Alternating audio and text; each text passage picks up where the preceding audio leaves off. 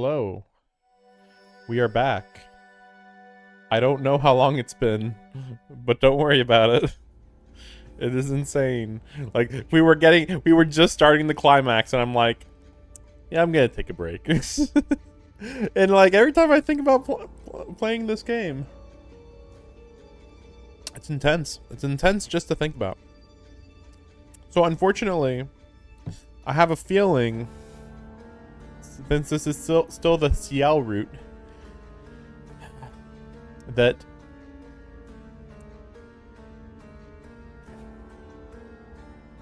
I mean, obviously Ciel is going to be the one that we side with, but that Arkwid is going to die.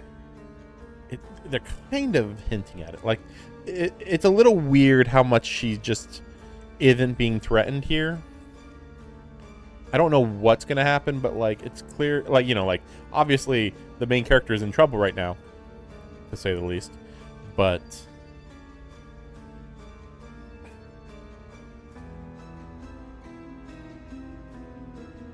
I just don't see how the story can progress in a way, you know, like, the main character is not going to die. I just don't believe that one.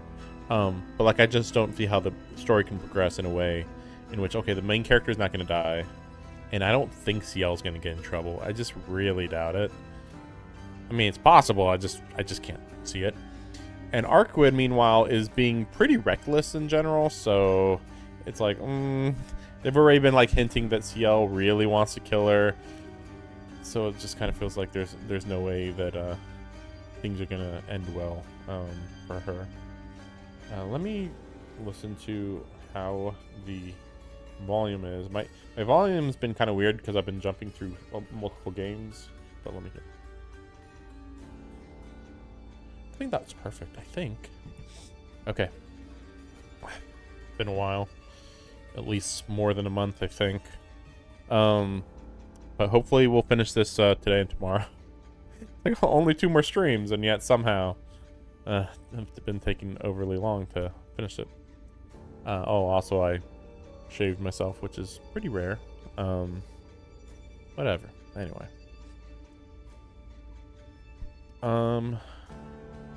Let's see. Okay, so I speak when he doesn't speak. Okay. I don't speak when they speak. I'm just trying to remember how that works. Okay. The hours flow thick, hot, and slow like molten metal. I can't bring myself to look at my bloodied right hand. My broken fingers reset, the blood flow stops, and the wound closes. The regeneration is so unnatural, it's hard to believe my own body is responsible for it. A bestial panting fills the room from wall to wall. I still haven't slept a wink when the sun rises. My head is throbbing. I must have dropped my glasses at some point during the night. Now I can't find them. Strange that I've lost something so important. But that's always the way with important things. The room is covered in clusters of lines so thick it makes me want to vomit.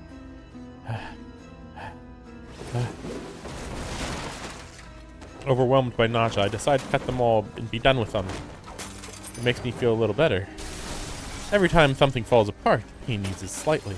But the more I cut, the fiercer my cravings when it returns.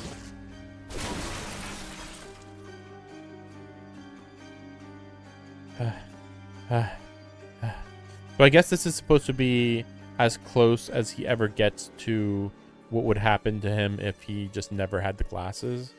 I mean, also he's possessed, but like, we're getting like both of these situations because like, it's not as if,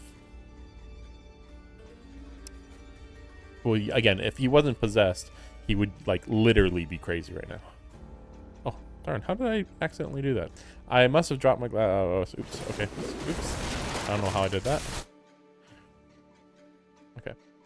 I know now what it is I crave. Everything I want, everything. Everything I see fills me with rage. It's all so unsightly.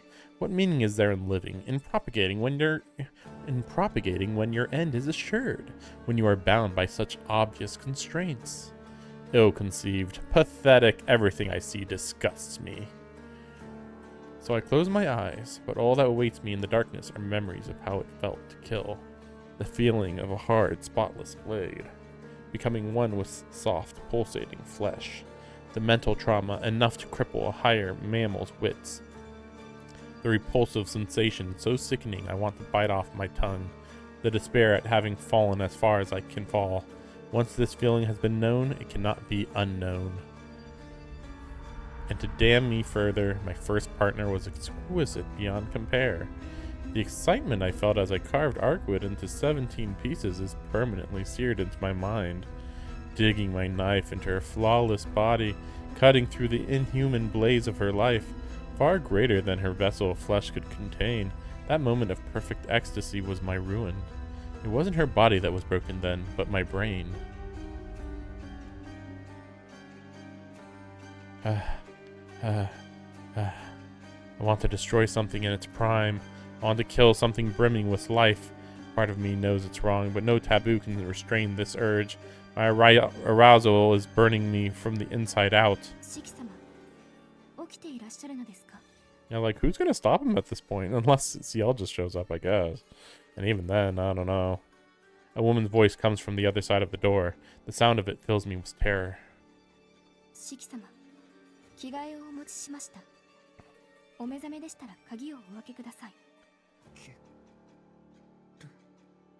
Open the door. Open the door and let stuff inside? I can't let that happen. There's no telling what I might do.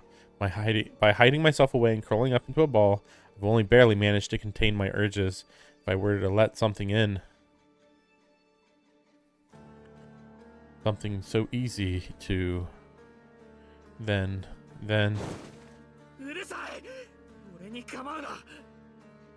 I'll yell with all the strengths I can muster.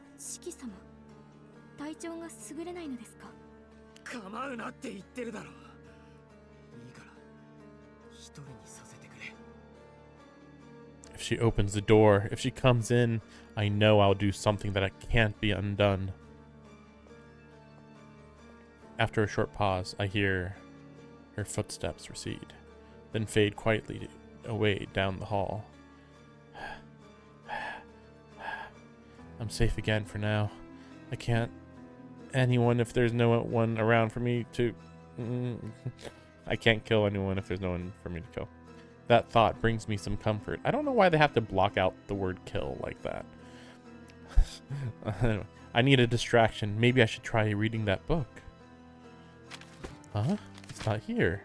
From biographies written in a variety of languages to ship's logs detailing the voyages of past travelers, the sunroom has no shortage of books. More than enough to pass the time, even if they aren't exactly stimulating. But no matter how hard I look, I can't find the one I was reading. I assume somehow he was like reading, you know, Vlov's memories somehow. I'm gonna not voice those breasts. Where could it have gone? In mounting panic, I try to picture the cover of the book. Memories come back empty. Where? Wait, now that I think about it, what was it doing in my room in the first place? It had no title, no author, no publisher to speak of. It was just a long, bizarre story about a long, bizarre life. I searched the bookshelf. Since it's not on the table, maybe I put it back. No, it's not there, but shouldn't there be a gap on the shelf where the missing book would go? And why do the spines form one perfect, unbroken row? I'm drawing nothing but blanks. I can't remember where my book fit on the shelf. Can't remember pulling it down or opening it. Come to think of it, was it ever really there at all? Oh, if you're ever turned into one, get out of my head. A grating female voice whispers in my ear. The book I found, the story it held. I read it to pass the time when I couldn't sleep. What if all along I really was asleep and simply dreaming that I was awake? Kill yourself. Cry and scream like a miserable wretch. Blubber pitifully that you don't want to. Blank as you slit your own throat. I can't even tell what these words are supposed to be. So it was all just a dream? But I don't dream. Even if I did, where would my subconscious get that kind of material? I'd never seen any of those things before. Is that how dreams work? Dreams only create what you've already seen? Though they can't have been my dreams. You just haven't realized it yet.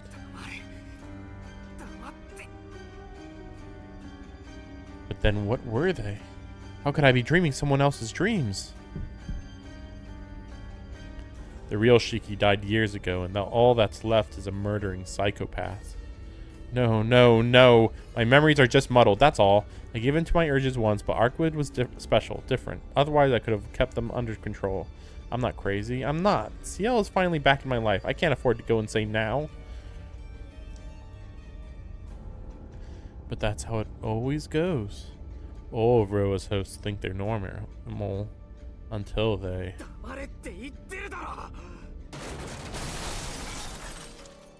My breath comes in ragged gasps. The touch of the sunlight fills me with fury. My throat is so dry I might go mad. Shiki-sama, what are you doing? Shiki-sama.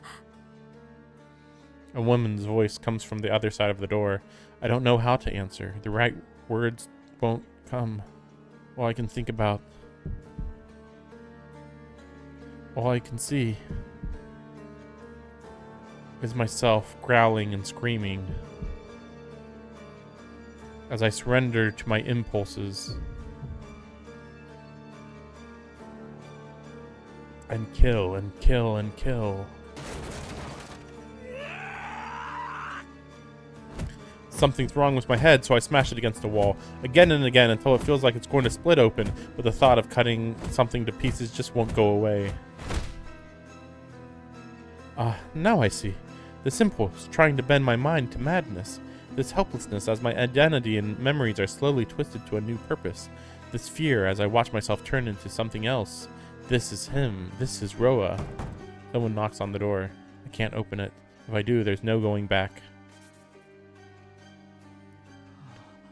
Those dreams must have been the previous Roa's memories. The final days of some unknown soul who tried to hide themselves away only to succumb, murder their own parents, and transform their hometown into a necropolis. There's nothing I can do. Not even suicide would be a solution. I truly have no way out. Those dreams have taught me that. I've seen what my predecessors saw, felt what they felt. So I know that even if I were to kill myself, only I would die. Roa would live on with full control over my body.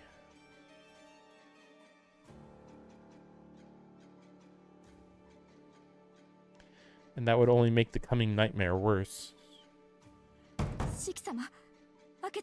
What if you, like, cut your head off?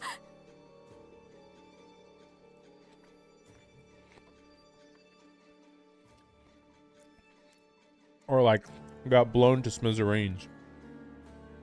I guess, I mean, he still wouldn't be dead, but, you know, he wouldn't have your body. To be fair, destroying yourself to that extent seems difficult.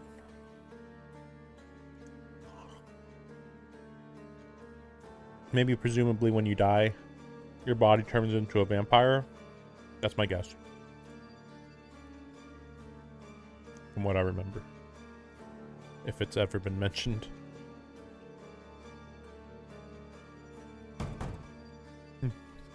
Knock, knock. A woman's voice comes from the other side of the door. It is a familiar voice, but the words it speaks sound like a foreign language. She sounds so far away. Only a single flimsy wall stands between us. But I might as well be on the moon, hearing her shout to me from the earth.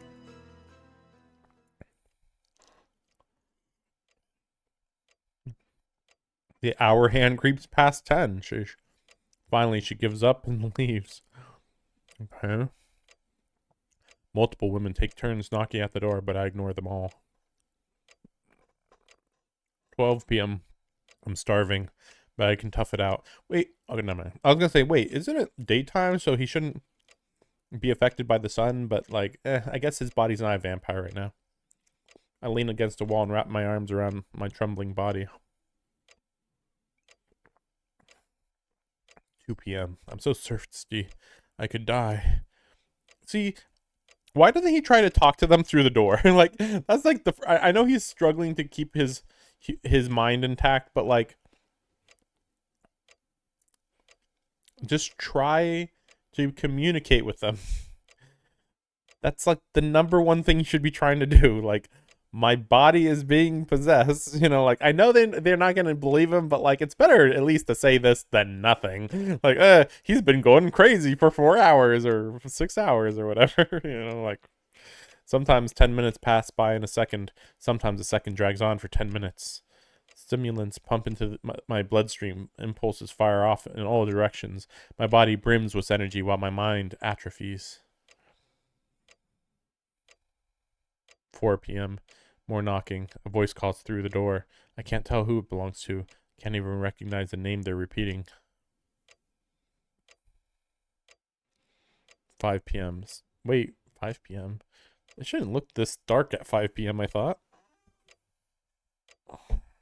But maybe the sun goes down at 6 p.m. from what I remember. Steadily, darkness creeps in. 6 p.m. 7. 8.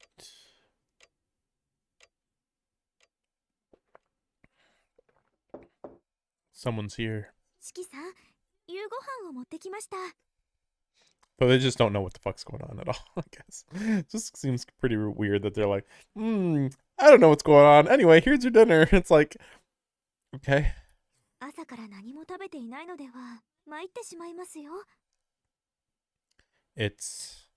She knocks on the door.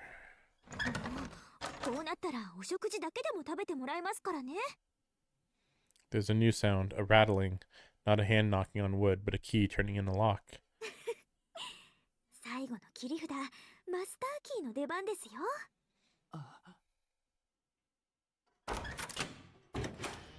Well, interesting. Well, it's weird. I turn Kohaku away. I have Kohaku leave my dinner at the door. What the heck is the difference here? What?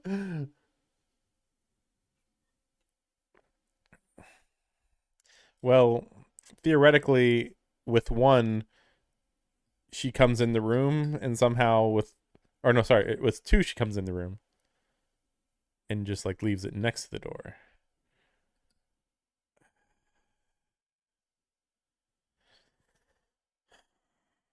I don't know. It's too similar. Whatever. The door creaks open. It's all over. Yelling at her now won't stop her from coming in. Then I'll have her leave my dinner at the door. I'm spent. My body feels like all life has been sucked out of it. And I haven't eaten anything all day. I can't wait any longer. If I don't throw up the sickness that's taken root in me, I'll never be able to think straight. This music's really intense, man. like suddenly Akira music, basically. My breathing grows harder. Hurry. I need to expunge this newborn presence in my head before it consumes the rest of me.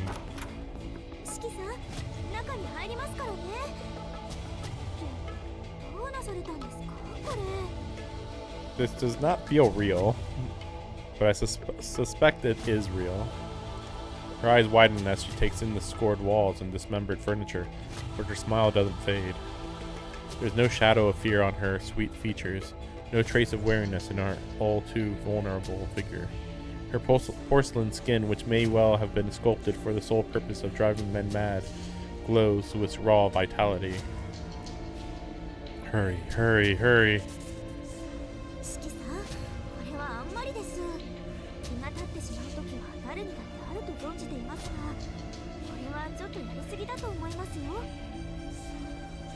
Bad luck. This woman is no stranger to caring for the sick. She approaches me cautiously but gently, never dropping her kind smile for a second. Must not be the first beast she's had to treat.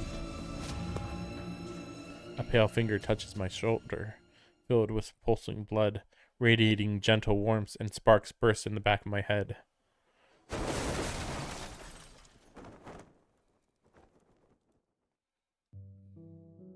I slam on the brakes, but the wires have been cut. My body is no longer my own. I can't fight my mind's thirst for blood. I'm just making up words. I pour all my strength in my legs, trying to keep them from closing the distance. But it only achieves the opposite effect. I pour all my strength in my arms, trying to keep them from pinning her down. but I only succeed in tightening their grip. I fight to protect her with all I have, but none of me is working as it should. As a last resort, I bite off my tongue. If I can't breathe, my body should stop. Please stop, please stop, please stop. But my right hand, the hand I've raised to tear her open, plunges into my mouth, keeping my tongue from blocking my windpipe.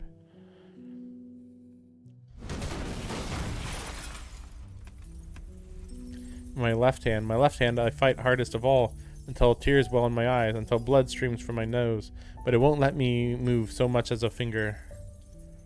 It coils around its prey like a snake.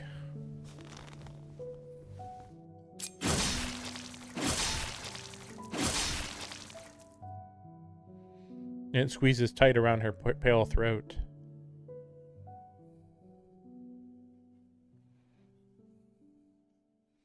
Oh, hey, we're almost done with this day, I just realized. Anyway, guess we'll see where this goes. Almost done with just this day. And then I come to. It still confuses me because, like, I believe this is a magical household, but there has been actually, like, barely any indications of it. And, like, every time they mention vampires, they're like, we don't believe in vampires here. And it's like, really? My gasping laughter brings me to my senses.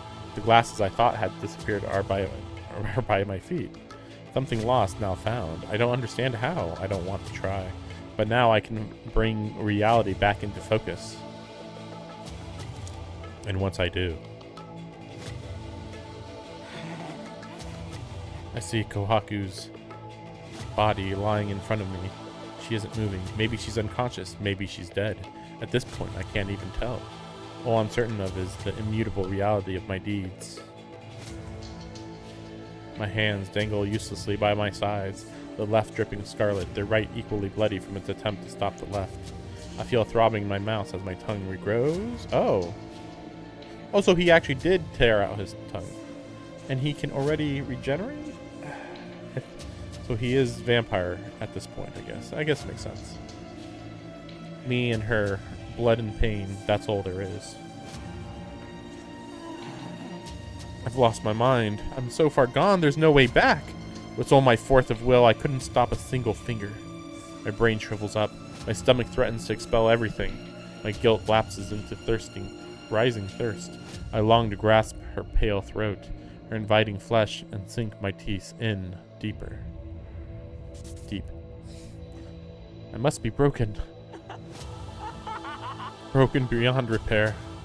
This is as far as I go. I don't think I can stay sane anymore. Out. I have to get out. If I stay here, I'm going to kill Kohaku. If I stay in the mansion, I'll do the same to Akiha and Hisui. I have to get away from before the urges come back. I have to lock myself away. I have to find somewhere to lock myself away, or I'll go mad again. Like, what do you mean lock yourself away? You don't even have anywhere else to go. So did you just jump out of the window? I flee the house like a starving beast. Perhaps I feel it on my skin, or perhaps my hearing has grown more acute. The ringing in my ears pierces through my brain. I don't see anyone nearby, but I sense human beings all around me, riddling the crazed cityscape. Oh, okay. As long as I'm so close to this teeming hive of insects, dense concentration of people, it's only a matter of time until I lose control again. I have to go somewhere I can be alone, where I can't cause any unintended harm. While I still can, while I'm still me, I have to hide away where I can't hurt anyone. Okay, I mean, he's pretty crazy right now. Can't really use logic. I knew he was going to come here. I'm pretty sure he's going to go to Arkwood. I don't know why he'd think, yes, the public park, perfect place. But, defaulted to go to Arkwood. I make it to the park, an oasis of quiet at the heart of the business district. While it sees its share of visitors during daylight hours, now that night has fallen, it's as silent as grave. But even this dead zone is saturated with signs of human life. Breathing, coughing, over loud chatter, it presses in on me from all sides like cotton wool. Cotton wool? Okay. I can't believe my own senses. I'm over 200 meters south of the station, but the clamor of the shopping district might as well be next door. The distant pinpricks of light that mark the residential district are so glaring I have to squint.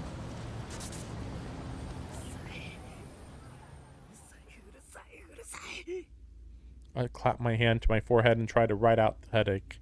Looking for an escape in such a densely packed city was futile from the start. In the beating heart of human civilization, there's no such thing as solitude. So why fight it? Look around. You're just a short stroll away from all the prey you could ever want. Go on, the human organism has plenty of cells to spare. Besides, isn't everyone secretly hoping for somebody to cull the excess? You'd be doing them a favor. Think of it like picking up litter. My head won't stop pounding. I wish whatever is in there would give it a rest. This headache already has me close to fainting. All I want to do is squeeze my eyes shut and block it all out. But I can't. I'm exhausted both mentally and physically, and I haven't slept a wink. If I close my eyes now, I'll pass out, and if I pass out, I'll never wake up. My eyes might be open. My eyes might open, but it won't be me behind them. That scares me, horrifies me. But they're the way out. Before that happens, I'll have to take my knife and plunge it into my throat. To my shame, all I manage is to nick the skin. I can't do it. Apparently I value my life too much to sacrifice it for a what if. Not really a what if. Also, if anything, I just realized, I wonder if he could cut his own lines of death. I feel like he could. Because, that would be a lot more permanent, even if he was a vampire. As though once long ago I swore to make the most of every last borrowed second of it. Yeah, as though once long ago I swore to make the most of every last borrowed second of my life. Technically, at this point, it matters, like Ciel or Arca would show up. Technically. If I can't kill myself, then I need a guardian. Someone to watch over me, making sure I stay awake, making sure I stay sane.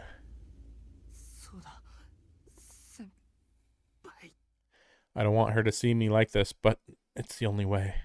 And besides, didn't she say to call her if anything happened? Feels like this is the true ending. Clinging to that final lifeline, I take out my phone. Like, if I wasn't actually picking Ciel so much, he wouldn't have automatically picked Ciel. It wasn't even a choice on my end, I know, I'm a lost cause. Not even Ciel can fix the inside of my head. All I'm doing is saddling her with an unfair burden. But I want to see her. I want to hear her voice.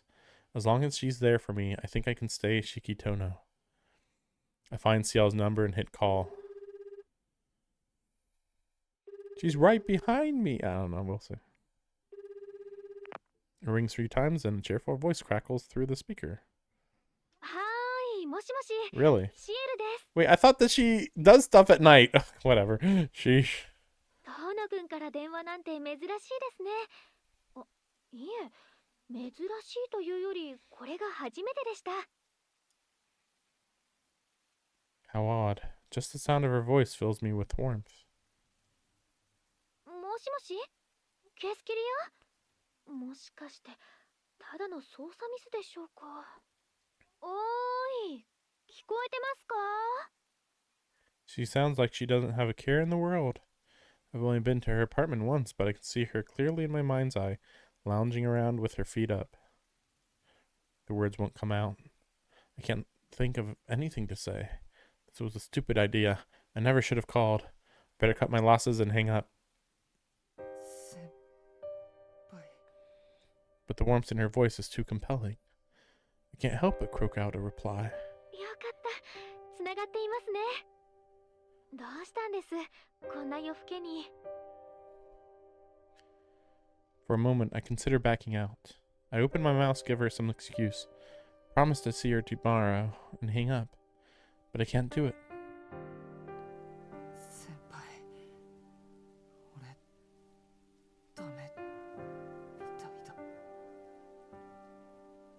My words come out in a hoarse whisper. Ciel's voice takes on a hard edge. 遠野くん、それどういう意味ですか？ダメって何がダメなんです？だからダメなんだ。自分なりに何とかしてみようと努力はした。けど無駄だった。俺はノエル先生の言っていた通り、ただの殺人鬼みたいだ。A common killer of the lowest sort. Even now, I catch myself imagining returning to the mansion and splitting everyone's throats. If that's how I think about the people closest to me, I must be rotten down to my very core. どうすればいいんだろう。俺、自殺なんてできない。自分で自分を殺すなんて、そんな手段、教わったことがない。その必要はありません。今どこにいるんですか？南口の公園です。人気がないところに来たつもりだけど、ここもダメでした。周りに家が多すぎて頭が痛い。わかりました。人気を避けるのは私も賛成です。グローブと戦ったデパート跡に向かってください。あそこなら誰も近寄らないし、何より静かでしょう。そうか。あの場所なら誰もいない。遠野くんならバリケードの隙間を切って中に入れるでしょう。先に忍び込んで地下で待っていてください。Big Hall cuts out with a beep. I pocket my phone and stagger to my feet. Ciel's coming. She's coming for me. She can't help, but I still want to see her. My fever is starting to take hold again. Praying that I don't encounter any passerbys on my way to the crater, I shamble out of the park. I'm still expecting Arquid to show up, but I guess we'll see what happens. Because, yeah, I can't... Yeah, I don't really know where we're going here. Because, like, again, even assuming that Shiki doesn't die... Again, I just assume it's not going to happen. It still is like... You know, where do you go from here in the story? I just noticed... Wait a second. That this brightness is very bad in this scene. Oh my gosh. Well...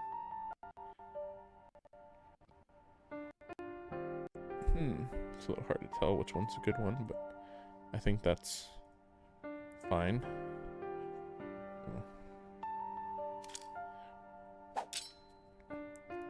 The barricade looms large over the deserted street. The glasses go off and the chains go down.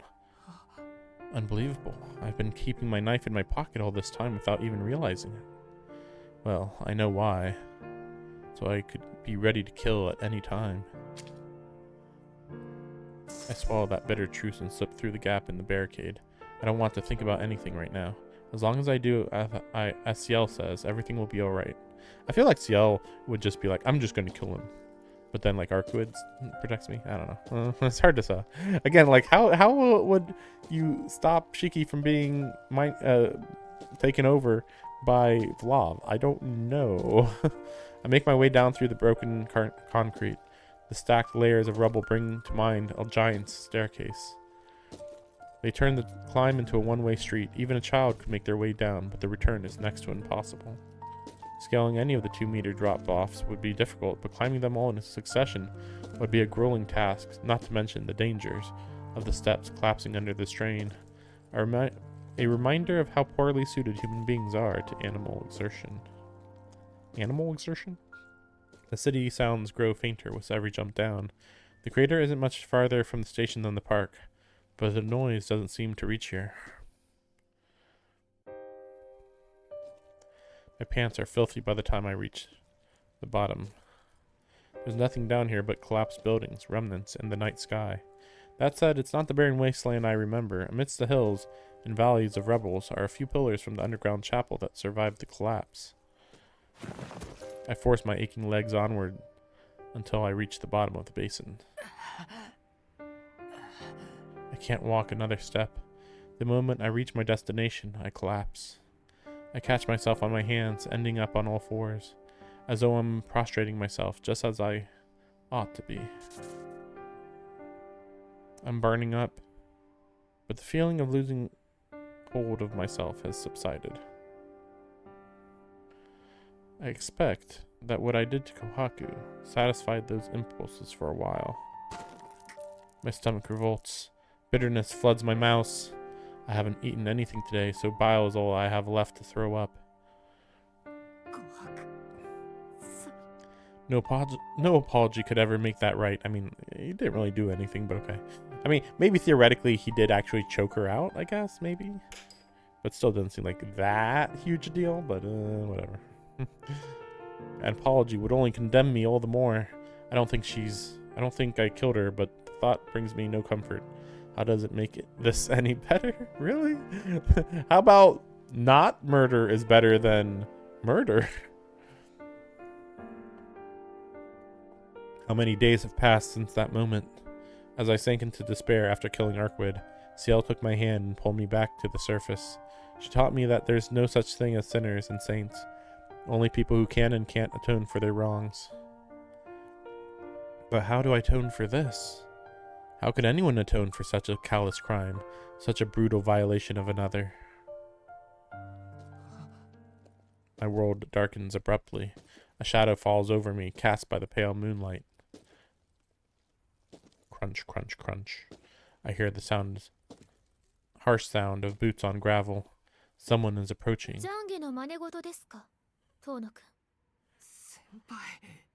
She's really here. Warmth rekindles in my exhausted body. I look up to the night sky, desperate to see her face.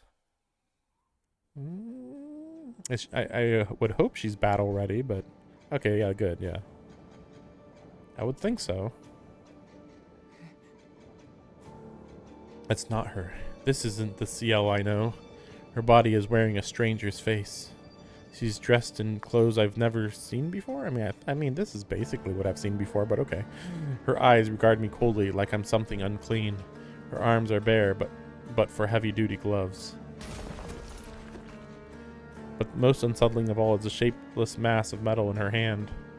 The same oversized firearm adorned with meter-long guillotine blades that she used against Vlav, her weapon of choice when she means to kill. Oh, sorry, I keep saying Vlav. I've been saying Vlav instead of Roa. Sorry. Vlav is easier to remember than Roa. Like, Vlav feels like a name. Roa sounds like a concept or something. Unfamiliar knowledge flows into my mind. I might be clueless, but the presence in my head knows exactly what this is. An artificial miracle created by the Holy Church. A conceptual weapon forged 1,000 years ago, when mankind used a maiden to lure one of the last remaining phantasmals into its grasp. Both woman and beast were given to the furnace, and this holy doctrine fashioned from divine iron thus forged. Myriad manners of death burdening mankind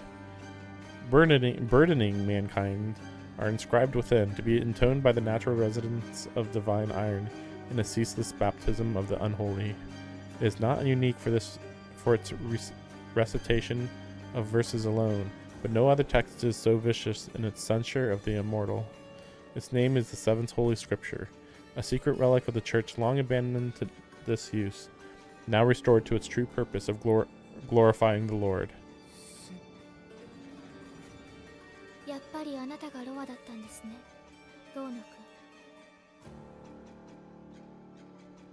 See, that's a weird thing to say, because he wasn't.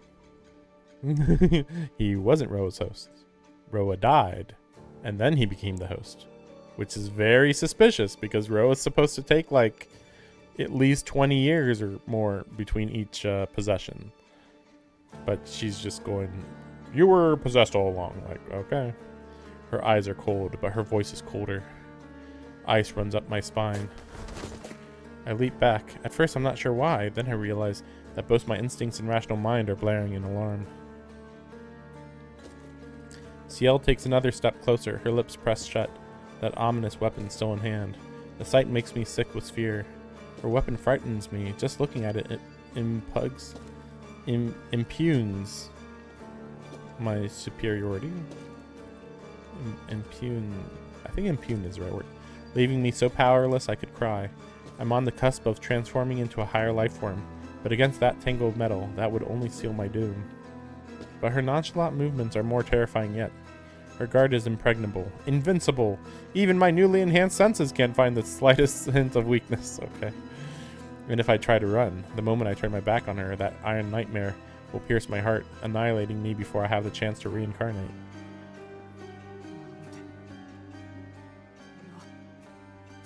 But then why did Roa let him call?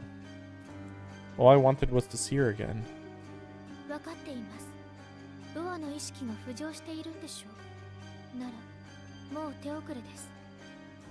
I mean, it was always too late, technically. She takes another step closer. It's almost like...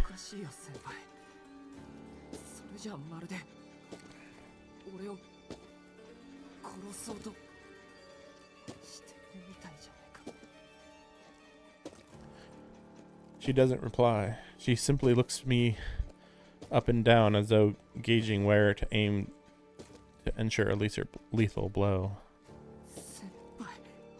She's serious. She's really trying to kill me. Screech. My nervous system keens as it senses impending death. Electrical screams shoot up my spinal cord. My nervous system tightens like stretched rubber. But even greater than my fear is my disbelief. I can't fathom what would make her say that. Say what?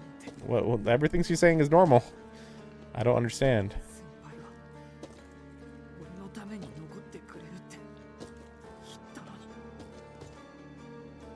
She stops. Then, keeping her gaze fixed on me, she smirks.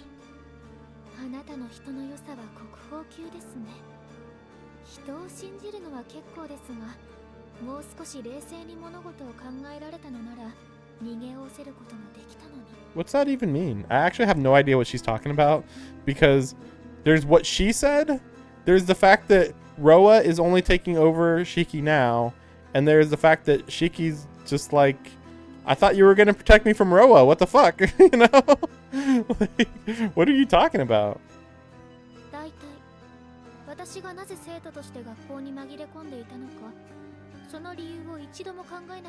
I've been wondering it the whole game, and I don't think you have a good excuse. And it actually kind of does seem like you're doing it for fun. There's like, it doesn't, like, she does so much extra stuff. She didn't need to make that tea room. That was extra. She didn't have to go to school anyway. Like, yeah, well. Uh-huh.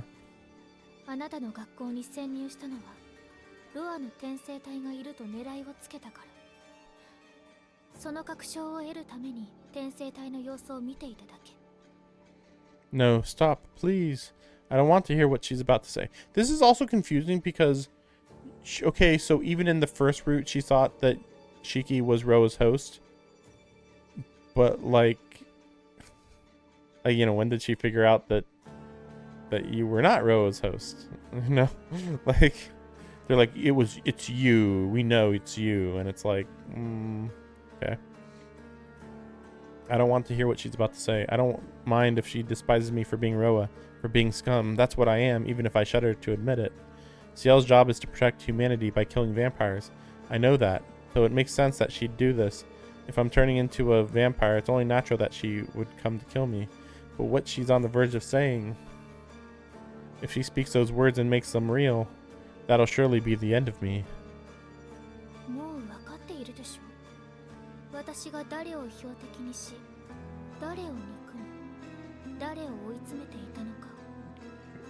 Who are you leading into a trap? Now this makes me think about Arcuid again. It's like, oh, are you trying to trap Arcuid? Because I don't know what Shiki has to do with a trap or anything. Why?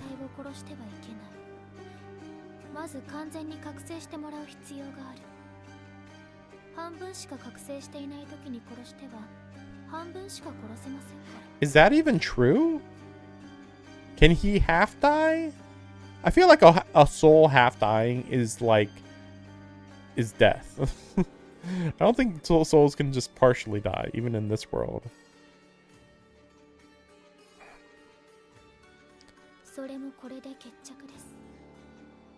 Also, what about Roa's body in that tunnel underneath the school or whatever. まったくノエルのせいで台無しになるところでした。 Yeah, she doesn't even know about Noelle right now. ここまで周到に追い込んだのですから、完全に起きてもらうまでは泳がせてあげないと。 Oh, so she's still assuming that Shiki was Roa the entire time, even though Arcuid killed Roa's body. Okay, all right. もっともあの時殺したくて仕方がなかったのは私も同じですけどね。 My voice has left me. My parched throat feels like it's twisting itself apart. I was just as eager to kill you. She's hated me since long before I went insane, assuring me all the while that Roa was someone else.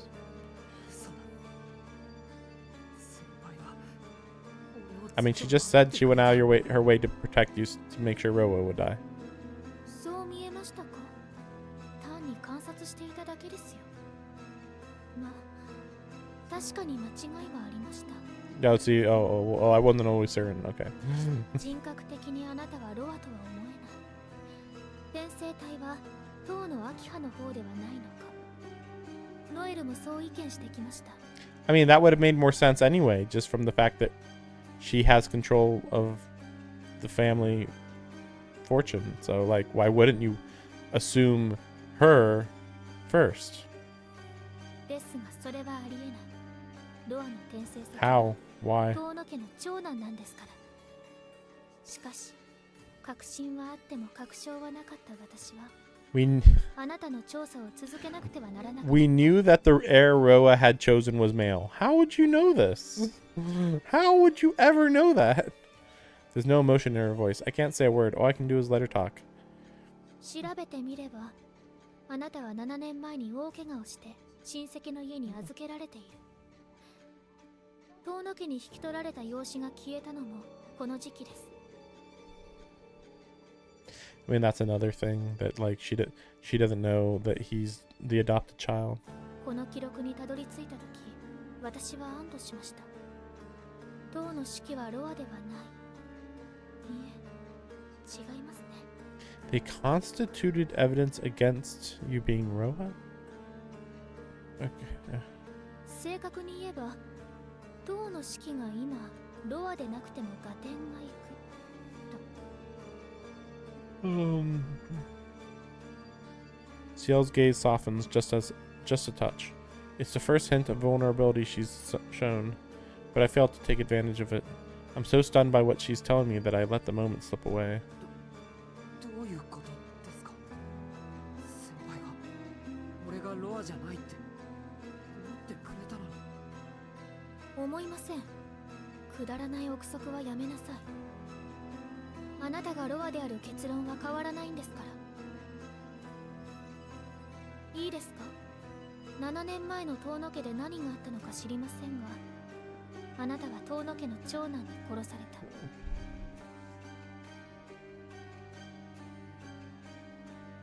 Wait.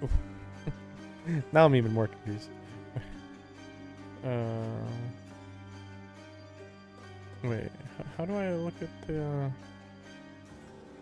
いえ、命を奪われたんでしょうね。その結果、あなたはロアの転生先である人間とつながってしまった。 Well, we know that's not true.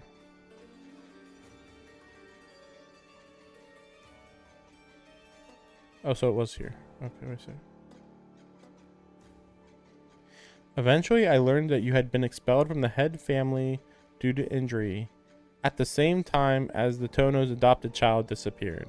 See, this is confusing because then later she says, you are the Tono family. No, you are the adopted child. But wait, why did she say that the head family child, was injured due to injury?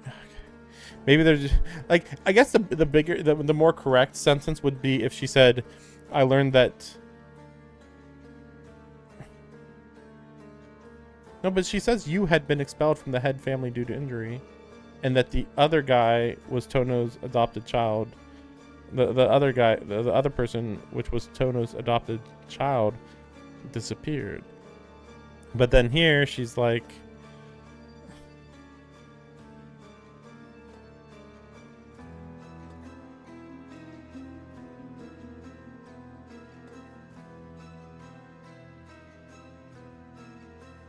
whatever. Anyway, whatever. I don't know. We'll call that a grammar error, I guess. Yeah, at the hands of the Tono's eldest son. Or perhaps it would be more accurate to say that he literally took your life. As a result, you became bound to him, Roa's host.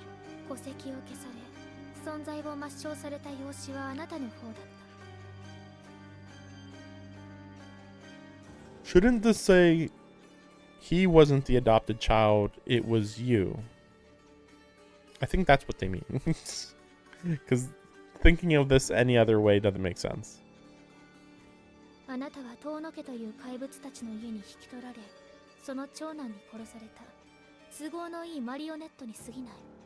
It's not a convenient replacement. Also, he was sent away. You're not explaining that one.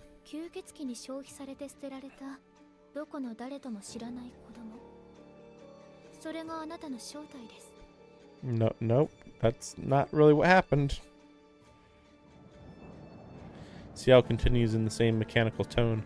Whether or not she's telling the truth. It's not about whether she's telling the truth. Whether or not she is right doesn't matter.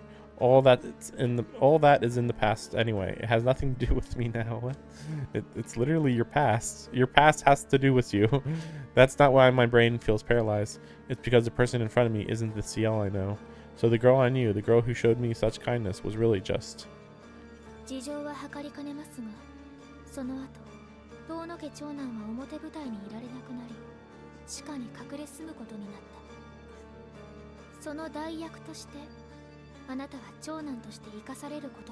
But that doesn't make sense because, like, why is it that Roa disappeared? Even though every previous incarnation of Roa is he takes over the person's body and then becomes a vampire and then starts creating other vampires and stuff. But in this case, they're saying he took over a 10-year-old's body, turned it into a vampire, and then just went and hid away. But I mean, I think the implication is supposed to be that he was so hurt he couldn't do anything during that time, but it just seems really random.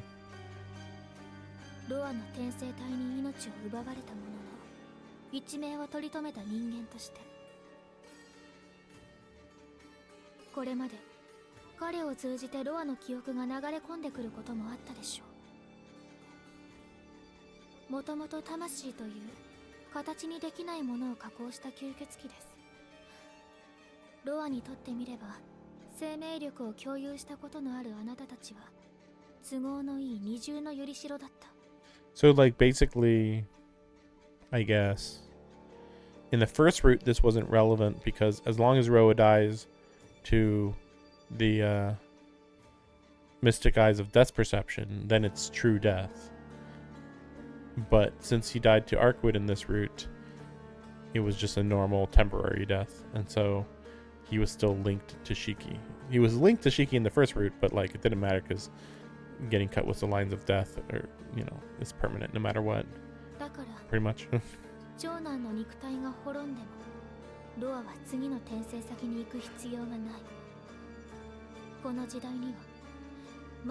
I mean, he still had to transmigrate into Shiki's body in this case. I do not understand how how Ciel can figure this out based on no evidence. She's not seen Shiki's brother at all. How did you figure any of this out? How did you even figure out anything about the past? Like, her eyes are piercing. There's enough hatred in them for her worst enemy.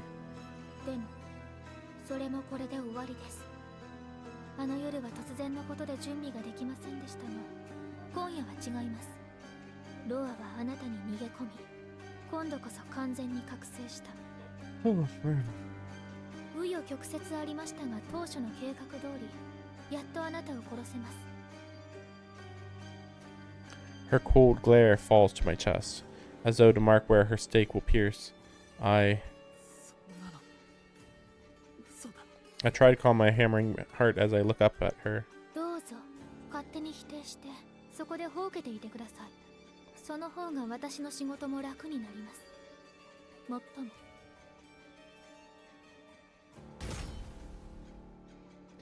Metal clanks as she hefts her weapon. あなたがその気になったとしても楽に始末できることに変わりはありませんけどね、ロア。 I can tell she means it. She sees Roa when she looks at me, not Shikitono. Maybe she never saw Shikitono in the first place. なんだよそれ。 It's also weird to hear Shiki say this crap when he knows that Ciel was taken over by Roa. So he knows that she knows perfectly well what's happening and pretty much gonna happen. So it's like, what she's doing is perfectly reasonable. If anything, it's just crazy that she's even talking to him at all. それじゃあ先輩は初めからロアは俺だって当たりをつけてたのか。 Oh no, the Ciel route wasn't true all along. 学校で出会うのが楽しいと言っていたのは全部。 Anyway, I already know that those were her genuine emotions, but okay, we won't worry about that. And Shiki doesn't believe it, you know. I can't finish that sentence.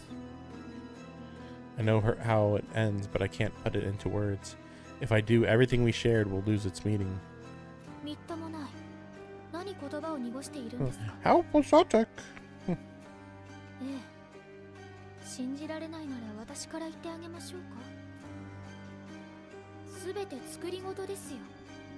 私があなたを助け学校に残ったのはロアをいぶり出すためです。 Don't worry, I'm not going to leave you behind. I remember her smile as she said that. Well, just a reminder, she believes that what happened from the bare minimum of what we've heard, of what she heard about the incident with Arkwood, she's just assumed, oh, well, that happened because of Roa. But that's not true, which is doubly confusing. But it wasn't for my sake that she stayed. She only wanted to continue her search for Roa. I was asking my own pursuer to remain by my side. Huh. So even then, even the night she saved me, even the anguish I saw her eyes. Just ignore the part where, like, wait, why wouldn't she have told, well, I guess, yeah, she wouldn't tell Arkwood because it's like, oh, but then Arkwood might kill him, and then I won't be able to kill him, which is like, okay, I guess. Wow, she's an amazing actress, guys. Totally. That's right. Shiki, none of those moments really mattered. You simply imagined that they had meaning. Japan. Just as you imagined being in love and being loved in return.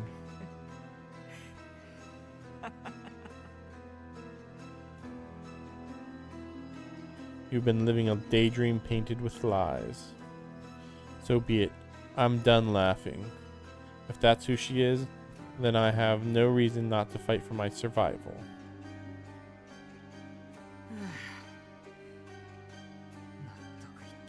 I mean, I'm pretty sure he's just Roa at this point, whether he understands it or not, but okay, whatever.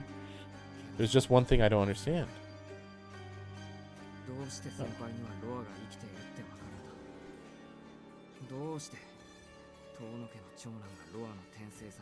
It's true. Maybe it's like, I can sense your preferences, so I could tell that he'd be the one you'd prefer or something. わかりますよ。だって自分のことなんですから。 You were aware. I can't even process her words. Like, so she's saying that she was in the woods when when both of them got stabbed with the mystic eyes of Death's perception. Also, it seems like a really stupid idea. Like, I think she doesn't know what the mystic eyes of death perception even are. Because no matter how strong she thinks she is, she will die to the mystic eyes of death perception very quickly. um, 自分のこと。 I was in the woods. Why? ええ。遠野という血筋を探し当てて、それを次の転生先に選んだのは私です。Oh, okay. I possess you while you possess me. 実際にロアの意識が浮上しないと現れたとわかりませんから、あまり役に立つ記憶ではありませんでしたけど。先輩、何を言ってるんですか？何って、ちょっとした昔話です。 Oh, are we gonna act like we don't know that she was Roa's host? Like, we already know that. 今から13年前、あなたと同じように何も知らなかった子供がいました。彼女がその衝動に汚染されたのは12歳の頃。それまで何も。その子はあなたみたいに特別な力なんてありませんでしたから、本当に何も知らないまま普通に暮らしていたんです。 Why is she even talking right now? お父さんの手伝いをして学校に行って、早起きするのが苦手で、お父さんの手伝いをするのはいつも夕方からのお店番でしたけど、それでも将来はお父さんのお店を受け継ごうと思ってたんですね。 Just then, I see a memory of a place I've never been. Her story is almost identical to my dream. でもその子の夢は叶わなかった。当たり前のようにあった幸せを自分の手で壊してしまったんです。 I could have sworn though that Noelle's the one that told us about her backstory. So it's like I didn't think it was entirely based on dreams. But maybe there was like these are like two separate incidents and he never just connected these two things, maybe, I guess. その子はロアの転生体でしたから。少女の体はすごく才能があるってロアは喜んでましたっけ？その子も今のあなたみたいにそれなりに努力はしたんですけど、無駄な努力でした。結局お父さんとお母さんの血を吸って町の人たちを笑いながら殺していって、その子その時に気が触れてしまったのかもしれませんね。ほら、わかるでしょ遠野くん。あれって止めようがないんです。やめようとかいけないとか、そういう考えさえ浮かばなくなる。おかしいですよね。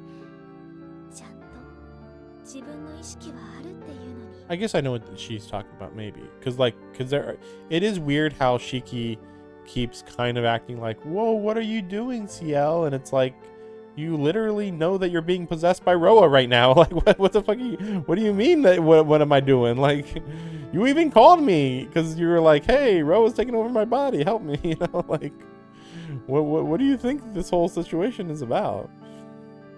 But, so like it's like, I do see where like the lines are blurred really weirdly.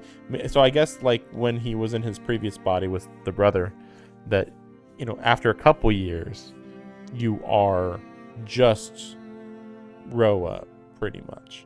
But at the beginning, for a good while, it's kind of a weird amount, they're just two personalities mashed together, like literally like this. And then eventually Roa's more like that, just completely taken over.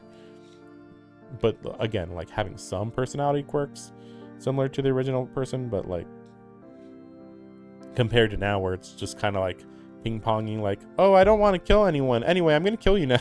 Kind of like it might be how he starts acting. I know that feeling. I've been there myself. でも悪夢は割合早く終わりました。白い吸血鬼がやってきてロアの心臓を貫いたから。 I know the rest. The girl died and Roa transmigrated into Shikitono. That's not the end though, is it? けどその子死にきれなかったんです。 Yeah, what's the deal with that? Her voice is gentle, but it's dripping with scorn. Like, I died, but then I came back to 少 life? 女の死体は教会に運ばれて、吸血死から人間に戻った死体のサンプルとして保存されました。 Oh, really? Okay, that's all. けど、さっきも言った通り、その子の体はすごく特殊な体で、人並み以上の蘇生能力があったんです。 Oh, is this the moment in the story where it's like she was the most specialist cinnamon bun who ever existed in the entire world, and so she's like just the most unique person ever? It's like, okay, I mean, like, you didn't have to have somebody who was a previous Roa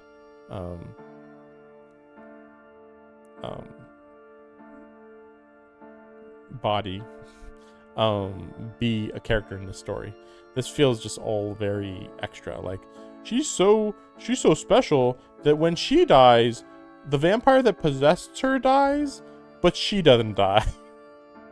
But she did die though. Like, その子は6年経ったある日、よせばいいのに死から目覚めてしまった。 what? おかしいですよね。ロアという魂に見捨てられた抜け殻のくせに生き返っちゃうとか。 Wait, what? So she just came back to life randomly one day 6 years later? Wow, this is a really lazy plot point, isn't it? Okay, because I was like, this seems weird that, like, she's just been active for the last 6 years, but sure, okay, fine. Now it's even weirder, because, like, okay, so she's only been active for, like, 1 year? Like, that's a lot less than I was expecting. Because I thought, like, oh, well, she's dead, so that's why she doesn't age. But now it's a little unclear. Like, yes, but also she came back to life a year ago, so for all we know, she might age normally. But who knows, because she's been revived for so little time that there's just kind of no way to know at this point. その後は大変でした。教会の人たちは異端者であるその子を何度も殺すんですけど、どうやっても死なないんです。 Oh, okay, so supposedly they just keep... Okay, so this is probably where she actually went crazy. Like, you can say whatever you want about what Roa did to her, but then supposedly the church just, like... And then they just kept stabbing me over and over and over every day for, like, weeks. And I just couldn't die, I guess? Like, which means that she's also, like, stronger than a vampire, technically. Like, she has true immortality, seemingly. その子は半年間毎日殺されるだけの生活を送ったんですよ。 Okay, 6. Yeah, every moment of every day for 6 months. Wait, so she's only been active for 6 months now? like it was already like, oh man, she's so young and so experienced, but now it's like, wait, she learned everything that she learned in 6 months? Because, like, again, I believe, you know, that again, like, Roa died 7 years ago, so yeah.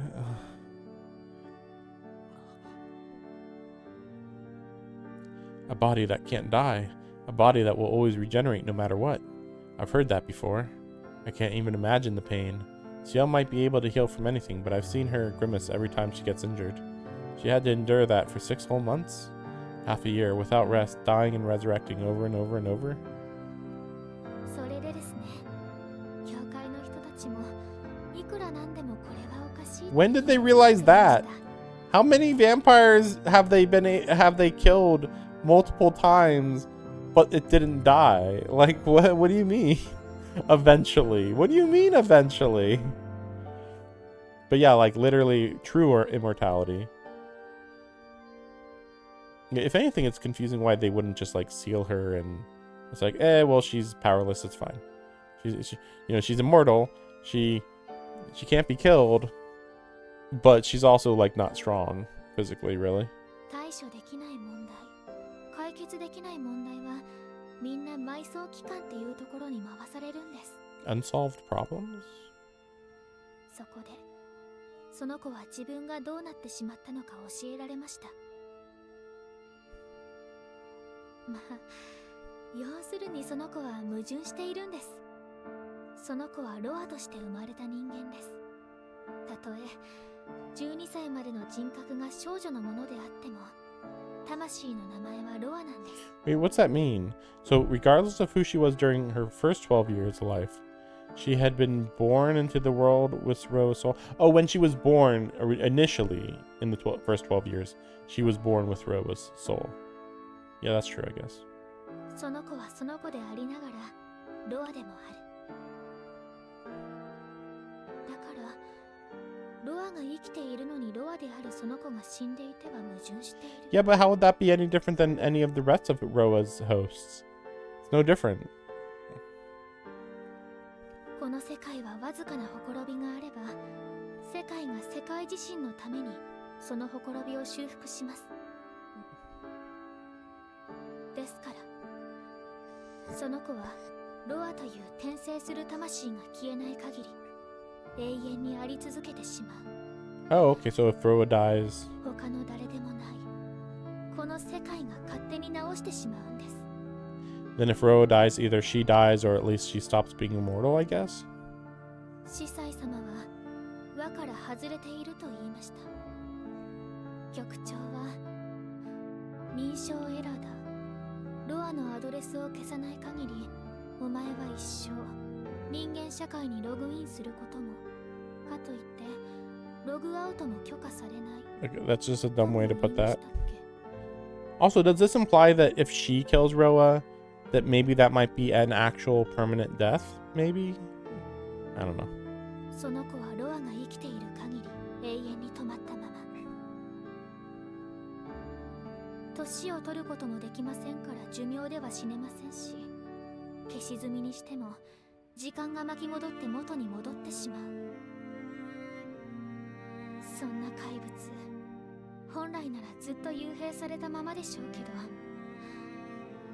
その子はロアだった頃の魔術の知識とか受け継いでいたんです。埋葬機関は利用価値があると言ってその子を対抗者に推薦してくれました。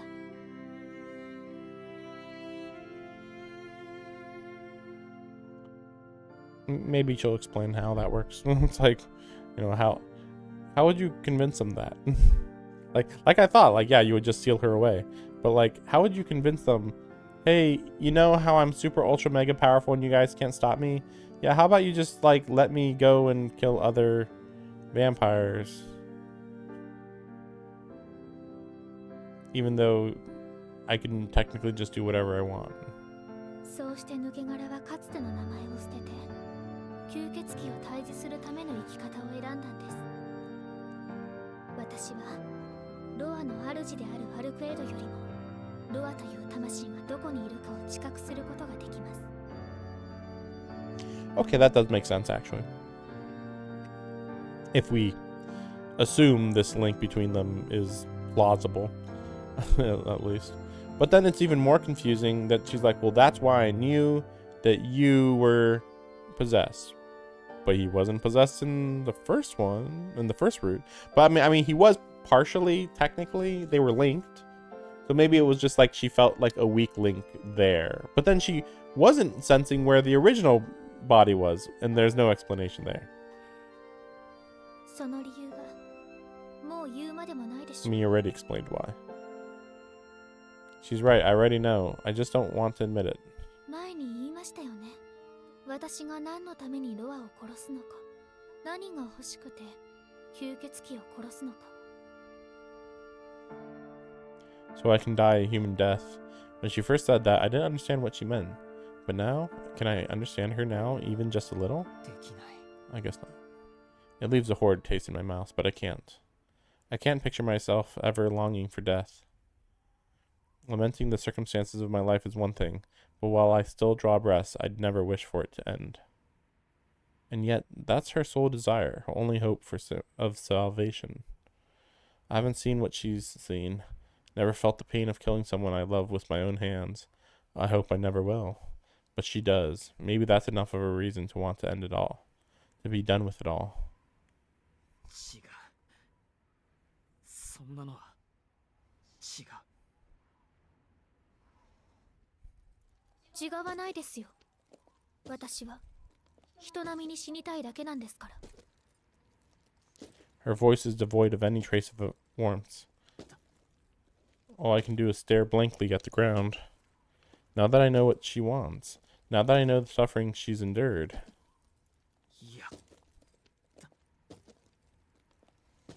My plight, Ciel's death wish, all of this, it's all so wrong. Even the worst nightmare leaves some room for hope. But reality is cruel and will not be ignored. All the regrets in the world can't turn back the clock. In pitiless silence, the executor Ciel approaches to take my life. As though to say we have nothing left to discuss, she hoists her weapon in both hands, ready to fire.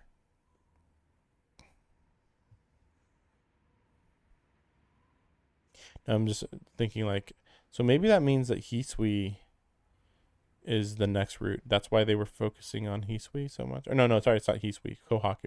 It's Kohaku route next. That's why they were focusing so much on Kohaku in that one scene. To be like, ooh, why does she act like this? I guess you'll find out in the next story. The seventh holy scripture embodies many possible deaths, but its true specialty is the annihilation of the soul. Transmigration has no place in the dogma of the Holy Church. Wait, really? Wait, if that's the case, why didn't they try to use this on Roa in the past? Like, wait, what? Like, this specifically kills souls. Like, okay. One soul may rise to heaven or fall to hell according to their deeds in life, but for it to return to earth is sacrilege of the highest order. Her holy scripture, forged from that doctrine, is anathema to reincarnation. I think that just means like the opposite of reincarnation or something. Or no. Whatever. Its stake driver, punishment, brings death by execution. The impact of its spike can shatter the soul itself. I get it. She has to do it the right way around. Do it the right way around. So long as Roa remains alive, Kinsei will always revert to the way she was, even if she were to fall on her own stake.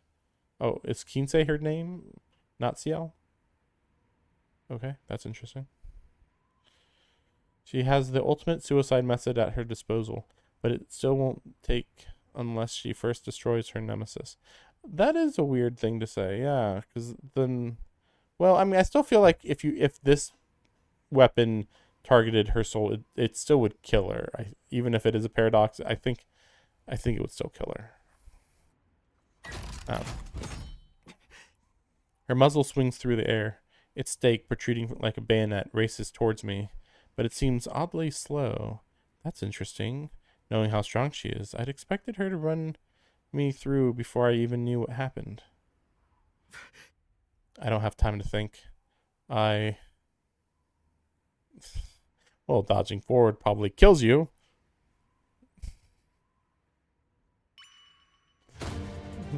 From my low slung stance, I break into a desperate sprint. I can't turn around. My every impulse tells me if I do, I'll find my heart skewered before I can blink. I mean, technically I wanted to do that, but okay. The barrel of her weapon just avoids grazing my head. Being so close and so low saves my life. Diving beneath the mouth of her stake driver by a hair's breadth, I shift my weight to the side just as my foot hits the ground. Correct course or crash straight into her, correct course or crash into her. While I briefly consider tackling her to the ground, I reject the idea. If she's strong enough to lift all that weight by herself, pulling her into a wrestling match would be suicidal. Instead, I angle myself sideways, just beneath her arm. As I pass by her side, she suddenly becomes a blur. For a moment, she seems to disappear entirely. She plants her foot down hard and wrenches her weapon's immense weight into a horizontal sweep. It beats the air into submission with a brain-rattling boom. An instant later, I find myself launched a dozen meters backwards into a mound of rubble. She lets out a dissatisfied tut as she glares at me. My left arm aches. I can't comprehend what I'm seeing. My forearm is bent at an impossible angle, its bones pulverized. And from shoulder to wrist, the flesh of my outer arm has been stripped away, as if worn down by a gigantic file. I mean, obviously. もしなければ今ので楽にしてあげたのに。首をかばって。 I don't remember doing that. My body must have moved instinctually to cover itself before my brain could catch up. And this is the result. Half my arm shredded and my forearm crushed to powder. It's chilling to see my own body so brutally damaged. But what's even more terrifying is that I'm ready to fight on regardless, both mentally and physically. ナイフ抜かないんですか? Wait, again, what does she know about the knife? Well, you know, about the eyes. She looks almost bored. I'm no threat to her. Just pray that she can kill at her leisure. That seems really stupid for her to not take it seriously, but okay. The pain from my arm finally makes its way through my nervous system. It feels like my ruptured veins are pumping septic blood straight into my brain. I almost white out from the agony. Ciel simply stares at me, cold as ever. You rip off half my arm and you have nothing to say? Do you have a goddamn clue how much this hurts? How dare you? How dare you? How dare you? Roa, if that's how we're playing it. I wrap my knife tightly in my pocket.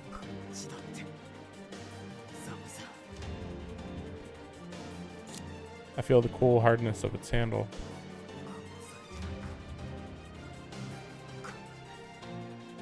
I'm not about to roll over and die. It was a small shink. Like some of this dialogue is like way too low. It's so weird. It's just whispering. And it was a small shink. I slide out its blade.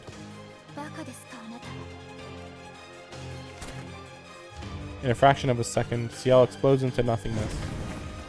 No, that's not right. She bursts into motion, so low-slung, practically skimming the rubble, that she vanishes from sight until she was right before my eyes. Like a lizard slithering across the ground. In the blink of an eye, she closes the 6 meters between us. Even knowing she's there, I still can't process what her body is doing. I reflexively jerk my head backwards, casting my gaze down to her feet as I do. And in the heartbeat that takes, her stake rises from below to skewer my throat with aching precision.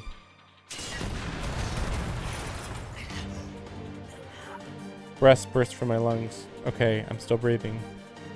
What about pain? Can I feel pain? Alright, there it is. And I'm still conscious, more or less. Now, what about the rest of my body? Black blood sprays across the rubble. I trace it back to the gaping hole in my left shoulder. Only then do I realize what just happened. Ciel missed my neck and speared my shoulder instead.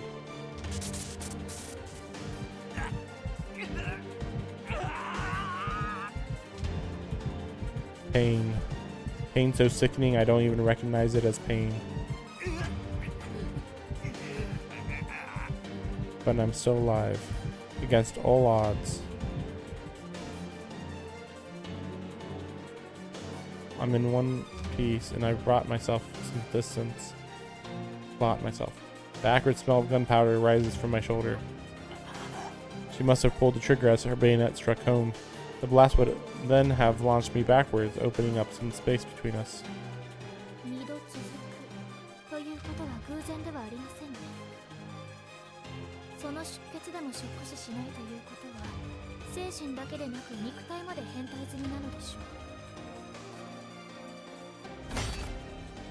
Clank. The tip of her weapon drops to the ground. The stake that pierced my shoulder dissolves into pages and scatters on the wind.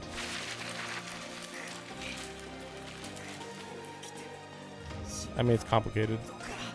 That's nonsense, but that nonsense almost killed me. It's so horrific. I could drop to the ground right here and beg for forgiveness. My shoulder is on fire. Searing pain threatens to devour my whole body. It feels like my bones are being roasted to ash. Her voice rises in my head, telling me that the torture device she wields is toxic to the touch. Oh, maybe it's Rose, I guess. I'm a dead man walking. Immortality won't save me. She's going to kill me no matter what I do.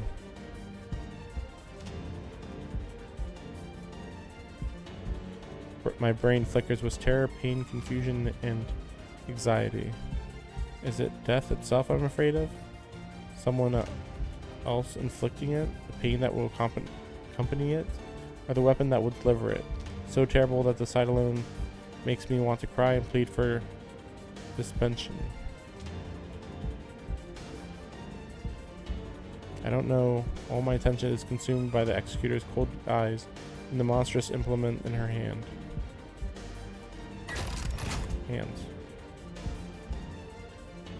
Pulls the slide back with a crisp clack. She loads another round, then readies her weapon once more. I should be dead twice over. Surviving 2 hits from that thing is a miracle. A third would be too much to hope for. I picture the muzzle leveled at my face, the squeeze on the trigger, the iron spike blasting through the back of my skull. The thought is not so much terrifying as disgusting. Death is always demeaning, vulgar, grotesque, no matter what form it takes. My life is precious. I don't want to subject it to that. Is that the root of my fear? I don't know. I can only deride my lack of an answer. Through all the deaths I've seen, I've never spared a thought for the canker it exudes. I concern myself only with death, never with the process of dying. But there are worse terrors, such as life spent in perpetual fear of death, never realizing that being blown to bits would be a mercy by comparison.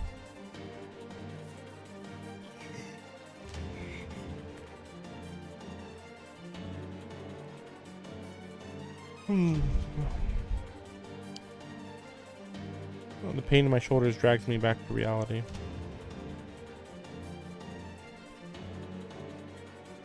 None of that matters right now. I have to get out of here. If I want to live, I have to focus on finding a way to...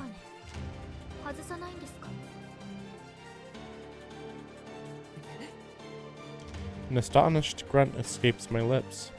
Why on earth would she ask me that? If I take off my glasses, I'll be able to see her lines of death. And if I do that, there's a chance, however minuscule, that I could kill her.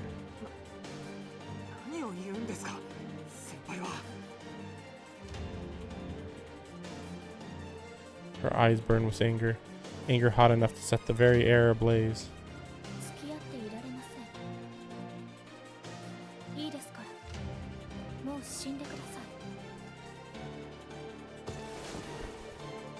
She drops down low.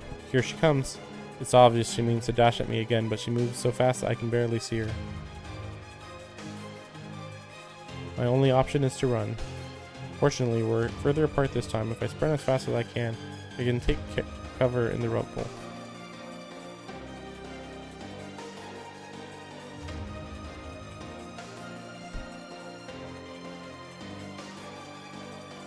There's not much left of the underground cathedral, but some of the surrounding passages are still intact. Time to move. If I can just... My back. Something's lodged in my back. I slumped face first to the ground. So close. Just a little further and I would have made it. I pushed myself to my feet with one hand. One of the executor's needle-like swords has impaled me.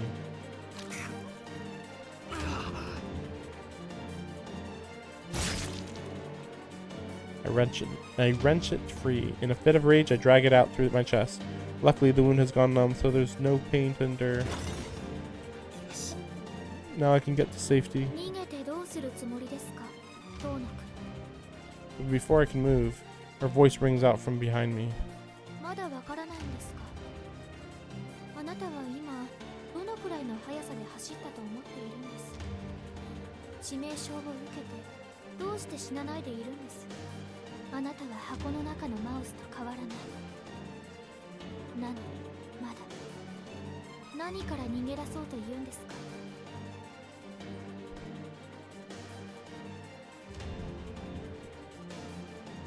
I look down at the blade I pulled out of myself. The hole in my chest isn't even bleeding.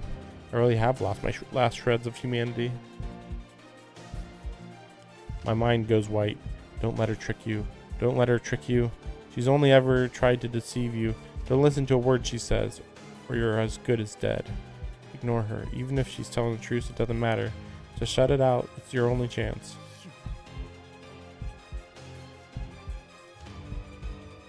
もうどこにも逃げ場なんてないんです。あなたには戦うか殺されるかの道しかない。けれど、戦うことができないのなら、あとはもう死ぬしかない。Crunch, crunch, crunch. My executioner approaches, her footsteps deliberately loud. せめてあがいたらどうですか。私を殺せば一日は生きながらえる。そんなありえない希望を見ながら無様に死ぬのがあなたにはお似合いです。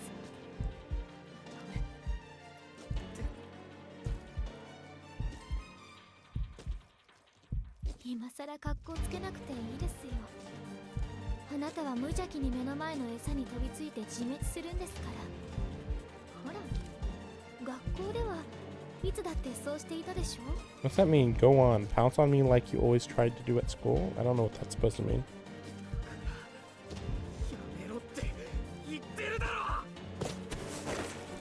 I leap into the air. Even with my arm mangled, my shoulder punctured, my back impaled, I feel light as a feather.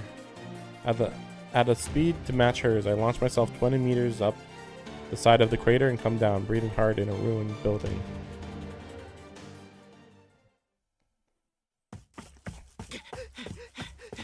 I think this is a good stopping point, honestly. I know it's not too far in, but it's a good break, okay? So, I'll see you guys later. Hopefully. Hopefully not too much later, though.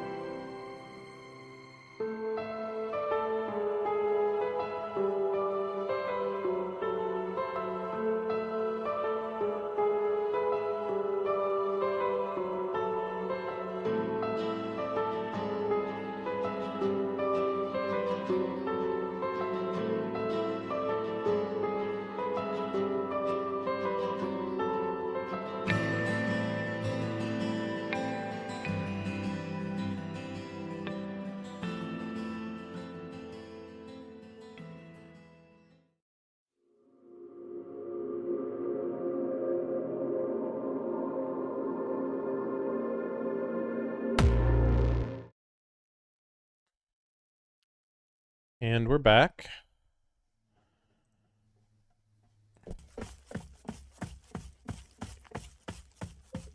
Let's just get through this part really quick since it's a little repetitive.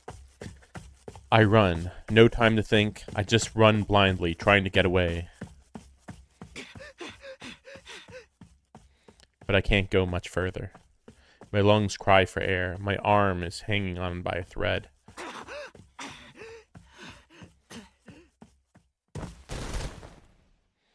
My leg catches on something, sending me tumbling to the ground. The hole in my back is fully healed, but my left arm and shoulder are still mangled. Her stake driver must have done something to them. It's kind of weird, though, that I just realized he's running away right now. Oh my gosh, why did the camera do this? Like, it just auto does that sometimes. Very, and by sometimes I mean pretty much rarely. Hmm.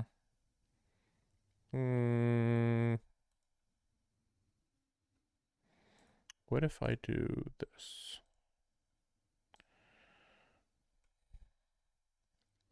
Oh yeah, I didn't fix that.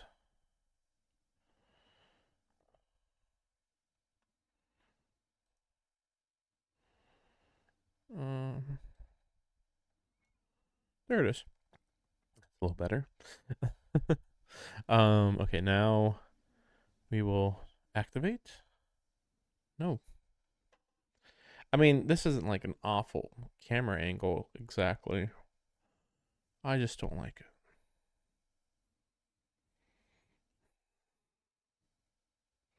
Especially weird because this might be the final part. Um, and then we'd have this camera angle.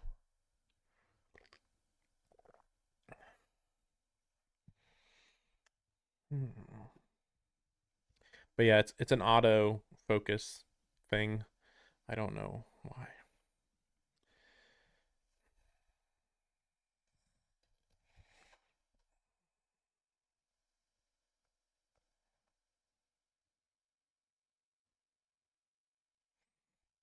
Wait a second.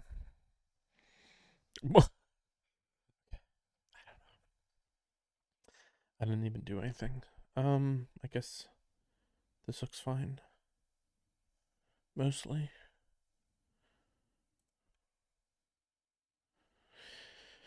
Okay. Don't ask me. Okay, whatever. Yeah, but like yeah, so at the beginning of this fight or whatever, he was like, I can't run away or else you'll kill me the second I turn around. And then here he is running away, and it's like, well, looks like you're running away just fine here, at least. But whatever. I can think of no solutions, no countermeasures. All I know is that the left side of my body has stopped functioning. I try to push myself up one-handed, but only end up falling comically on my face. I roll onto my back and inch across the ground until I reach the wall. Sitting upright is as much as I can manage before I run out of strengths. I lift my chin, exposing my throat, and gulp down air. Moonlight filters down through a gap in the wall. This must be the price of forcing my body and mind past their limits. In the moonlit haze, everything seems a shell of itself. Ah, now I see. Whether I'm Roa or not hardly matters in the end. Either way, I'm just an empty husk. Just a nameless nobody from who knows where that someone labeled Shiki Tono. A bolt of pain shoots through my shoulder. Maybe if I had been as sure of myself as I am sure of this pain, perhaps things wouldn't have come to this. For as long as I can remember, I thought I was Shiki Tono. But I'm not. Not really. I'm just some unidentified child who took his place. That isn't particularly tragic in and of itself. It's no basis for hatred or regret. The real tragedy is my lack of a single memory from my old life before the Tonos took me in. No, worse than tragedy, it's a farce. After all, it only goes to show that I was never really anyone at all. High in the night sky, the moon shines alone. How strange. Why didn't I notice it before? Just how beautiful. Can't quite laugh though. Oh. There it is. It might be a farce, but it's poor comedy. Did my life mean anything at all in the end? Even now, on the verge of disappearing, I don't have the slightest idea who I was. What a sick joke. Everything's a haze now. What a sick joke. A world filled with death. A vision filled with death. A day 7 years ago. Master set me on the path to a normal life. I still think our meeting was worthwhile.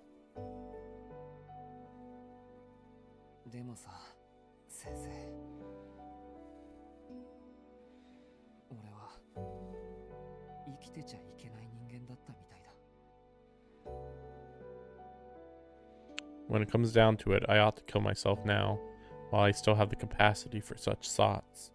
But I can't. I can't take my own life. Shameful and wrong as it may be, I want to live. If I die, I'll be making liars of us both. So no matter how sinful it is, no matter what it costs me, I want to live. If only Ciel had stayed by my side, I would have been willing to lose everything else. That's the only reason I've held out for this long. But now my suffering is finished. It's been 6 years. Although now I'm not sure if that's too long or not long enough. 嘘つき。 I'd rather she'd said nothing than that. Rather that she said liar, maybe, is what he means. I don't know. Thank you, Tono. I've finally fulfilled my duty. All I have left to do is tie up a few loose ends. 嘘。 I mean, she was being honest, technically. Though perhaps there was a grain of truth at the bottom of it all. She might have misled me, but never once. Thank you truly for everything you've done. Shall we shake hands one last time? It's been a long while since I've felt this happy. もう嘘つき。 Never once did she lie to me. Shut up. She may have misled me, but she didn't lie. Yes, she did. Shut up. I don't think Japan really knows what a lie even is. Try not to be too mean to Inui in my absence. I wish I could keep pretending to be a high schooler like the two of you. The Ciel I knew never existed, but her smile, at least, was real, or so I believe. The weirdest part about this is that he seems to still believe that what she was saying was like misleading, but it's like, well, you know, even under our assumption that no, she did mean some of that stuff, she was lying several times. So it's just like, whatever. Anyway, whatever. No, she's not allowed to lie. She's a perfect person. Whatever. Still, there's no denying reality. Her whole persona was a fiction, crafted to bring her within killing range of her target. She tricked me. She'd never forgiven me for a second. Her saving me when I had nowhere else to go, while whiling away the hours with me at school. It was all just to confirm that I was Roa.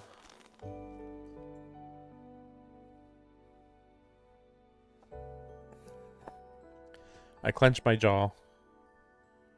My molars grind together at the back of my mouth. Oh my gosh, my controller just is almost falling. 畜生。 I claw at the wall in regret. Yes, she deceived you. She calculated her every action to get close to you. それなのに。 I claw at the wall in sadness. In spite of it all, 俺は先輩を憎めない。 how could I? Whether or oh man, the grammar is really falling apart here. Whether or it was real to her, whether or not it was real to her, I enjoyed our time together. Nothing can take that away from me. Not even 2 weeks have passed since we met, but I've never felt so happy to be alive. 畜生。 But in the end, it was all in my head. My eyelids grow heavy. My chest burns not with hatred or anger, but with regret. The world blurs around me. Up above, the moon shines a dazzling white. A sea of silence amidst the gray rubble.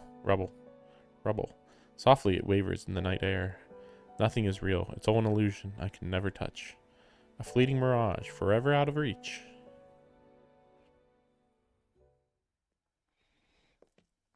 Crunch, crunch. Dry footsteps sound across the seabed. Seabed? The moonlight casts my executioner's shadow across the broken earth. My back is against the wall. I only have seconds before she finds me. At least I've got some things straight in my head now. So now that that's settled, 殺すか。 yeah. My voice doesn't sound like my own. If you don't want to die, kill her. If you think you're in the right, murder her. Do it. Dismember her, dissect her, cut her, tear her, slash her, rip her, stab her, gut her. Do it, do it, do it, do it, do it, do it, do it, do it, do it, do it, do it, do it, do it, do it, do it, do it, do it. I really don't have much longer. My brain is starting to scramble again. But I still don't want to die, which means there's only one thing to do. The footsteps are getting louder. My moment of judgment is fast approaching. Aren't you going to take off your glasses? She knew exactly what she was asking when she said that. So I don't take off my glasses. She knew what she was asking, but what's my answer? I'll lift my trembling fingers to my glasses.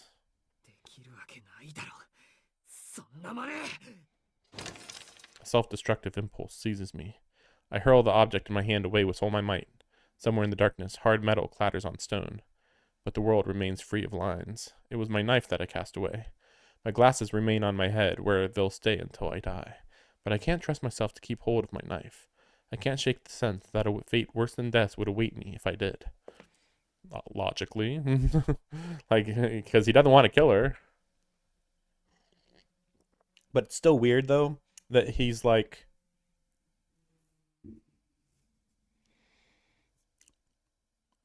I don't want to die, so there's only one thing I can do. And then it's like, wait, but then the only thing I can do is just be defenseless and have her kill me, I guess. Yeah, okay, there we go. Finally, she comes. She's still clutching that monstrous weapon, her eyes empty. Her feet come to a stop in front of me. Well, I mean, I think she'd just kill me no matter what the situation, though, in this case. You know, even if you do have clarity for a day, nothing is, you know, based on what we've been told, at least, nothing is stopping, Roa could never be stopped from surfacing, taking over the body, for some reason. I don't know why. Like, why can't a human just overpower his soul? She could end this now if she wanted, and yet she doesn't. We only stare blankly at each other. The tip of her bayonet points towards my chest.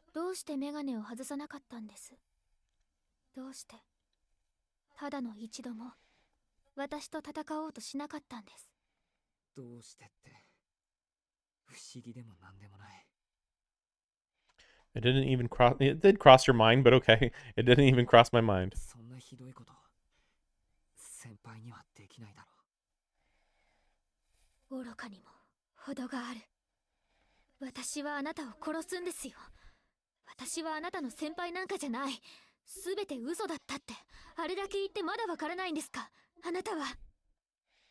She almost spits out the words.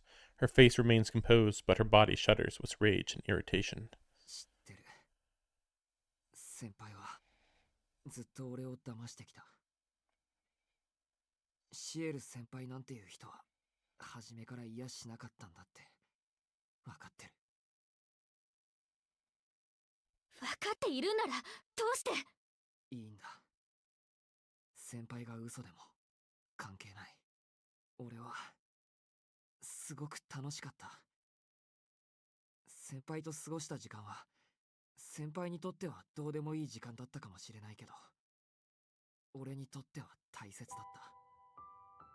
Yeah, she brought me something I never should have had. Something I'd lost sight of in my fear of the future, of death. An utterly mundane bit of happiness that I'd given up on long ago. And I'm okay with that. The girl I loved might have been a fabrication, but the salvation she brought me was very real.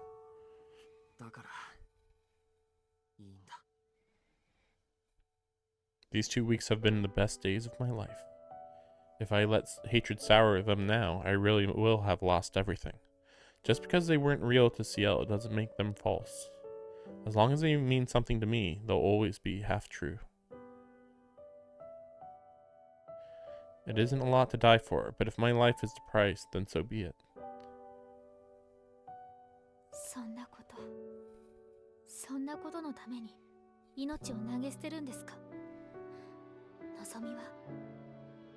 あなたの望みというのはその程度のものなんですか？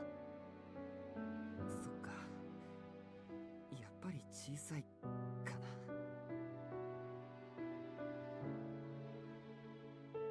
But it's the second most important thing I can think of. I rack my brain, but I can only think of one other thing I want. 私、いろいろな人を見てきましたけど。See, that's the weird part, that she says that. This is why I'm confused by this timeline. Because it's like, wait, so... I mean, you just look at the timeline. She dies. Roa possesses Shige's brother, and then they both die.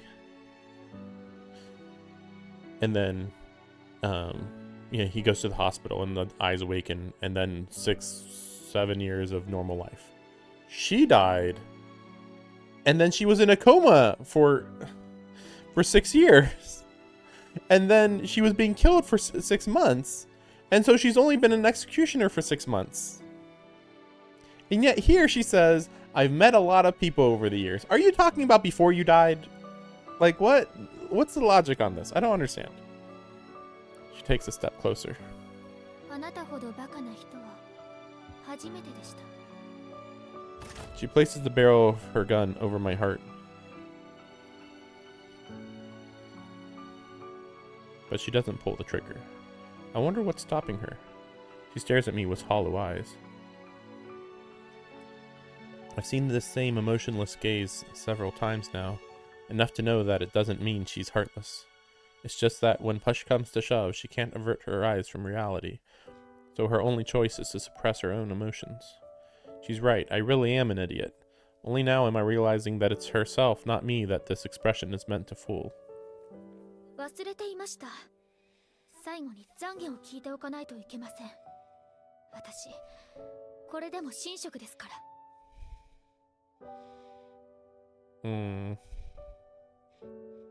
I mean, she definitely is opening herself up to getting killed here, but alright.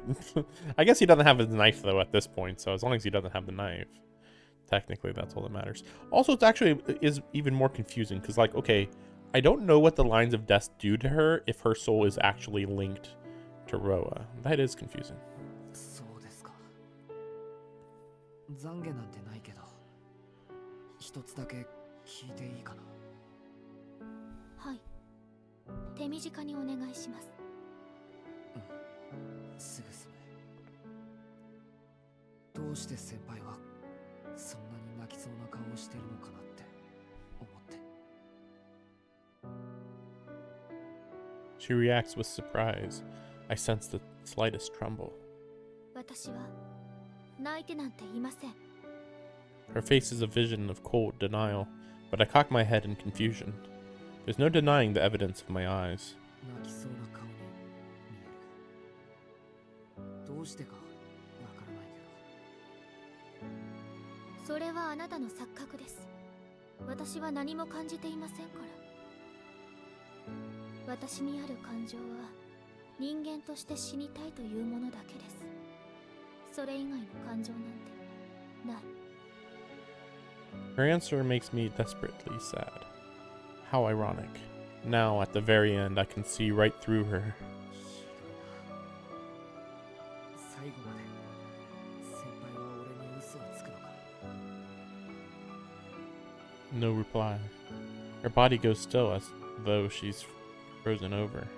あなたこそ嘘をついてる。ここで私に殺されることが望みなんて思ってはいないでしょう。 Wait a second. I'm just wondering if I can... I know, I think I've thought of this before, where I'm like, can we get the voices loud? We can get each individual person's voice louder.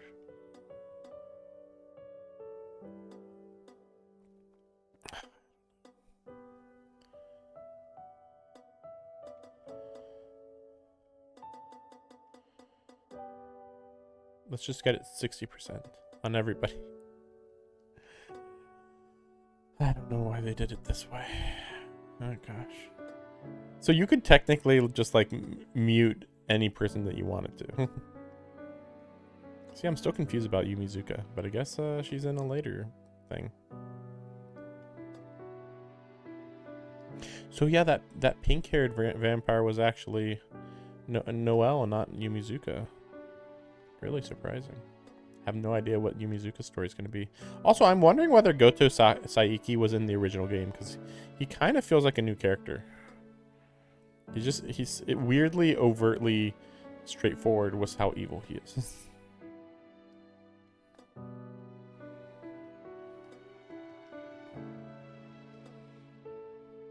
Is it? How many times is there another person talking? Just a random person talking.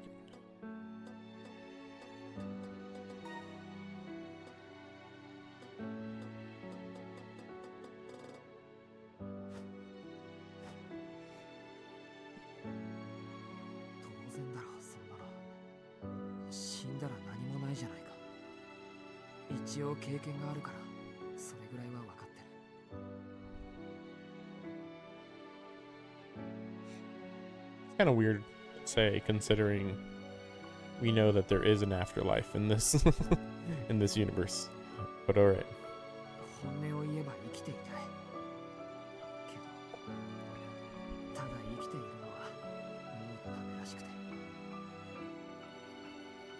That's right. I'm all out of options. Even if I somehow got out of this crater alive, there's no hope waiting for me on the outside. All that remains of Shikitono would soon disappear, and the tragedy of 13 years ago would play out again in Soya. Wait, when you say the tragedy of 13 years... Oh, right. Wait, now I'm even more confused by this timeline. Wait, so maybe she didn't die 7 years ago. Maybe she did die... Maybe... This is implying that she died 13 years ago, though, is it? Because I could have sworn they said that she died 7 years ago. That's why I'm also confused by. Maybe that meant that she woke up 6 years ago. 7 years ago. I don't know. I get the gist of it. There's definitely something off about how I was understanding things, though. I mean, theoretically, also, when she died and Roa reincarnated, he reincarnated into Shikitono when he was, the brother. When he was, still a fetus, theoretically. Whatever. But that's not what would hurt the most. It's that I'd have to live without Ciel. That, more than anything else, I couldn't bear.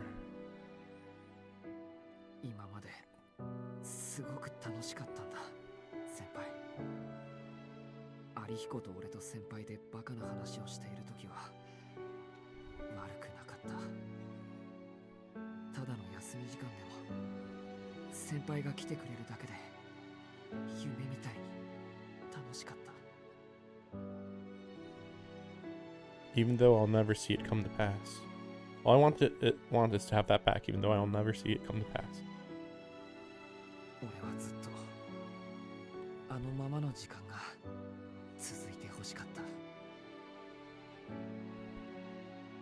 As the words pass my lips, a deep peace comes over me.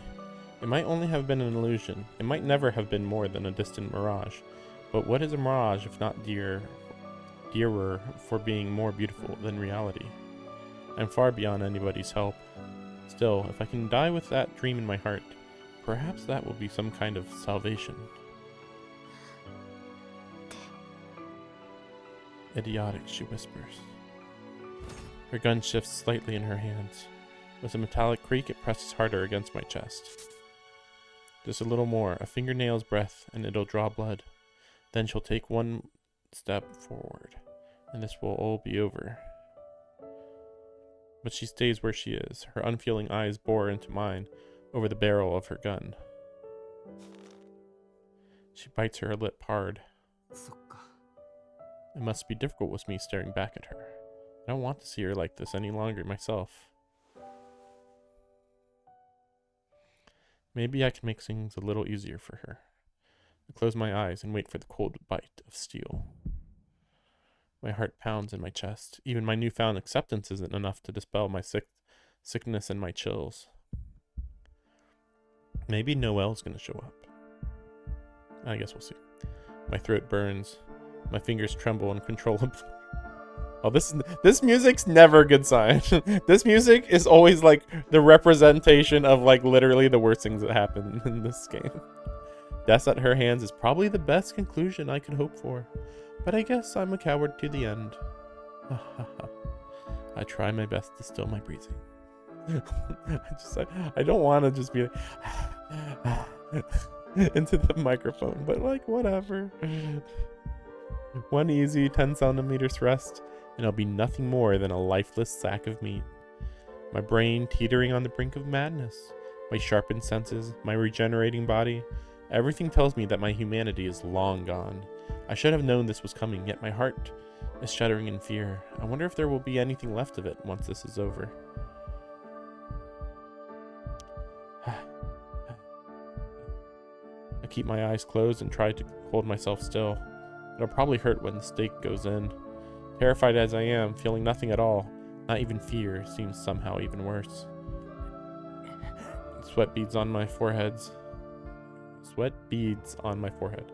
Every fiber of my being is focused on not making a sound. I'll go quietly and cleanly into death. Hopefully that'll spare her some guilt. I hear a breath. A strained whisper. The spike against my chest wavers.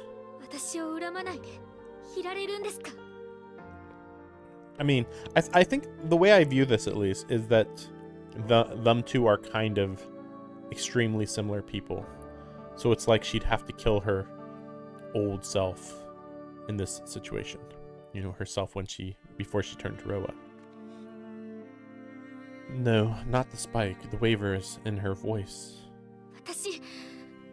私はあなたを殺そうとしているんですよ。騙して、裏切って、こうして残酷に追い詰めているのに、なんでそんな穏やかな顔してるんですか？あなたは。Ciel takes a step forward, but her bayonet stays put. 答えなさい。私はあなたを殺すんです。あなたの都合なんて関係なく、ただ一方的に殺そうとしているんです。I'm surprised he doesn't just say like, I don't have any hopes or dreams. I just want to look at your legs all day, Ciel. That's what all my life has been leading up to. That's what we learned in the first cutscene of this route. ならせめて私を恨まないとあなたは報われないじゃないですか。Her fiery voice goads me. It's not fair. I just about made peace with my fear. This might cause me to break down. それとも本当にバカなんですか、あなたは。私はあなたを汚らわしい吸血鬼として処理するんです。なのにどうして？ Why? I thought we'd been over this already. だってそれは先輩のせいじゃないだろう。Snick. The tip of her bayonet pierces my skin. A wet warmth blossoms across my chest. Sparks burst in the flesh of my every muscle, in the marrow of my every bone. All the headaches I've ever had pale next to this. My wound is shallow, but the corrosive touch of the seventh holy scripture flays my mind alive. 痛いでしょ。本来なら無痛で消してあげられるのに、こうしてわざとあなたを苦しめているんです。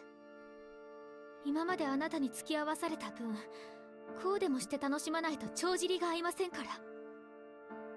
Her voice cracks as she speaks. The bayonet digs deeper into my flesh. Sweat erupts from every pore in my body. I think my organs might spew out of my mouth. ほら、私が憎いでしょ。だから早く恨んでください。私に裏切られたって、私なんか信用しなければよかったって言ってください。そうでないと私、あなたを殺すことができないじゃないですか。I hear the desperation in her shaking voice. This all seems so backwards. Shouldn't she be relieved I'm not holding anything against her? Why is she so intent on being hated? It's like she needs to make herself the villain, as though she thinks that's her punishment. She's like a child on the verge of tears. I can't bear to add to her burdens. まさか先輩を恨むことなんてできない。やめてください。なんで最後までそんなことを言うんですか。悪いのは私で、あなたは被害者だって言うのに。She's just as much of a victim as I am. However, this turns out I don't have long before Ryoa takes control. I have to kill him before that can happen, before I repeat Ciel's mistakes. And if the only way is to die myself, then that's what I'll do. いいんだ。先輩は悪くないよ。それよりごめん。こんな役目を先輩に押し付けて。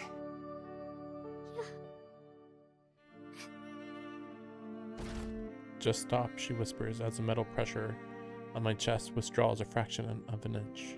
ダメ。私はロアを見逃すことなんてできない。Her bayonet sways, but I'm sure it will steady soon. そんなこと許されないんです。遠野くん。The seventh holy scripture settles over my heart. I hear Ciel draw in a deep breath. Even with my eyes closed, I can feel her fingers squeezing the trigger. A metallic click announces my end, but in the instant before it comes, ありがとう。たとえ嘘でも、先輩が先輩でいてくれてよかった。I'll leave behind my last and dearest testament.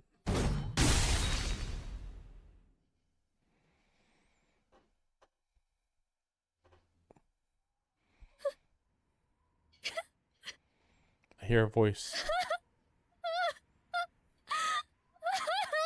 It's racked with sobbing. Inconsolable wailing like you might hear from a child.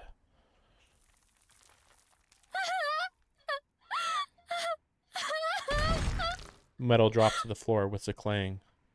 A hole in the wall shows where her stake missed its mark. The voice finally manages to rein itself in. I slowly open up my eyes, knowing who it belongs to. The person before me isn't the Ciel of moments ago. She's just an ordinary girl lost and alone, with tears trickling down her downcast face. Her hands are empty. Her weapon lies abandoned on the ground. The round that should have pierced my heart grazed my flank instead.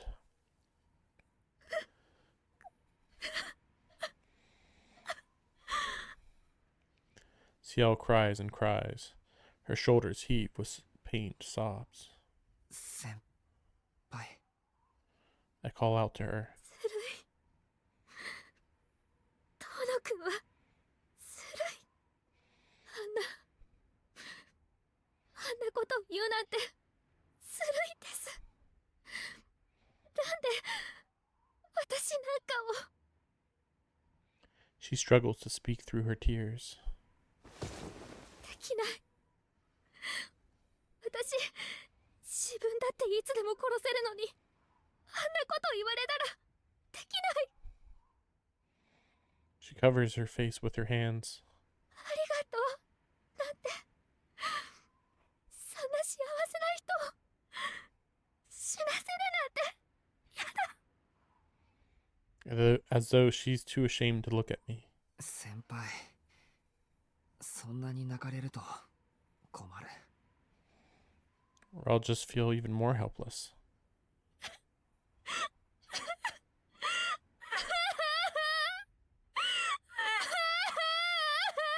That must have been the wrong thing to say. She lets out a wail and starts sobbing even harder. も Pretty sure she's gonna get mortally wounded here somehow. This is no time to be second guessing myself.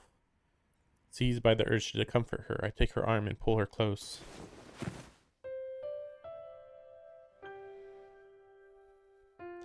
She collapses into my chest and cries into my shirt.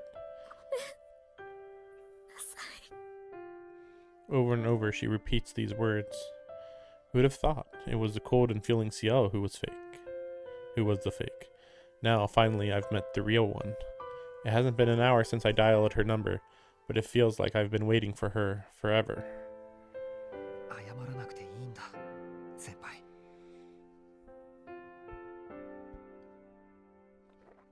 I wrap my arm around her, simply wanting to hold her. Her voice is like a taut bowstring, finally snapping. At last, she collects herself enough to stop crying. A dull thumping pounds in my ears. Our two heartbeats seem to merge into one. It's so quiet, but there's no need for words. It's enough to stay like this, listening to the beating of her heart. I would like to mention that Roa can technically take over at any moment. You know, as long as he has a sharp implement to immediately stab her with, of course. I had only one other desire, perhaps the smallest thing I could possibly wish for. I just wanted Ciel to remain the person I loved. 先輩の体あったかい。違います。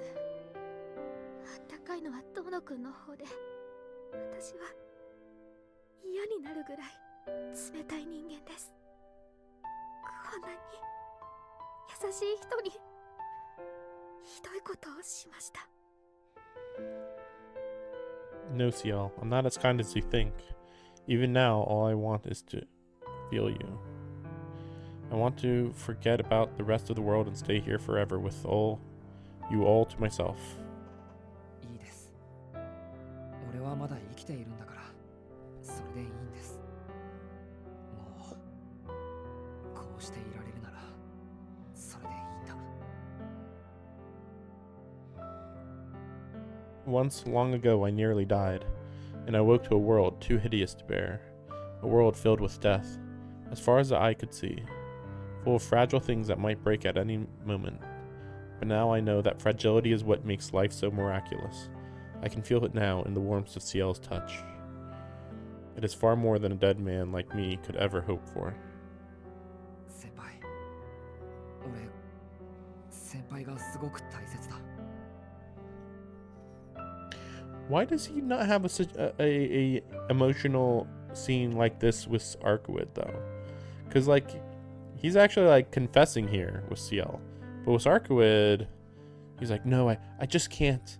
I can't confess to her. She's too ethereal, and it's like, huh?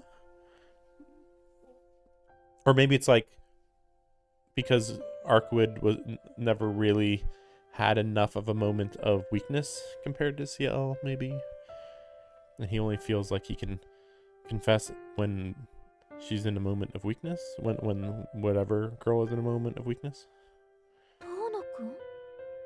I love her. This girl is more precious to me than my own life. I never want to make her cry again. I want her life to be so full of joy that she'll smile for real. 俺はやっぱり死にたくない。ギリギリまで生きて、こうして先輩と一緒にいたい。だから。It's selfish and naive, but I'll say it anyway. To help us both finally wipe our slates clean. 俺はもう逃げない。自分から死のうなんて考えない。だから、お願いします、先輩。どうか、俺がロアに勝てる手助けをしてください。大きく出ましたね。ロアを倒すではなく、ロアに勝利するですか。それは今まで誰もできなかったことですよ。賞賛なしで大口を叩いてるのも承知の上です。でもそうしないともう先輩といられないんだからやるしかないです。Again, we do not know whether killing Roa would instantly kill Ciel or just make her stop being immortal. We don't know which one. But okay, I'm sure we'll learn that one later. It'll be a big dramatic scene. Are you prepared to do whatever it takes? はい。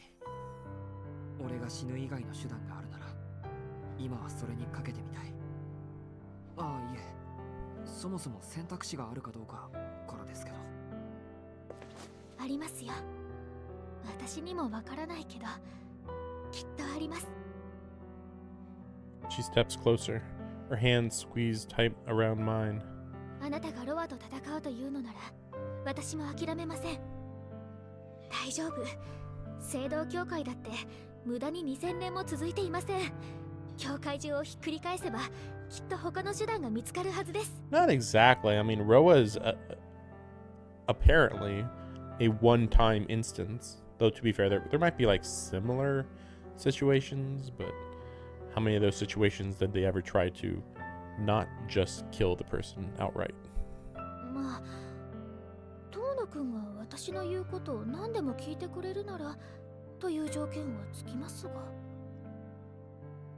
That's one hell of an asterisk to tack on. Well, whatever. I'm just glad she's back to her usual self. 何ですかそれ。そんなに無茶なことばっかりなんですか、教会って。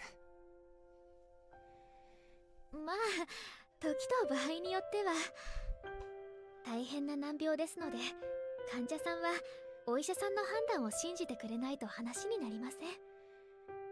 そういうことなら問題ないですね。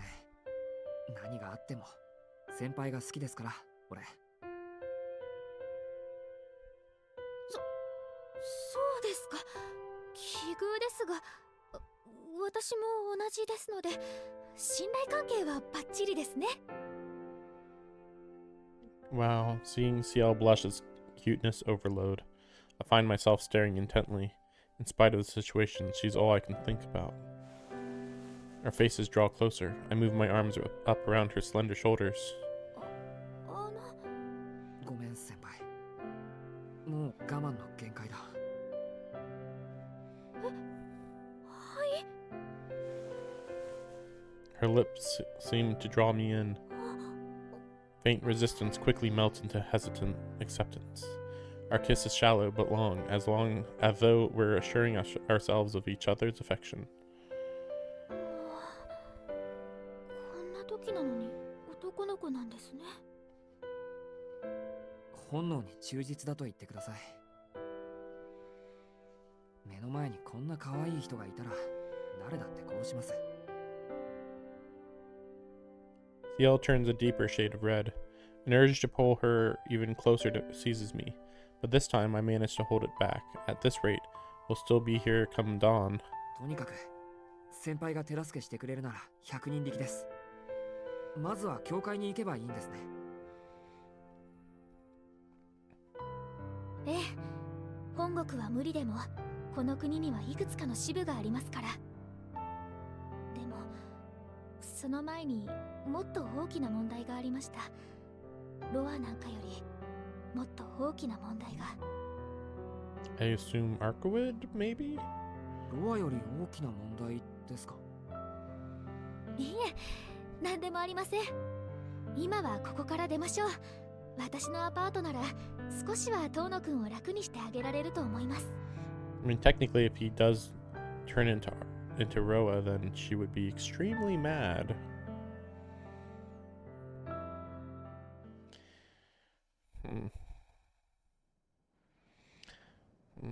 To say the least. I was sitting still long enough to regain some of my strengths. My wounds are closing, the pain is starting to fade. As unsettling as Roa's alterations to my body are, they're more help than hindrance right now. はい、そうでした。こちらどうぞ。落とし物ですよ。大事なものなんで Are す you よ。 really gonna give him the knife? It's the knife, a memento for my father. If that means what I think it means, it's all I have left of the person I used to be. そうですね。ありがとうございます。 I take it from her hand. さて、あとは地上に戻るだけですか。今の遠野くんなら一人でも瓦礫を登っていけますよね。 Again, what is stopping him from suddenly being mind controlled? Like just at any second, just at the drop of a hat, open blade, try to stab. You know, like nothing's stopping him, right? Ciel looks around for where the slope is gentlest. As I watch her, I hear something. なんだこの音。 I strain my ears to pick up the distant noise. Ciel must have caught it too. The ringing of bells falling softly from the sky. I assume I mean, it'd have to be Mario, right? I've heard this sound before from chapel belfries. The clangor of metal striking metal. It's not altogether uncommon to hear, but only on certain days. What on earth is it doing here now? Christmas is still a long way off. Oh no. That seems to be Noel. Ciel shoves me aside. In an instant later, several blades, long and thin as the posts of a wrought iron fence, spear her like needles pinning a butterfly. 殺すどころか助けるとか意味わかんない。ルアに乗り移られた者同士、手を取り合って生きていこうってこと？ But what is stopping, like, you know, she's gonna regenerate. So what is stopping, or maybe it's not quite regeneration, maybe it's more like she comes back to life, but if she's still stabbed, it's not exactly, she doesn't regenerate her body parts, perhaps. Let me see this message here.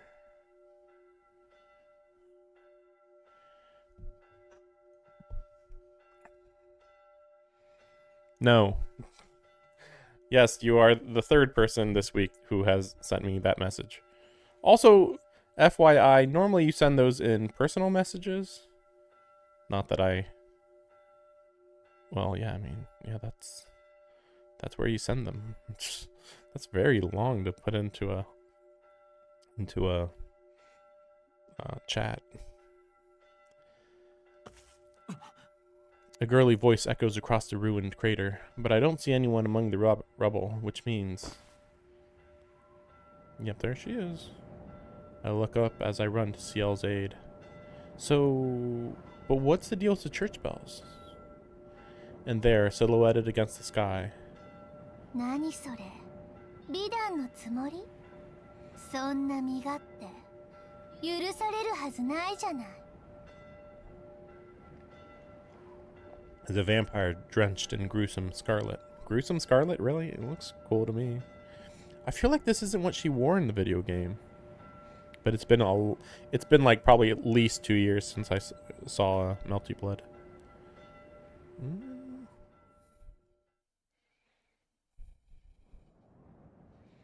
Like a butterfly, she is perched atop a ruined pillar. She looks like a young girl. Her hair is a faded red, and her eyes burn crimson. There's no doubt about it. This is a vampire. I like how it's like, I think this is a vampire. Oh, it's a vampire, right, yeah. Like it or not, we're two of a kind, and as such, I can sense how powerful she is. She's rank 6, a true dead apostle, no longer tied to a sire. That was the strongest that she was capable of becoming, so that makes sense. But yeah, she's basically a different person at this point. She's like completely lost her mind. Apparently, the process is dramatic. A transcendent being free to create her own minions and raise her own army of the dead. あれ？反応薄くない？タイミング測ったつもりなんだけど。渡したらまた外しちゃったのかな？ I mean, it was pretty predictable, but again, that's why I was like unclear. It's like, so how does she fit into the story when we still have Arkwood to deal with? Unless she's just gonna get beaten right here and now, which would be funny. I'd be surprised if we're gonna just like wait to deal with her. I mean, she's rank 6. That's very low. Don't get me wrong, I'm sure she's powerful, but I'm just saying, like, Ciel is known to be capable of dealing with rank 8 and 9 fairly easily. I mean, if she's prepared. She muses theatrically to herself as she looks down at us. It sends chills down my spine. Her mouth is set in a smile, but her eyes seize with murderous intent, promising we won't get away. Beneath her affected demeanor, she oozes fetid bloodlust. from every pore. まあいっか。取り乱して悲鳴を上げてもらうのは後のお楽しみにすればいいんだし。それより今はこっちの話よね。ほら、早く殺してよ。ルアに汚染された魂は本人の意志が残っていようと例外なく消滅させる。そうでしょ、シエル先 I 輩。 guess she's got enough of her mind. シエル先輩 She called her by name. Do they know each other? その姿、使徒に身を委ねたのですね、ノエル。ノエルって、ノエル先生 Yeah, how are you able to tell? The young girl smiles, but otherwise ignores Ciel. Unthinkable as it is, it must be true. This is the woman I once knew as Noelle, now transformed into a vampire. そう、ノエル先生、ヨシキ君。見違えた、見違えてくれた。あなたから見たらまるで別人みたいでしょ。でもそこの人にしてみれば驚くことでもなんでもないわ。That's weird. But yeah, I guess so. If Ciel, well, I don't know. It's even more confusing because like, even if this is what Noelle looked like 13 years ago, just a reminder, Ciel was killed 13 years ago and then didn't wake up for 6 years. So that's confusing. What's this say? These chat messages are funny. I am also gamer who loves this game. Please join me on Discord because I love gamer. like, man, even if you aren't a bot, this is hilarious. Actually, it's better if you're not a bot, to be fair. Where are you communicating from? Is that Kick? Yeah, it looks like Kick. I might end up having to not have Kick on these. If Kick has bots, I don't want to go out of my way to go and, well, we won't worry about it. この顔は13年前のあの日の14歳の頃の私だもの。 Again, Ciel was not conscious when she showed up.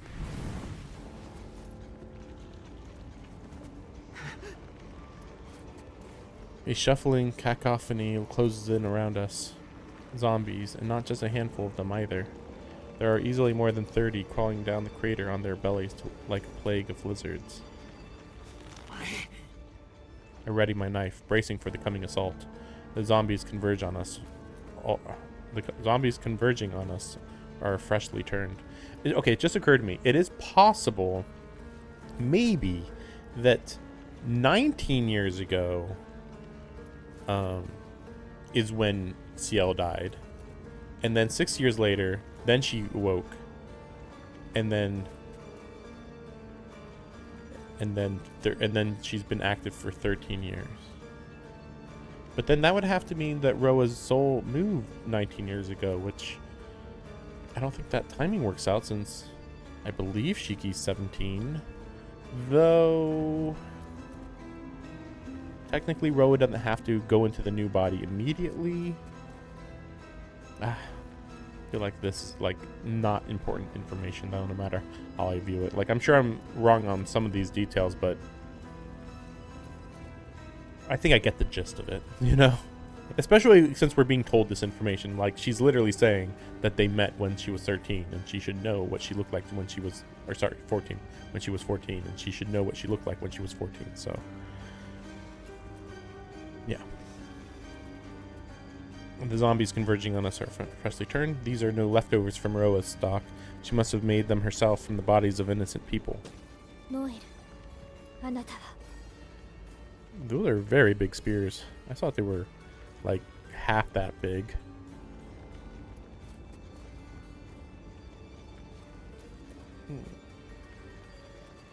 She's definitely gonna have to take them out of her body. I guess we'll see what happens. With 3 spikes skewering her, Ciel glares at Noelle. One through her chest, one through her left arm, a third through her right thigh, but her voice betrays no hint of pain. As long as Roa exists, she is immortal. And besides, she is burning with rage. Rage at her former comrade in arms who has joined the very monsters she swore to slay. Slaughtered the very people she swore to protect. I mean, come on. Noelle was very clearly not very... I really want to protect people. You know, like, she didn't seem like that type of person already. 2, Ciel betrayed her already because Ciel was gonna kick her over to Mario, and Mario was gonna do whatever the heck he wanted with her, which was pretty much go and basically like maybe train, but like I don't know. Maybe this is like a situation where Ciel just doesn't know what the heck she was talking about. Because, like, Noelle made it very clear going to the convent is hell. And Ciel maybe didn't imply... Like, Ciel's never been in the convent. We know that. And even if she did, she'd be super powerful when she went in there. So it wouldn't be a big deal to her.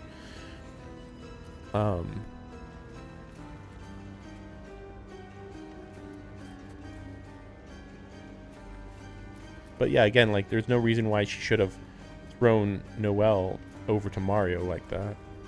Maybe theoretically she thought that, I'm doing you a favor because, you know, if I die in this mission, then you're just going to continue to be, you know, in the burial service forever. But that said, I mean, Noelle certainly seemed like she actually wanted to be in the burial service forever to some extent, so.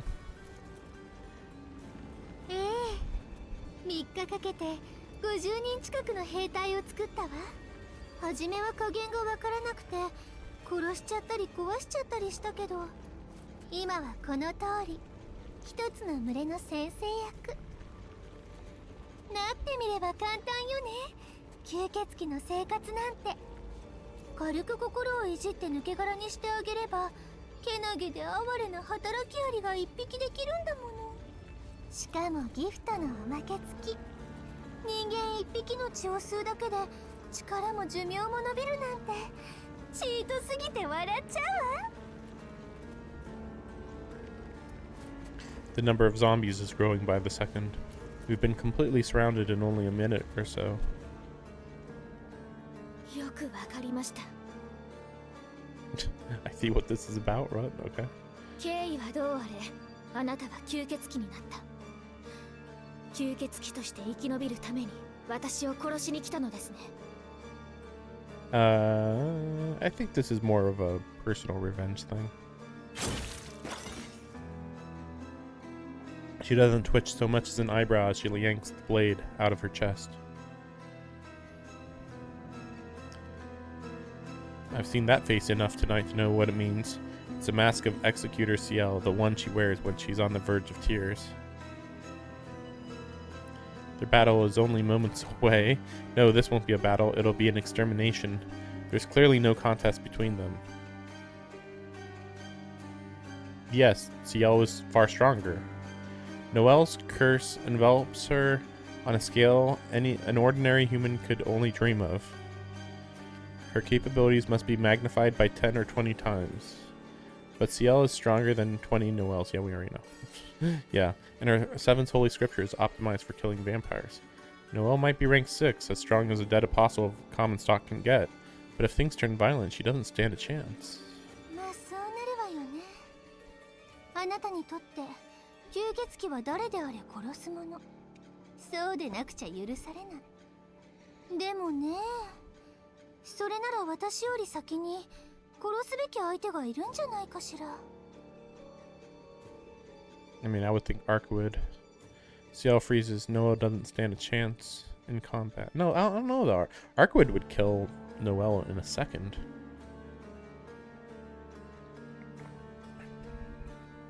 She knows that, so she's trying to crush Ciel's spirit before this can come to blows. 私が吸血鬼かどうかなんて今は些細な問題でしょ。 Yes. ねえシエル先輩、私たちよく語り合いましたよね。この命は復讐のために、ロアを殺すためなら何でもするって。 It's not like Noelle has any connection to Roa, though. だから見て、私はその誓いを守ったわ。あなたがやってくれないから私は自分からこうなった。一人じゃ何もできない私はノアを殺すために大嫌いな吸血鬼に生まれ変わるしかなかったのよ。 I'd like to remind you that Ciel was very stone-faced when he gave her over to Mario. So, like, are we really gonna act like Noelle, or sorry, Ciel was being like so charitable? Like, oh, it hurt me to do that, but I had to do it. It was me. I am easily manipulated by emotional manipulation. Me. 全部あなたのせい。あなたがいつまでもふぬけてるからこうなった。ほら、次はあなたの番よ。早く殺して。そこの坊やをあなたの手で八つ裂きにしてみせて。Boyfriend.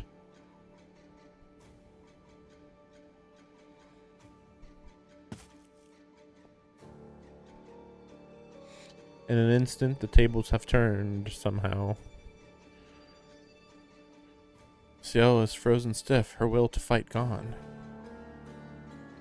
Her windpipe contracts in shock. She chokes her out ragged breasts as her eyes dart between me and Noelle.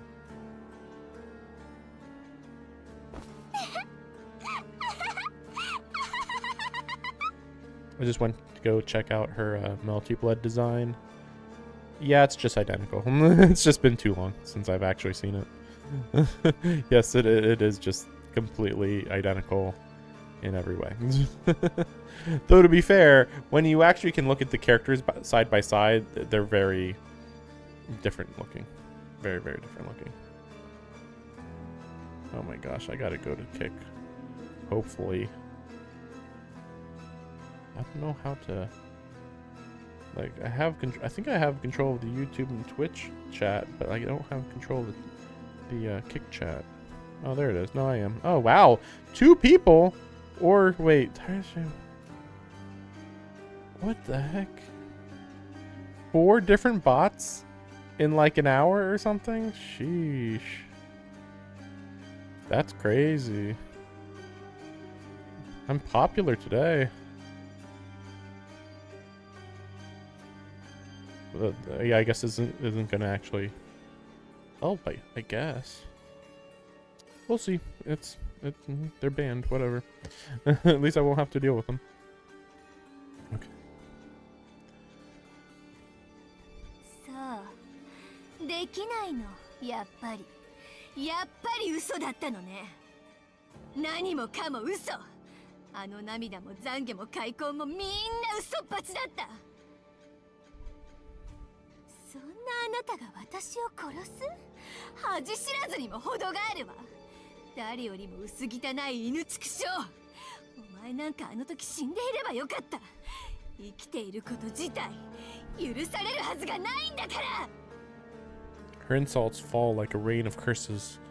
I can't know what kind of past they share, but I won't listen to another word of her vitriol. 何好き勝手言わせてるんですか、先輩。あいつは吸血鬼です。周りをよく見てください。She's evil because she's a vampire, not like me, the vampire. I step in front of Ciel, shielding her from Noelle's gaze. With knife raised, I stare up at my foe. My left arm is still a little stiff, but that aside, I feel stronger than ever. I'm hardly proud to admit it, but she's not the only one enjoying the benefits of vampiric physiology. あら、まだ四季君が残ってるんだ。てっきりロアに飲まれたと思ったの。 Yeah, けなげに頑張るのね。 yeah, like how is she even viewing this situation? Like, if Shiki was actually taken over by Roa right now, she thinks that Ciel would be hesitating? 君には恨みはないし、できるだけ楽に殺してあげようと思っていたんだけど、気が変わったわ。そいつをかばっただけでイラッときちゃった。あなたにも生き地獄を味わってもらおうかしら。 What little sneak is she talking about? You're pissed off. Well, that makes 2 of us. あんたが先輩をよく思っていなかったのも、目が卑しいことも知っていたけどさ。まあここまで先輩を怖がってるとは思わなかったよ。へえ、それどういう意味なのか教えてもらえる？分かっていることをいちいち聞くな。戦うのが怖いからベラベラ喋って矛先を惑わしやがって。大体あんたの目的は俺だろ。ロアを殺したいんなら俺を狙え。吸血鬼になり下がったあんたに先輩を責める資格はない。 Also, you didn't need to throw giant spears into her body. If you were like, I just want to remind you that you gotta uphold your promise. Why'd you stab me? It's just a reminder.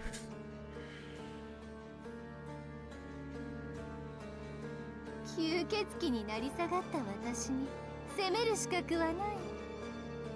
Every hair on the back of my neck stands bolt upright. I sense that I've made a fatal misstep. The girl's mouth twists into a full-faced leer, like the devil's grin as his traps snaps shut. ああ、そう。知らないんだ。四季君はその女が何をしてきたのか。Oh, what's she 知 done? らん。 Ciel finally breaks her paralysis with a cry. She looks up at Noelle as though begging her not to continue, but the vampire only smiles. なら直接見せてあげる。戦うのが怖いなんて笑わせるわ。だって戦う必要なんてないんだもの。人間を壊すことがどれほど造作もないことか身をもって教えてあげる。さあ、私の目の中にいらしてくださる？ All into my eyes? Does she have hypnotism powers? Or I guess technically... Well, this is actually funny. Wait, Mystic Eyes? I'm sorry, you have a lower grade Mystic Eyes. But I suppose it might work on Ciel. Still not sure why we hear church bells when she's a vampire and fighting. For a moment, it seems nothing has happened. The attack I feared doesn't manifest, and I was never looking at her to begin with. Wasn't never. But her eyes burst into bloom, and just like that, the world goes mad.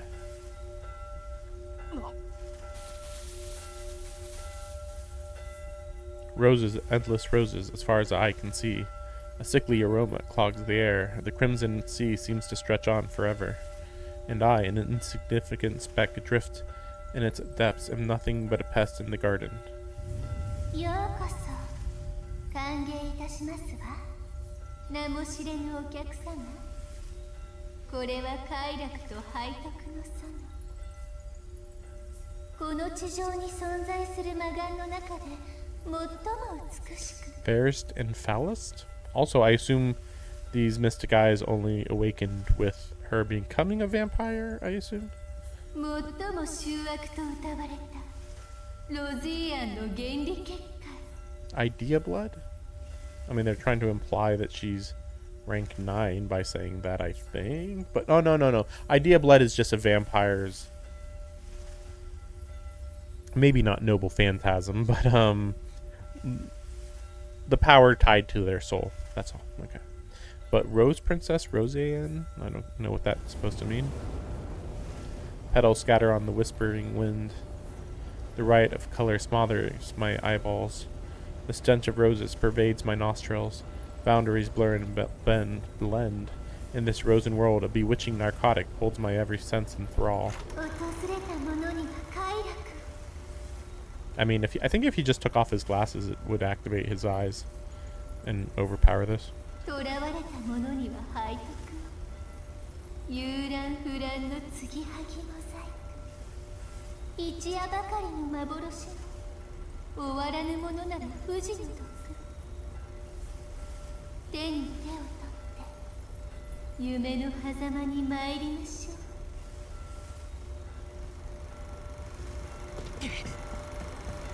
Sensing danger, I try to run, but I lose myself in the storm of petals. My body and mind dissolve in endless roses. They strip away my identity and reduce me to a nameless actor. to be dropped into a page of someone else's story. I don't know what that's supposed to mean. Are we done with this day yet? Surely, by now, right? Chapel bells toll in the winter air. Oh, okay, so we're just getting flashback, illusion flashbacks. As I look around, as I wipe down the outside tables, marveling at how busy the town has gotten. A crowd mills at the doors of the local church. Children from all over town are gathered in the town square watching a charity performance staged by doll makers and magicians. What year are we in right now? This is like December 24th, 2001, 3 p.m. a bright sunny day. But like, what year and day does this game take place? My best guess is 2021. I don't know. It's only a few hours until Christmas. Soon the square-front cafe that doubles as my house will reopen for dinner service. Konnichiwa. お店は準備中? I spin around, flustered at the familiar voice. My feet might have actually left the ground for a moment. Shaking my head furiously, I invite him to take a seat.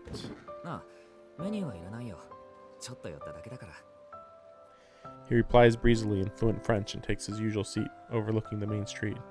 It's been half a year since he arrived from the east on exchange. He's well-mannered and likable. Often he comes by on weekends to play piano in the cafe lounge. Apparently he came to France to study music, moving to this town on a friend's invitation to avoid paying rent at exorbitant city rates.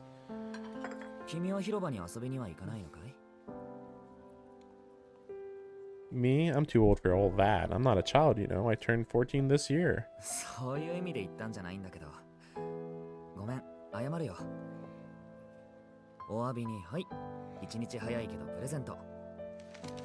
He pulls a carefully wrapped parcel out of a paper bag.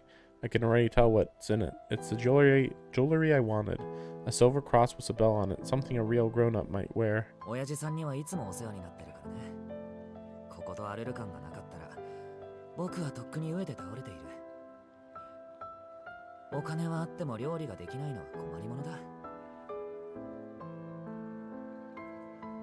I mumble my thanks to the ground, too embarrassed to look at his smile.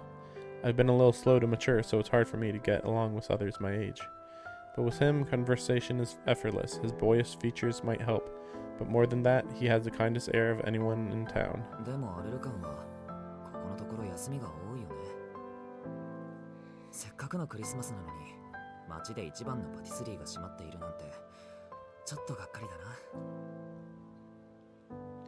My heart sinks a little at that. Arlequin, at the end of the main street, is one of the oldest shops in town. Though it's actually a boulangerie, not a pâtissier, their recent range of cakes must have given him the wrong idea. We source biscuits and other confectionery from them, so they're on good terms with my father. I rarely leave the house if I can help it, but I've met their daughter once or twice. She's younger than me, having only just entered a junior high college. Why did they spell that weird? Yet tall and lanky, with dark hair and endless energy, my polar opposite.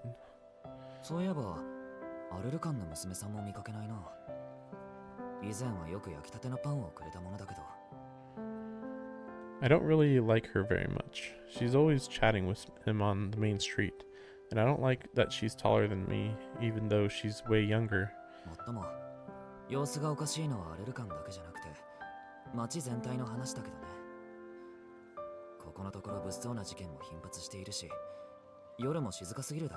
I mean, of course, I assume this is Noelle's backstory, in that I guess Ciel took over her town. That's my guess.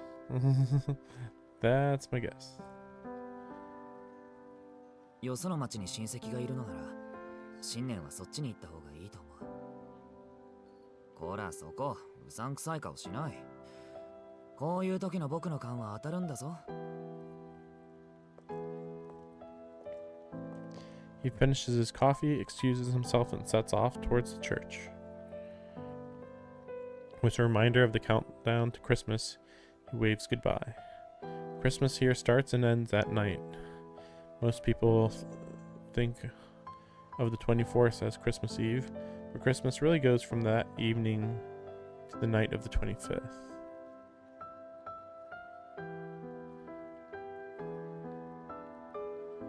I think that's an unimportant detail, but alright. Alright. Once the sun goes down, customers will start pouring in. I watch a little wistfully as he weaves through the crowd of children in the square. That sight would be my last memory of my hometown as it was.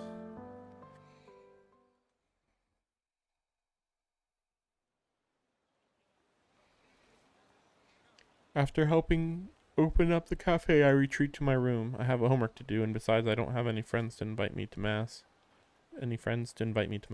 My absence is sure to spark some gossip, but that's still better than going. When my father asks, I lie and tell him I have a cold. My room is on the second floor of the shop, and the floor isn't thick enough to keep out the hubbub below. It'll be especially loud tonight since it's Christmas. I slip my earphones in and burrow headfirst into my duvet so I don't have to feel so alone. The hours pass in silence as I lie in the dark, but sleep doesn't come, so eventually I crawl out of my bed. I'm curious what's going on outside, and besides, I need to use the bathroom. Still only 7. The night has just begun. I cock my head at the odd sight outside the window. The square is brightly lit, but the church is dark. Strange cries rise from the main street. Protracted screams unlike anything I've ever heard. Footsteps drum in the distance. The cafe downstairs has gone deathly silent. Still, in my pajamas, I open the door, make my way through the corridor, and peer down the stairs to the first floor. First I call for my mother and father, I think. No one answers, not even the customers. But I am still innocent, ignorant, confident in my safety, so I blithely descend the stairs to the cafe and stumble into a nightmare of flesh and blood and bone. At first, all I can do is look closer, trying to process what I'm seeing. Broken tables, broken chairs, shattered plates, scattered corpses. A cash register, abandoned, my father gone. 1, 2, 3, and I can't breathe. They say the heart is just a muscle, untied to emotion, but it feels like mine has literally burst with horror. I try to scream, but end up throwing up instead, curled up like a cat, throwing up what feels like all my guts, throwing up until I almost drown in my own vomit, and by the time I'm done, my throat is too raw to make a sound. Distant cheers come from the square.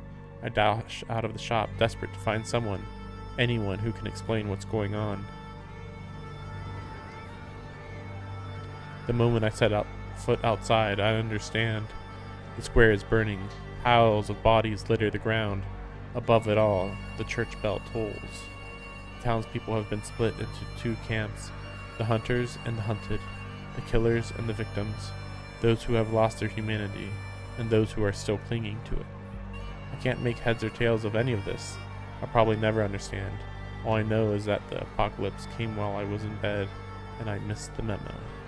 My guts clench as I realize my mother and father must have left me behind. Sure, if you say so. It's lucky that I can't scream in the end. That may be the only reason I make it off the main street unnoticed. All I want is to find my parents. I'm sure they've realized it's too dangerous here. I bet they're outside of town waiting for me. I flee through the side streets and down the hill to the major road. This area is mostly fields, so I don't expect to find help, but something tells me the farther out of town I am, the better. However, I find my path blocked by an unfamiliar wall. A 10-meter high edifice surrounds the town. Okay. Weird. A crowd of grown-ups has gathered at the base. They're arguing, fighting, killing each other. Their faces twisted in anger are scarier than the monsters in the square.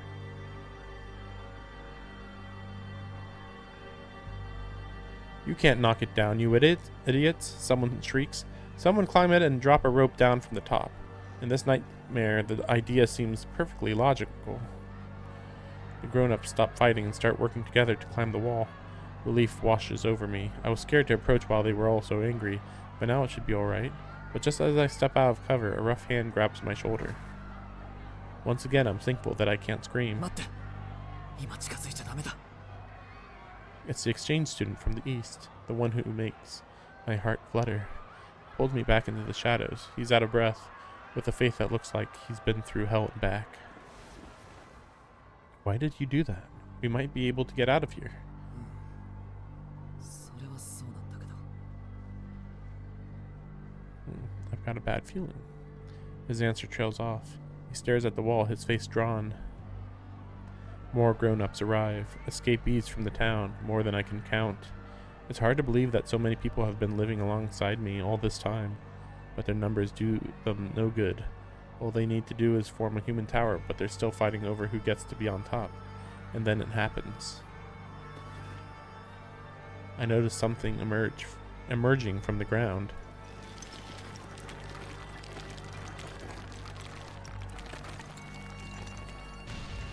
Something dark, translucent, and very, very high. A second wall, tracing the first from the inside? Shouts rise from the crowd as people start to notice. They run back to the wall that's risen behind them and batter their fists against it. But it won't budge, and unless my eyes are playing tricks on me, it's starting to move. Oh no, they're gonna get crushed. I would like to mention, it's completely farcical that the Eastern student was like, I have a bad feeling. And this is what happens? Like, maybe he just didn't know what was going to happen. I mean, I could imagine a lot of things. But I did not think that all these people are trying to cross this wall, and then another wall comes up behind them to crush them. Like, what? That's not what I was expecting. I would have expected, like, whoever made the wall is at the top. Or maybe the wall's electrified, or magical in some other way. Not another wall appears. Like, what? But I guess this is supposed to be Ciel's ability, maybe? Guess we'll see. Oh no, something awful is about to happen. 動く。この壁動くぞ。おい、どうなってるんだ。村長を呼べ。下がれ。押すなよ。下がれ、クソども。おい、これ止まらないぞ。止まらないぞ。早く俺を上に上げろ。上げてくれよ。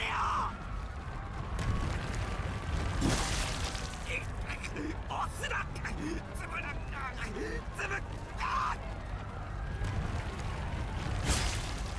橋はまずい。もう隙間がない。真ん中だ。真ん中に逃げ。手が挟まって。おい、助けて。助けるんだ。 Are there going to be any women screaming here?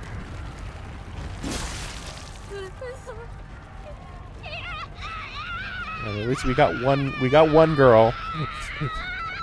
It was a little weird how many guys were talking there for a second. It's like, why are they all guys here?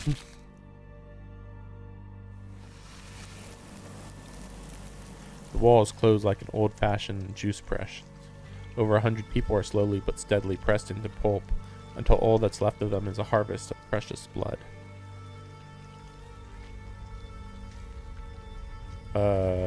What the fuck is that? This is insane looking. Wait. Yeah, there it is. Okay. I mean, obviously that's Vlav on the left side, which is confusing. Maybe it's the person that Vlav killed. And, you know, they share the same idea, power. So that's why the lance is still there. And then there's a couple indistinct ones on the right side. But then we have 4 other very distinguished looking ones. But this is also confusing.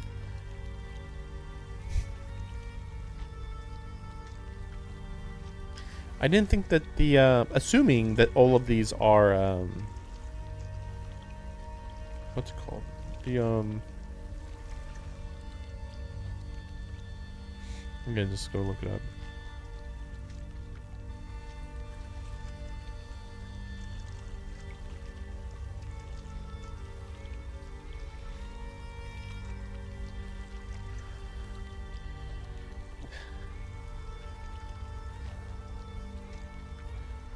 Because dead apostles are just vampires. They're not true ancestor. No, dead apostle ancestors though. No, but what's the 27? Are they just 27 dead apostle ancestors? Yeah.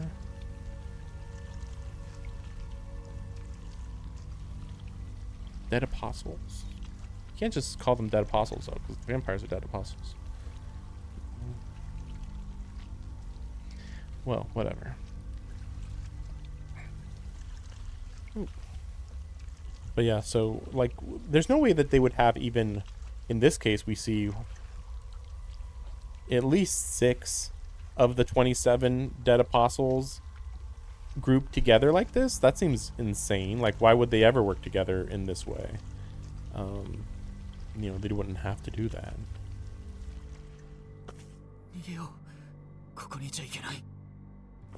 He grabs my hand and leads me back into town. I follow along in a daze. It's strange. I can't shake the feeling that one of the faces I saw in the crowd, pleading with me for help through the transparent wall, was my mother. We saw all sorts of strange sights as we run. It's like an art exhibition.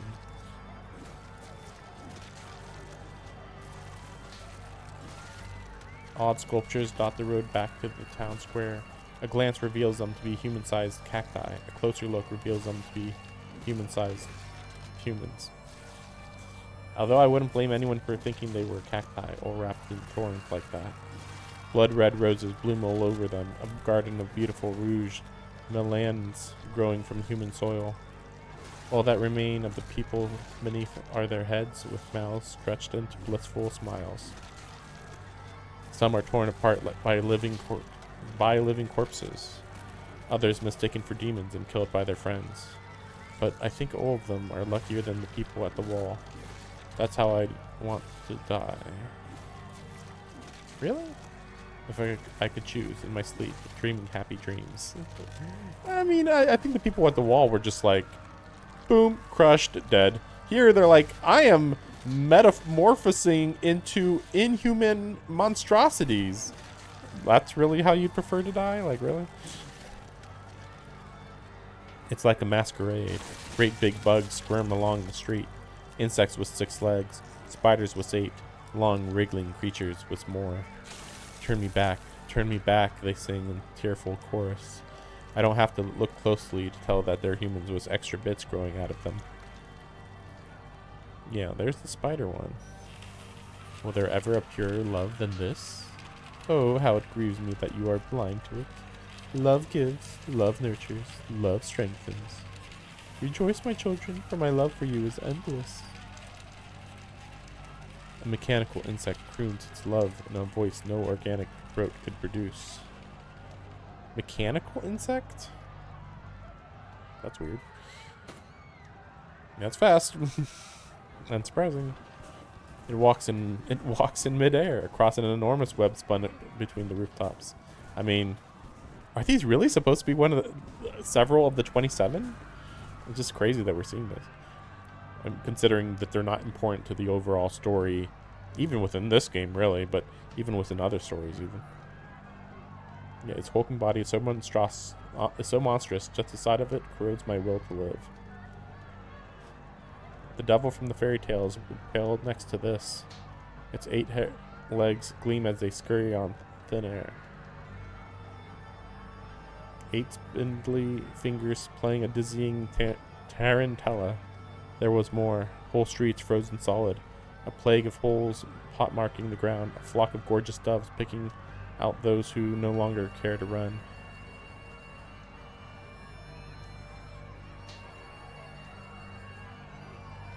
Yeah, who's that one? That one almost looks like the leader. It reminds me of a character that I'm not even going to bother mentioning because you guys just wouldn't know who it is at all. I thought I might go crazy. Or rather, I thought I might loop back around to sanity and go crazy a second time. Far past breaking point, I numbly let him drag me in his wake. My presence seems to help him cling to sanity.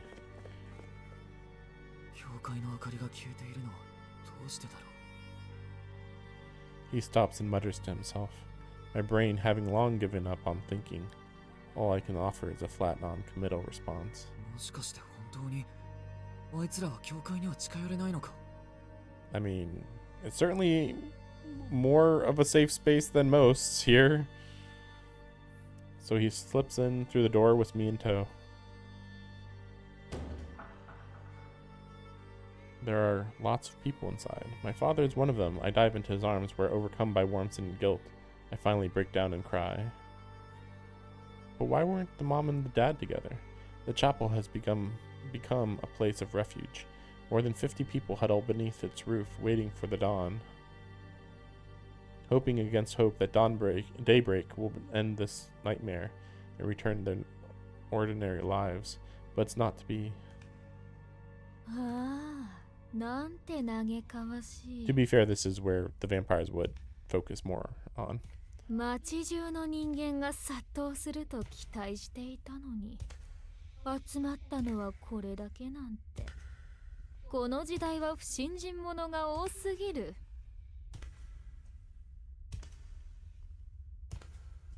Oh, yeah, there's Ciel. Footsteps echo through the cavernous hall. Actually, I'm even more confused about that group that we saw earlier then. Is that group that we saw just... No, but I mean, clearly... No, I don't know. Because, yeah, I mean, clearly that was Vlav's ancestor. And so there's no good reason why they would be working with Ciel.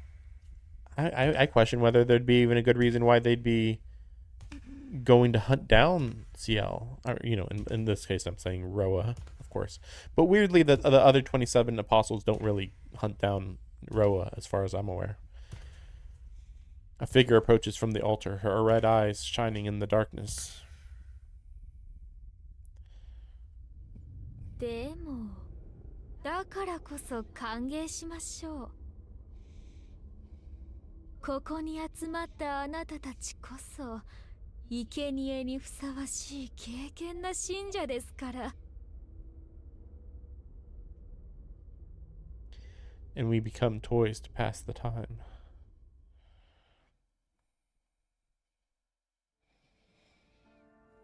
A pool of blood forms in the chapel. With a sickly crunch, the floor collapses, trapping us at the bottom of a feeding pit. She says she wants to find the best way to keep us fresh. One of my classmates is the first to be chosen.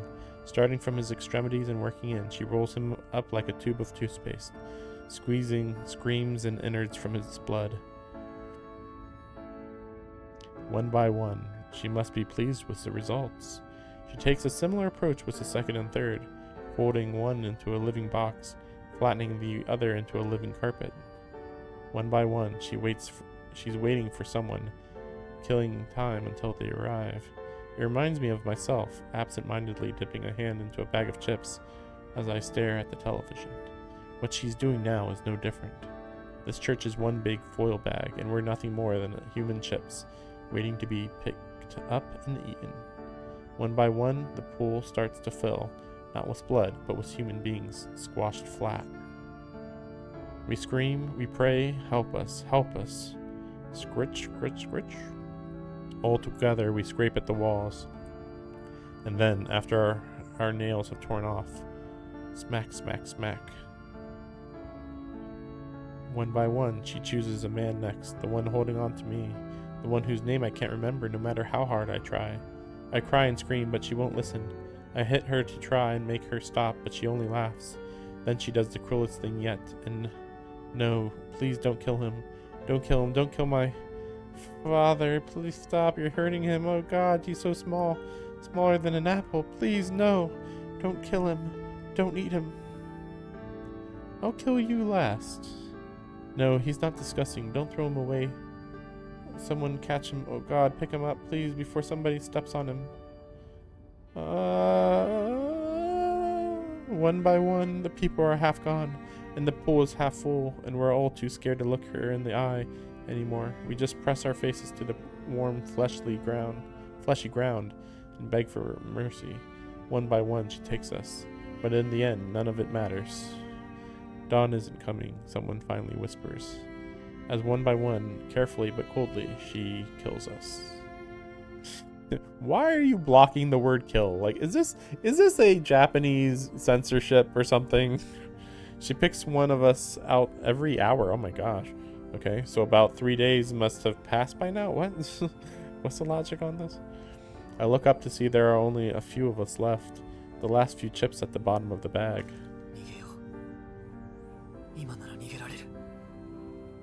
I hear a voice by my ear. He hasn't been scrunched up yet, though he's missing an eye and a leg. Well, okay, so she tried to protect him, but then the father got taken, I guess, is the idea here. Because I was like, wait, why is he still alive? I thought he died. Okay. I look for her, but she's gone. There's a strange whistling noise outside.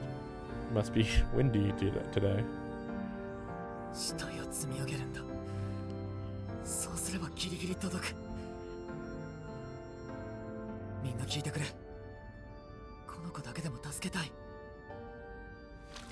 He's our light in the darkness.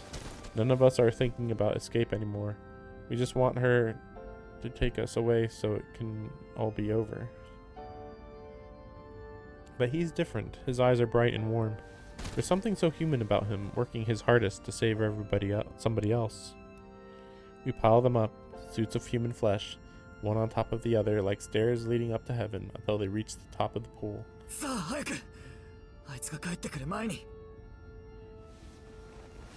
He takes me by the hand. We pull ourselves over the top of the high, high wall. Everybody cheers as we stand up. That's the problem with people. It's so easy to give them hope. He steadies himself against a pew and knocks over the stairs we all built. Why would he do that?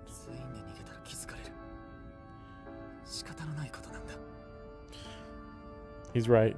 Now that I'm empty inside, even I can see it. I wouldn't notice 1 or 2 missing chips, so she probably won't either. But I still don't understand. He breaks the pews to use it as a walking stick. Then he leads me outside, to the hometown I would have given anything to see again. A crowd of scary monsters is waiting for us. He pushes me forward so I stumble in front of him. The only way he can escape is to make them focus on me. I don't hate him for doing it. He isn't a bad person. He's just doing what he has to. Even good people do bad things sometimes, when they need to survive. I feel like you would be going toward the person who made the noise, but okay. He isn't a bad person, but he really shouldn't have said that.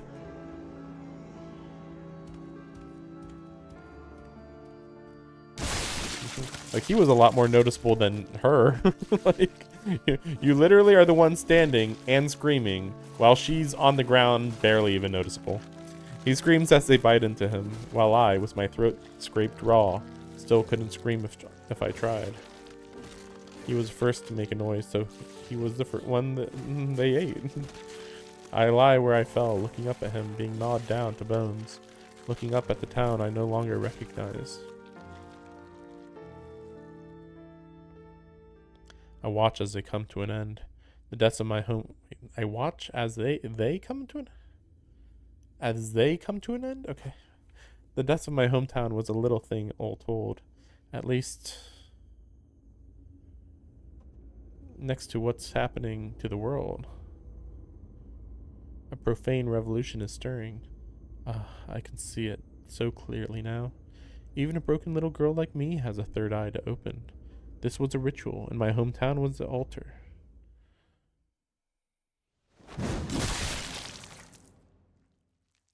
But the ritual ends in failure. An apparition in white comes to kill my tormentor, who falls to earth in front of me with a splat. Yeah, they kind of implied that Arkwood showed up, like, quickly. Although, if this is Ciel's hometown, that would make sense. I'm a little unclear whether this is Ciel's hometown or if Ciel came from her hometown to here. It's, yeah, way too difficult to know. It could be, though. It could be. I want to run, but I'm frozen stiff. Her glassy eyes stare up at me. I see myself reflected there, the discarded doll I am. And for the rest of the long, long night, I keep watch over myself, pathetic and powerless. It's weird how much Noelle Ciel and Arkwood have a history. Of course, Arkwood doesn't care, but but you know they do have a history. Weirdly,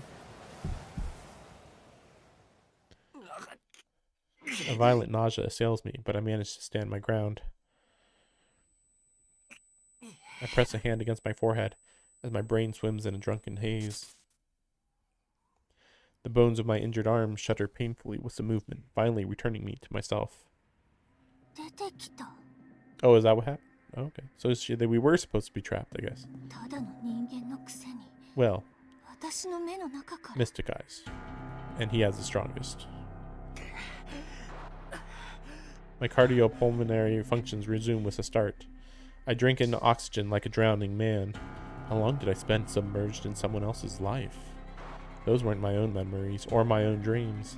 They were hers. I was living out the events of Noelle's past. It's probably only been a few minutes in the real world, but for me, trapped in an illusion and forced to watch a reel of Noelle's memories, more than 6 days have passed. Okay, so like it was like he experienced it live.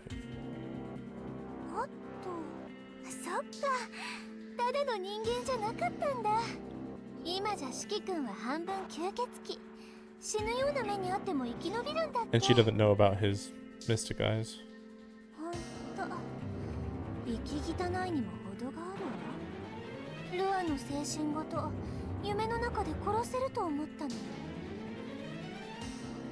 In the depths of my brain, I feel someone answer her. The true mystic eyes of roses might have posed a challenge, but your paltry imitation was a mere annoyance. You know, this would be cool to have Roa doing commentary the rest of the game, but I don't think that that's where we're going with this. But yeah, these are like lesser powerful mystic eyes of roses, I guess.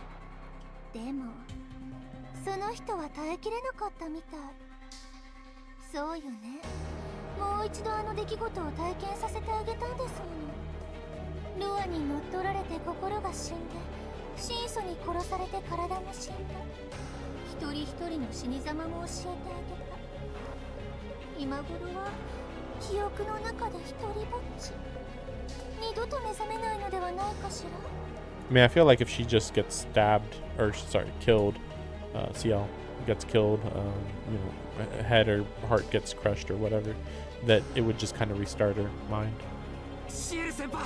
I ignore Noelle and call her name, but her eyes won't open. I cry her name again, shake her shoulder, slap her cheek, but she won't, refuses to wake.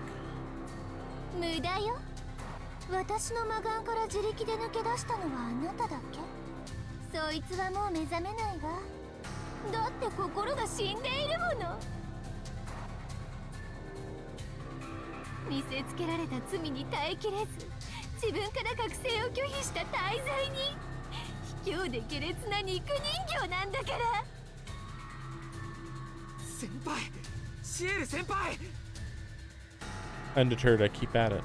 She's still alive, I know it. Every time I say her name, she twitches a little. Ciel.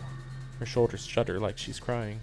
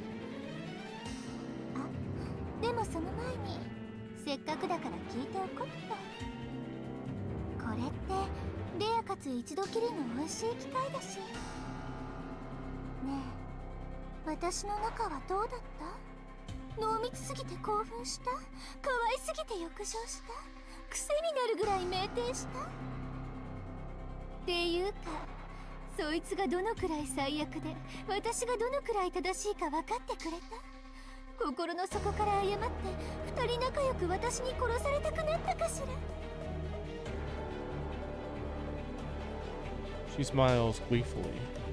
The ring of zombies closes around us. Before me, the girl I love is trapped in a nightmare with her eyes wide open. No more holding back.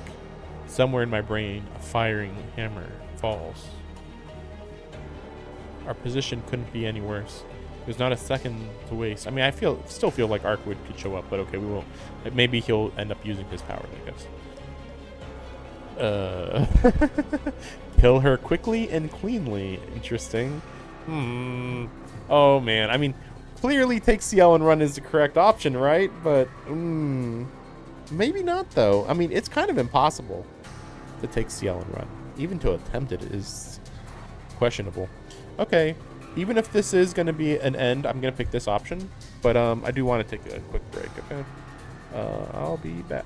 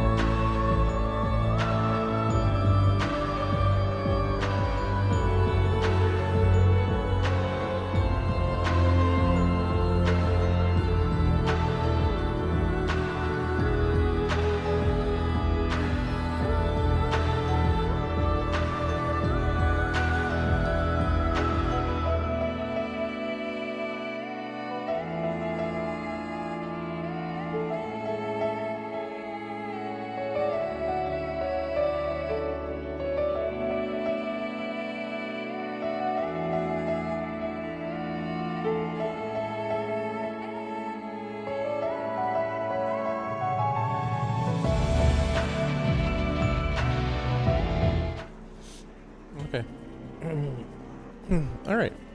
Let's see how this choice goes.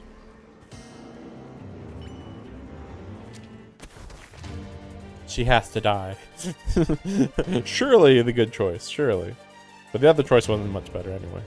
Like, how long should I go in the game before being like, nah, I should never kill anybody for any reason? Like, we're talking about Vampire 1. We're talking about somebody who's killing a lot of people too. And also, the options that we have were really bad. Take off my glasses and launch into a sprint. If Noelle is the source of the nightmare I just went through, then killing her should set Ciel free. You can't leave her to relive those memories, which means I've got to shut this vampire up as quickly as I can. 四季君ったら我慢が効かないんだ。これだから若い子はちょろいっていうか。考えてること丸分かりで嬉しくなっちゃうくらい哀れよね。Zombies close in on me from both sides as I run. Noelle stands ahead of me, licking her lips, delighted that I've taken the bait. It's not really bait, but okay. 今は私の方が若いんだった。四季君が哀れなのは若いからじゃなくて、そんな女に騙される頭。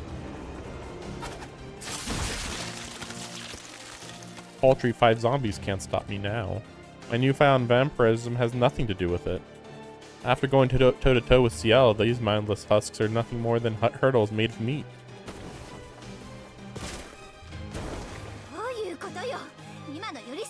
Yeah, she doesn't know about the lines, I'm pretty sure. He realizes there's no stopping me and leaps backwards. I mean, it's even weirder because, like, if she's like, oh, he's got some vampire power. Like, I don't know what she believes right now because it's like, she doesn't know about the eyes, which have nothing to do with vampire powers. And then she doesn't know that he does have some vampire powers right now. It's unclear how much, so there's that too. I guess we'll see. Realizes no stopping me and leaps backwards. The distance between us grows 10 meters in an instant. That's nothing, but okay. But that won't save her. I thought she's a vampire. Shouldn't she be able to, like, jump like half a mile? 4 more seconds and I'll take her head. Really? That's actually pretty long.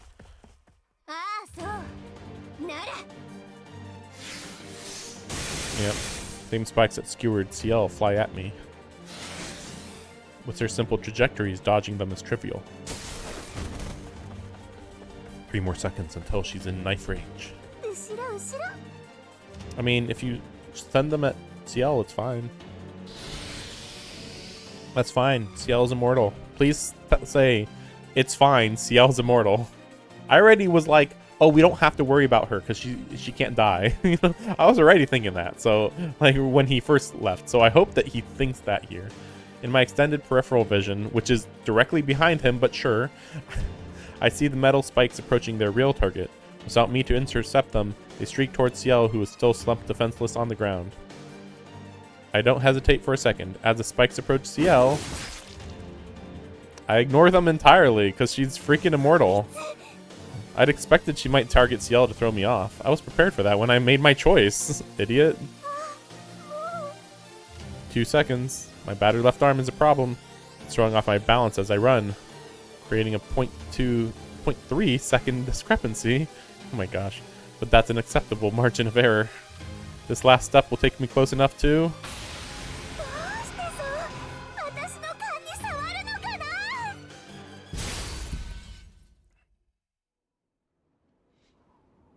I don't understand my own reaction.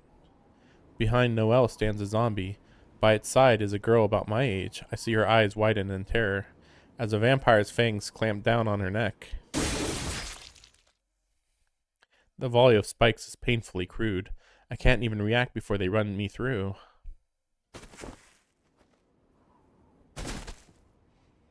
My field of view drops to the ground. How humiliating. I slumped to my knees before the vampire was supposed to kill. For the slightest of moments, my focus detached from her, like a sticker being peeled away, all my single-minded determination undone by one's external stimulus. It's laughable. あと一歩だったのに残念。でも内容自体は100点満点だったわ。今のは四季君のミスじゃないから減点はしないであげる。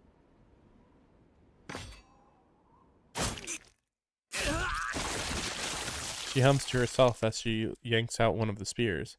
Blood sprays in its wake as flesh and veins catch on its edges. ねえ、不思議だった。 Yep, I'm waiting. どうして手が止まったのか全然わからないでしょ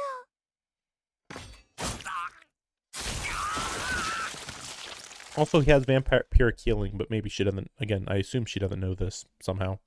Whoever said vampires don't feel pain was a liar. I don't remember who said that, but okay. This is more excruciating than anything I felt when I was a human. ごめんね。あなたが私の記憶を見ていたとき、私もあなたの記憶を見せてもらっちゃった。 While you were busy with my memories. I mean, he wasn't busy with your memories. I was looking through yours. 四季君本人も忘れている。とっても楽しい。子供時代の大切な思い出をね。 That's actually confusing.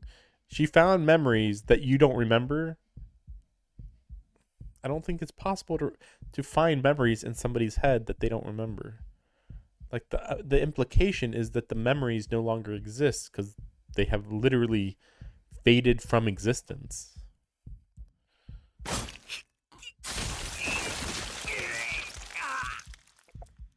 Each spear she pulls out incinerates my brain, but that will heal over time. The real problem is my blood.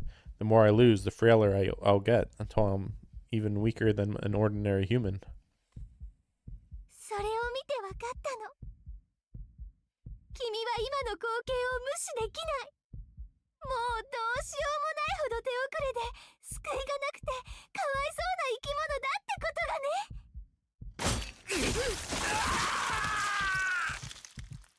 She pulls out the final spear. I'm running out of blood fast. I don't have many options left. But I do still have my knife. Her neck is just 20 centimeters out of reach. If she'd only lean in a little closer. 趣味が悪いぜ。殺すならさっさと殺せよ。 I left my head to look her in the eyes. Now it's up to fate. The rest of the world fades away. I block out everything but the two of us. This is my last shot. I focus all of my senses on her.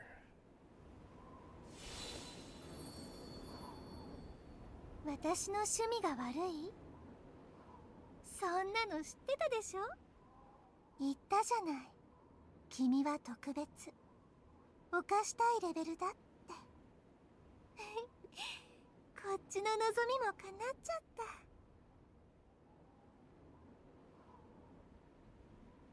Laughing, she stares into the face of her defeated foe. Her triumphant leer draws closer. 0. Her head drops cleanly to the ground.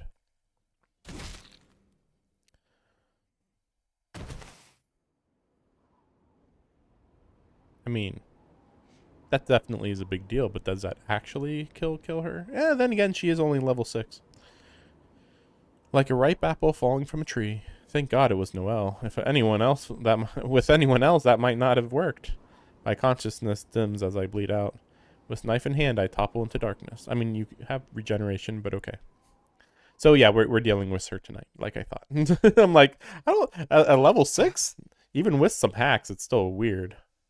My voice fades into the black. I don't understand. I should be unconscious.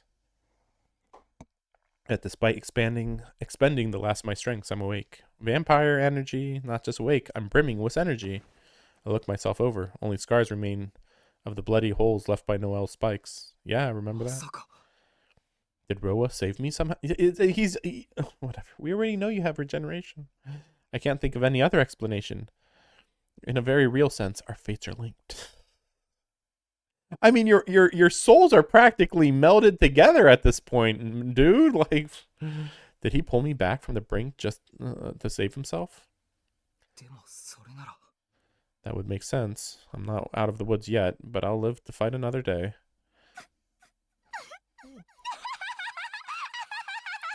She probably thinks she can redetach her head, though. I tense as laughter echoes around me, but I can't see its source anywhere, nor can I sense her presence. Come to think of it, where am I? And why is it so dark? ロアのおかげかとかおかしい。あんなやつ私が許すわけないじゃない。ここにいるのはあなただけよ、四季君。どこにいるノエル。 My voice cracks with unease. どこってまだわからない？もう仕方ないな。はい、特別サービスね。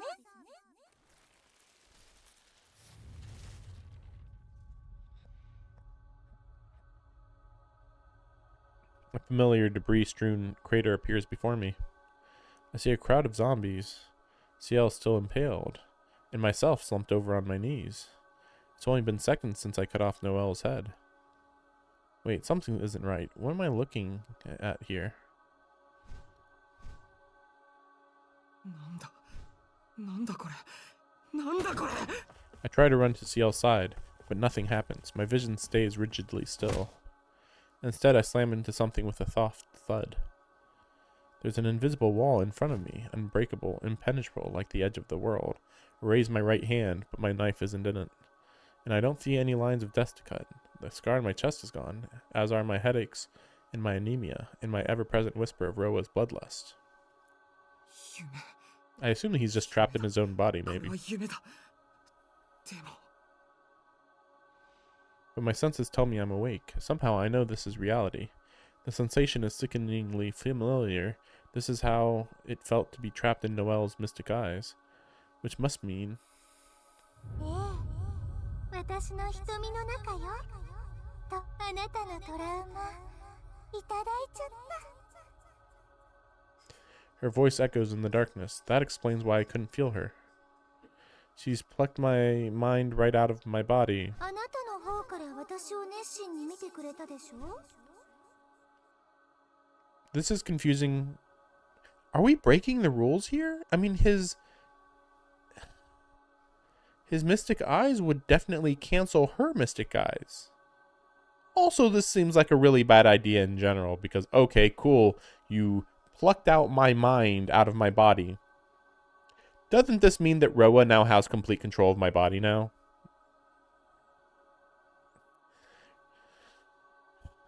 そのおかげでもう一度あなたをバラの魔眼に移し込めたの。さっきは私の記憶だったけど、今度は魔眼そのものに中身をズキュー隠して、四季君の精神はこっち側に。外に残された肉体には言うまでもなく。 Yep, here comes Roa, idiot. She's just so stupid. I watch as Shikitono lurches heavily to the feet. His mouth twists in a cruel grin as he shuffles like a zombie towards Ciel. 当然、四季君がこっちにいるんだから、あっちにいるのはロアだけよね。 Wouldn't she want to, well, so, oh wait, who is benefiting here? I am so lost. Because Roa still would not be on Noelle's side in this situation. They are still rivals. No vampires work together. It could be Roa's priority to kill Noelle, but even if that's the case, this does not benefit Noelle. Shikitono advances, leaving me behind and directly in his path. Ciel's immobile body.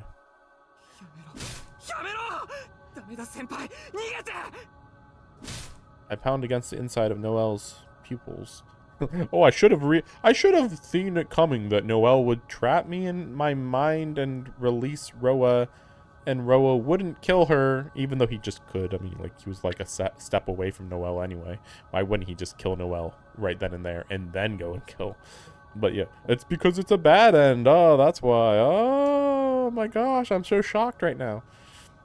Like, you're coming up with ideas really randomly. Like, oh, my power is to do whatever I want with your mind. Like, that seems weirdly powerful, even for mystic eyes.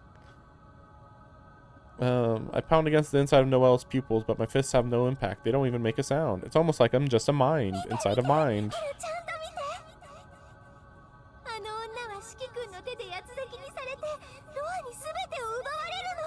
Well, we know that's not true.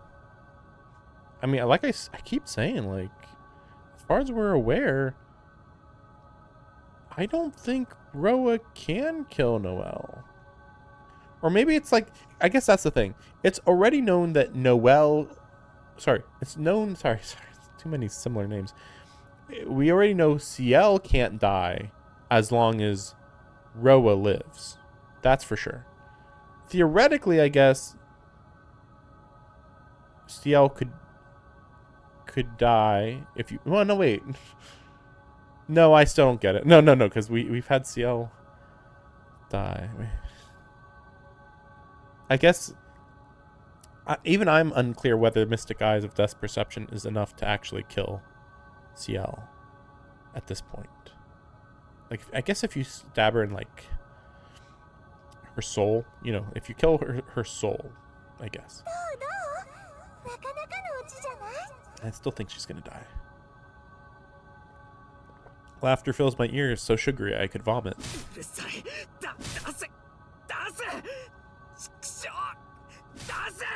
Outside, the dissection is beginning.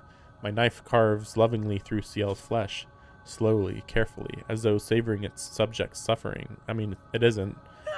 Ciel, I mean, Ciel is literally not conscious.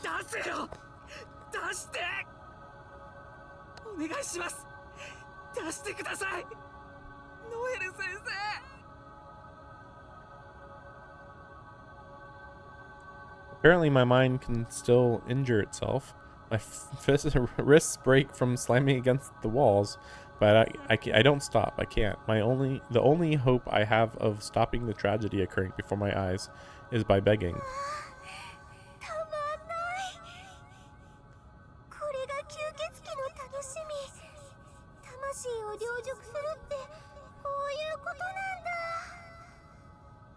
Her voice hangs in the air like heady incense.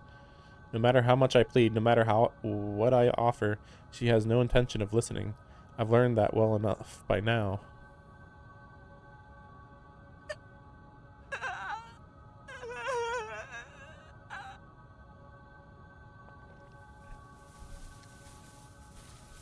My own powerlessness brings bitter tears to my eyes.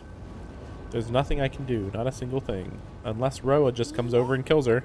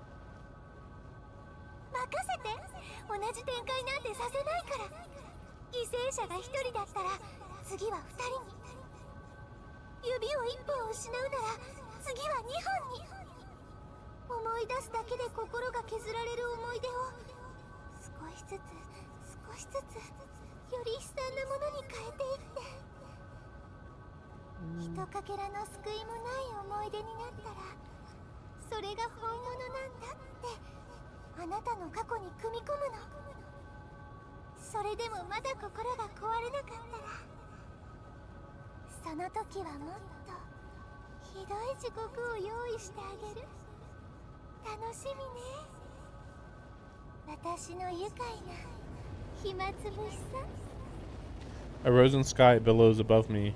Once I was Shitono, but now I'm just a nameless actor trapped on a stage with no way out.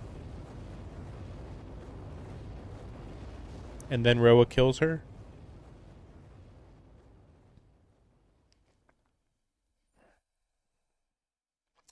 Okay, so we're making up shit. Okay. I was like, why is her eyes suddenly working when the Mystic Eyes of Death's Perception are canceling her eyes? Oh, because we've already decided this is a bad end, I guess. We're just going to break the rules of our world for no good reason.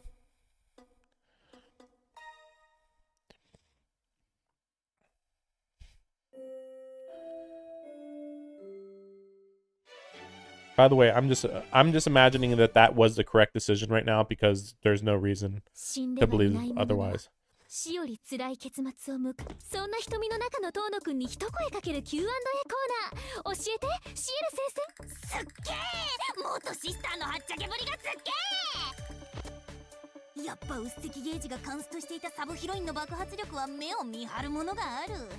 追い込み方がどうに入ってるんだよにゃ。プロの仕事つうか。えげつない、ひたすらにえげつない。そこのところどう思うし。なぜ私に意見を求めるんです？今回の原因は戦うという発想は良かったのですが、状況が最悪でした。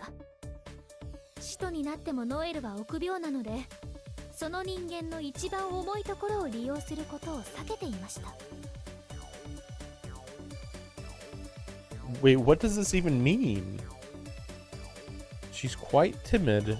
She'll be reluctant to unleash her full power on a mere human. I don't know what that means. でもスイッチの入ってしまったトーノ君の非人間性がノエルに最後の一線を越えさせた。 I don't know what this is supposed to mean. こいつここまで行かれてるなら私もやっちゃっていいじゃん。結果使徒ノエルは対等の士気の切り札を切ったのです。 What's a anti-Shiki Tono trump card?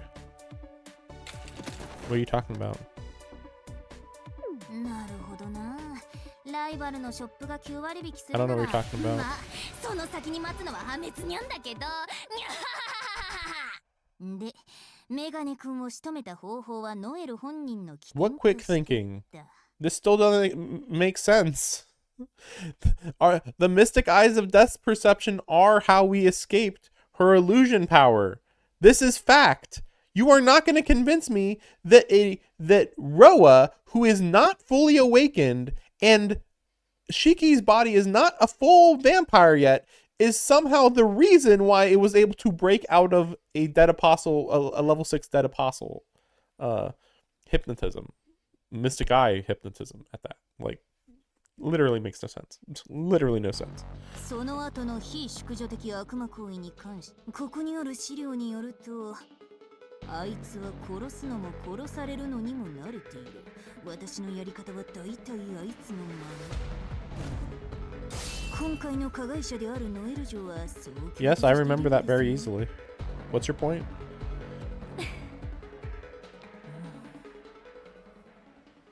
それではいつも通りこいつ笑顔で済ませやがった。 You didn't explain anything. They literally explained nothing.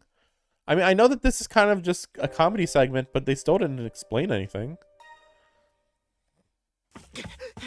Let me check the flowchart. Also, did we really just get sent back to the beginning of the stream?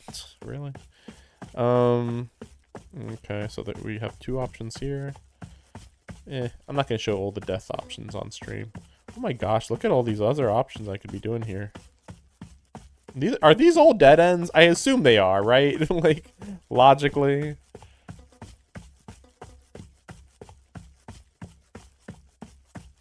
Wait, what? Oh, right. Okay. Somehow.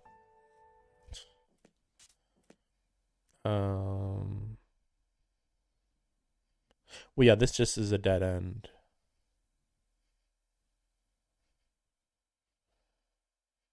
Yeah, I don't even think it'd be a very interesting dead end.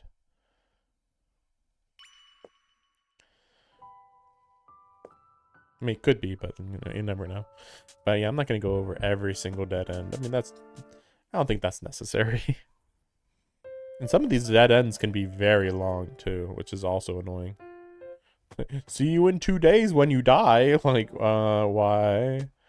But yeah, like, why did we get sent that far back? Like, why wouldn't we just get sent to, you know, the obvious part?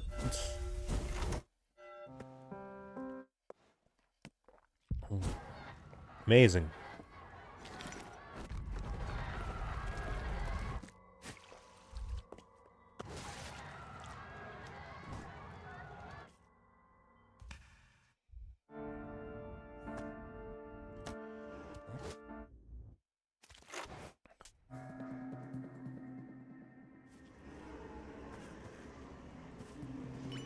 The situation is clear somehow.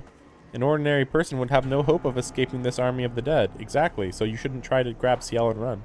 I'd get bogged down trying to fight my way out, find myself dogpiled, and end up eaten alive. But I'm no ordinary person anymore. Though I have yet to drink blood, I'm still half-turned. I mean, are you half-turned? How are you half-turned even in this situation? But okay, I get it. Enough. I grip my knife in my right hand, grip my teeth through against the pain in my left.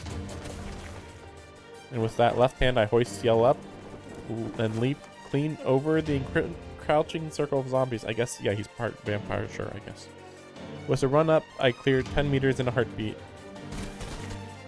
My ankles take the impact as I more crash than land. There's a limit to how well I can absorb the shock while carrying Ciel, but I avoid any serious damage. So this is what it's like to be a vampire. If the zombies were my only concern, I could make a clean getaway, but for the briefest moment, I look behind me. The Scarlet Vampire is grinning sadistically. Go on, run, she seems to say. It's more fun that way. I adjust Ciel so she's piggybacking me as I sprint through the field of debris. Not an instant later, an iron spike grazes my thigh.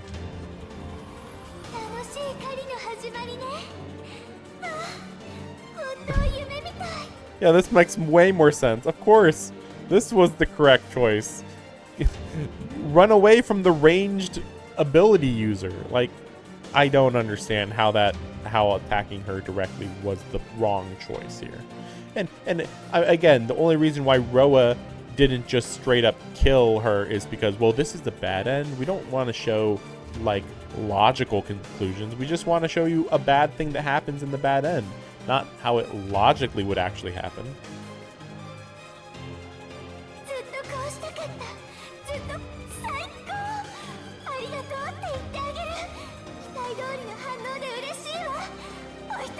Her voice chimes in my ear. She picks me out with directed sound waves while the ringing of bells fills the crater. It must function like sonar, allowing her to map out her surroundings. What?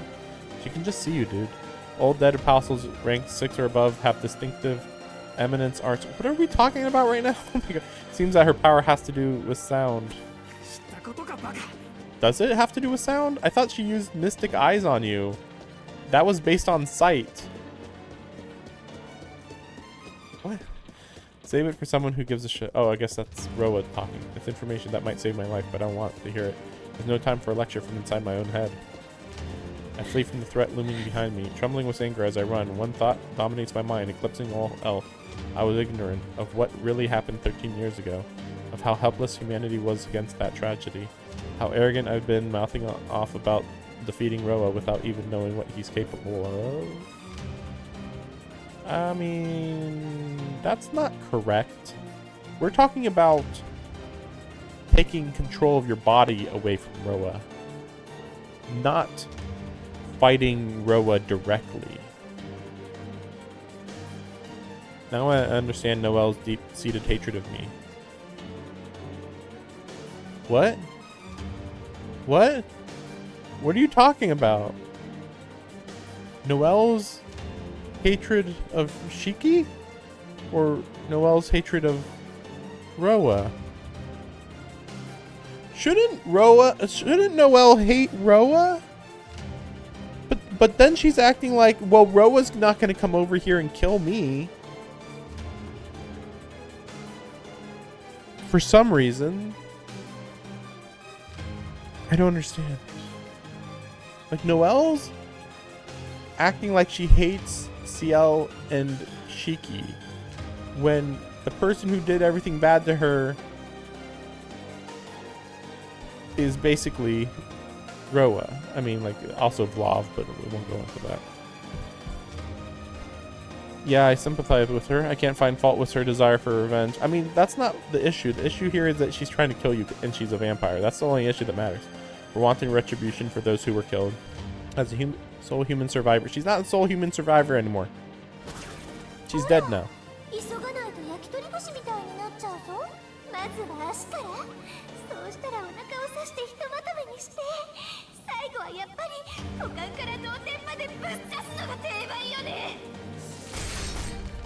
Metal rain metal rain thunders in my wake. She's clearly toying with me. Her spikes are deliberately aimed just shy of my heels, so that I'll be skewered if I slow down by even a hair. But with Ciel on my back, running is all I can do.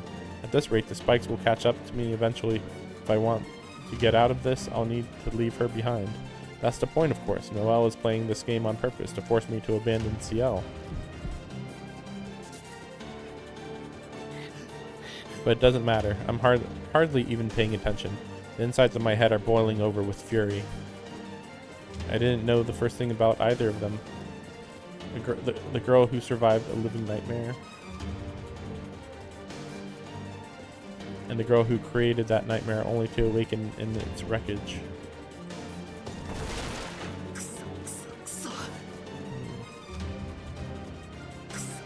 Sorry. I'm just wondering what this thing is over here. Wait a second. Let me see config for controls.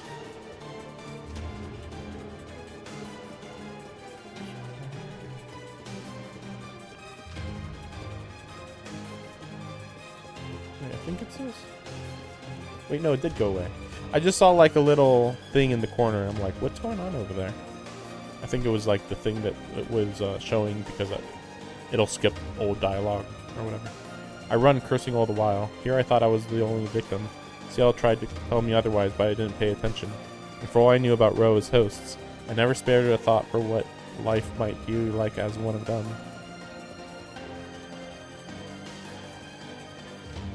I mean, yeah, don't worry about what it's like being Ro's host.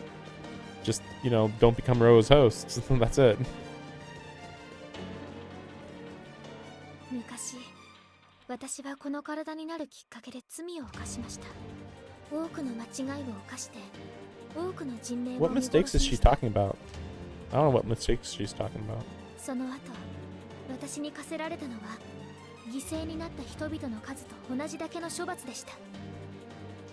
What kind of fucked up nightmare is that? She must have watched powerless as Ro did as she pleased with her body before being slaughtered by Arkwood. And her suffering didn't even end there. 教会の人たちは異端者であるその子を何度も何度も殺すんですけど、どうやっても。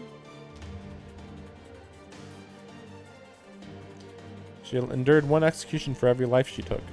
She allowed herself, a living human, to be treated like an indestructible object. And I mean, I guess she's a living human technically. And still, after atoning 100 times over. でも、そんなのは違うんです。私は全然強くない。単に死なない体だから、体が強いから罰に耐えられただけ。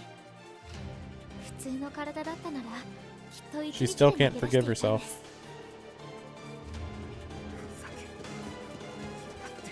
She wants to die a human death. That isn't atonement. She just wants to forget it all and rest. But she treats it as her absolute duty. She's convinced herself that if she saves others from Roa, kills him, and submits herself to death's punishment, she'll finally have paid the price for her sins. I'm sorry, Ciel. I don't think I'll ever have your strengths. All I have is this violent rage. Rage at myself for failing to realize the burden you bear. But now... まだそんな体力が残っていたんだ。四季君一人なのに日常に逃げられたのね。一体いつまでそんなガラクタを背負ってるつもり？ That might have been a blessing in disguise. I'm glad I didn't give myself up to die. I'm glad I didn't leave you alone, even if it means letting Roa get away. Even if it means letting Roa get away? Wait, was that her talking? What? I'm glad I didn't leave you alone, even if it means letting Roa get away. What does this mean? Jumping as high as I can, I disappear into the ruins. No spikes follow me. I thought as much. She's not yet grown into her powers. At her current stage, she can only pick up on sources of sound, which is to say, moving objects. It took a while to find, but this place should suit my purposes. There's enough space here for one person to hide undetected. I let Ciel down against the wall. She's asleep, but her eyes are wide open. At first glance, anyone would think she was dead, but she can't die. That's how she's endured so much. This vampire's mystic eyes are just another bump on a long, long road. She'll shake them off in no time and come back to me. Okay. I mean, okay. So are we now going to go fight? Are we now going to go fight Noelle? I don't. So until then, the best thing I can do is buy her time. I hold her unmoving body close. I whisper her name as I run my fingers through her indigo hair and finally speak the words I've been aching to say. Indigo? Wait, she's got purple hair? Shouldn't it be navy hair or... I mean, it really is navy blue. Our embrace only lasts for 10 seconds, but I'm certain we felt each other's warmth. Indigo? Indigo? And then I drag myself away. So goes the last of my personal desires.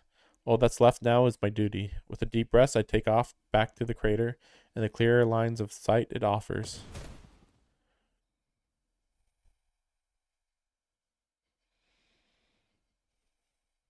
I emerge from the maze of debris into the central basin. It's amazing how sprightly I am with no one to carry. I could probably bound up the giant's staircase and back to the surface in minutes. The giant's staircase? You mean the giant's staircase? Whatever. That is. Yeah, here we go. あら、ブッシュから出てきてどうしたの？もしかして諦めちゃった？それどっちにしろ楽しいウサギ狩りはここまでかしら。If she'd let me. A palisade of spikes cuts off my escape as the vampire touches lightly down to earth. Now that we stand on the same broken ground, I could reach her inside of 2 seconds.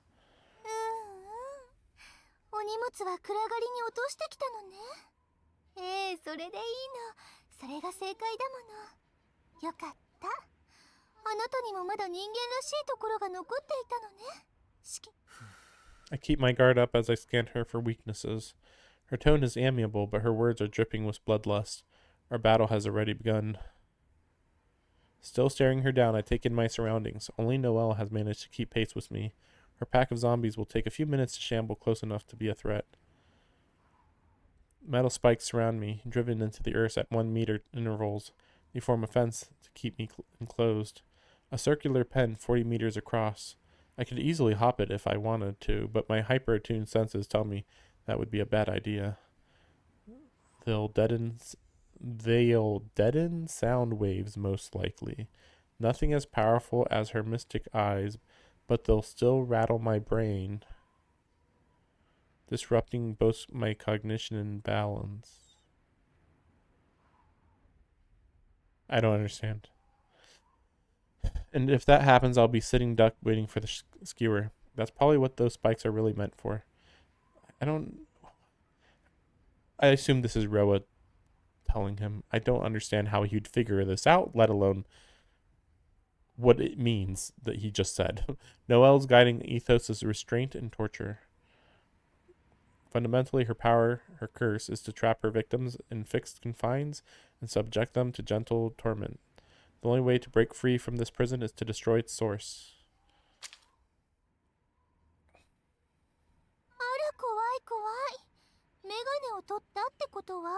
I'm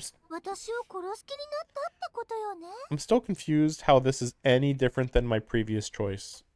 What the heck is the difference? Just don't look in her eyes? But right now he is looking in her eyes. Now this is a battle to the death. The slightest misstep or misfortune will be fatal. That should scare me, right? Of course it does. I'm even more terrified than the time I fought with Lov. You should not be. She's not anywhere as strong as him. Not just because she's strong, but because I've glimpsed her heart. If I die here, it will be because a part of me still sympathized with her. But I won't let that happen. I can't afford to lose. I mean, not really. I mean, the only reason is if I sympathize with her. That's it. Noelle holds a single spike in her hand. She's been raining them down on me by the dozen. She could use as many as she wanted, but her smile gloats that just this one is enough. 知ってるわ。キューサ猫を噛むでしょ。それはダメか。私負けちゃうもの。この場合は支柱にカツありってやつ？まあどっちでもいいか。大事なのは生意気にも私をどうにかできると思ってるその目つきをどう教育するかなんだし。 Here she comes, even taking into account the differences in our weapons and abilities. I can only take 2 hits at most. I raise my knife and shift my weight onto my heels. まあ体罰が妥当よね。そんなナイフでどこまで持ちこたえられるか先生が試してあげる。 Shouldn't we... Oh, never mind. I was gonna say, shouldn't we be seeing the lines of death in these spears? And then I did notice a couple. I fall backwards, fluidly, but in full control. Noelle and her spear pass overhead as I topple onto a bridge pose. The spike meant for my heart pierces empty air inches above the tip of my nose. Out of the corner of my eye, I see Noelle grimace. Her stomach and the line of death running across it is fully exposed. I twist under her guard, aim carefully at my target. And the elbow of her weapon arm sends me flying.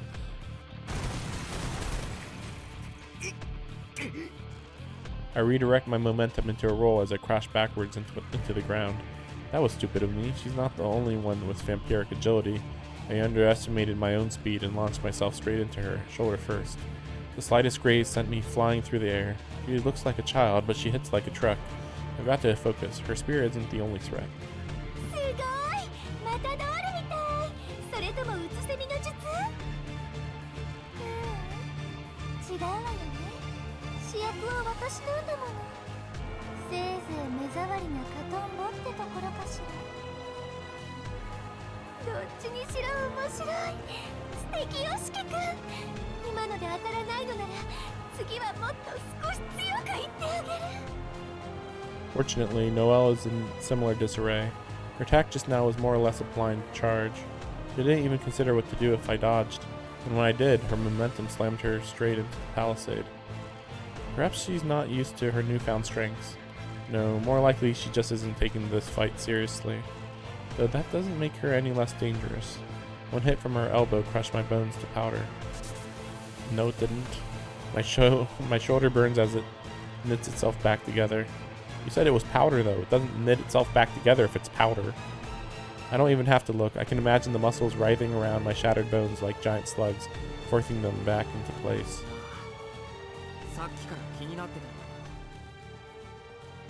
I just have to buy it a few seconds. 何？私の魅力に参っちゃった？年下の先生って興奮しちゃう？それは別の意味でも入ってるけど。 A desert apostle is like an upgraded human. Those who become vampires can optimize their appearance to reflect their ideal self, or their body to impart inhuman pleasure. So Noelle's current appearance must be what she considers the pinnacle of beauty. And for a living creature to consider their early puberty the pinnacle of anything is unfortunate.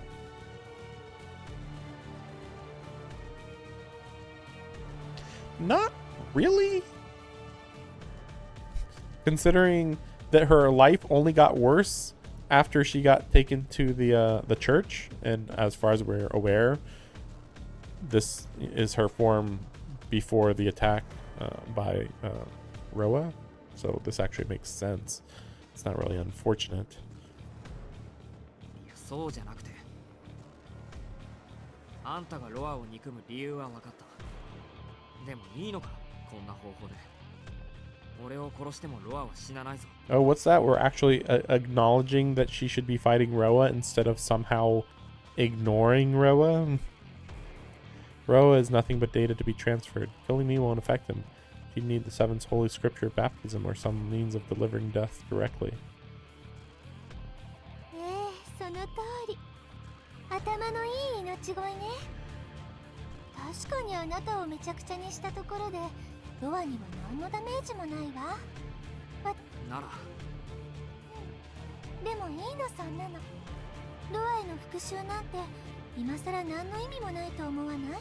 Oh, of course, she's completely driven by emotion, but somehow revenge doesn't really do anything.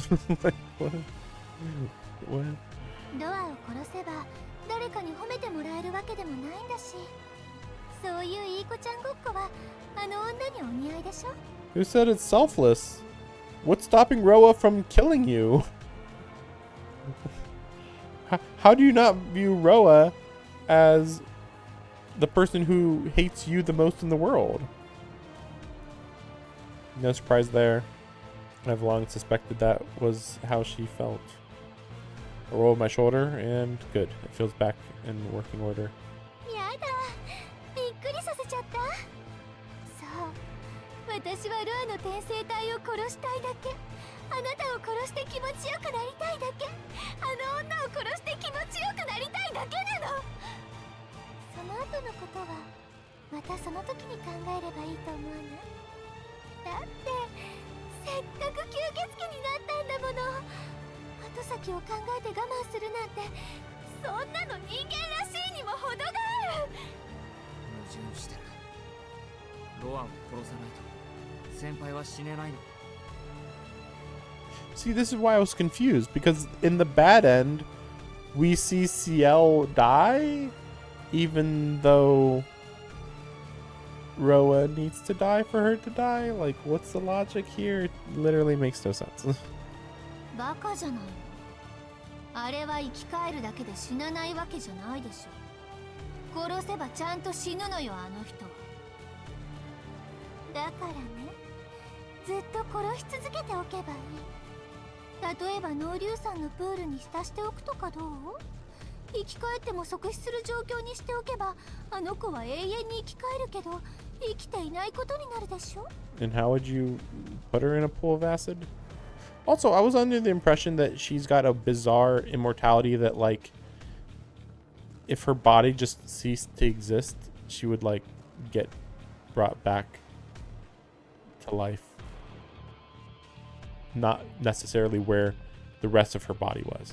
Like, if you cut off her head and just, like, let's say ate her head, would her body reappear where her head was? Or would her head reappear on her body? Stuff like that. But whatever. I bought myself more than enough time. My shoulder is good as new, although my head aches a little from the expenditure of blood. I'm perfectly calm. I must be, because I'm fully aware of the zombies assembling outside the pen. So I can ask her one final thing. ノエル先生、これがあなたと最後の会話でしょうか。最後の間違いよしきくん。日本語は正しくね。むざむざ殺される気はありません。それでもあなたが俺だけを殺すというのなら筋は通っています。へえ、だからシエルは見逃せっていうの？本気？でも無理だから。というか四季君の命なんてどうでもいいし、先にあなたを殺しておけばあいつはもっと苦しむでしょ。わかる？あなたはただの前妻なの。私にとってメインディッシュはあの女の処刑ってまだわかんない。 Okay, so she only cares about Ciel now, I guess. Alright.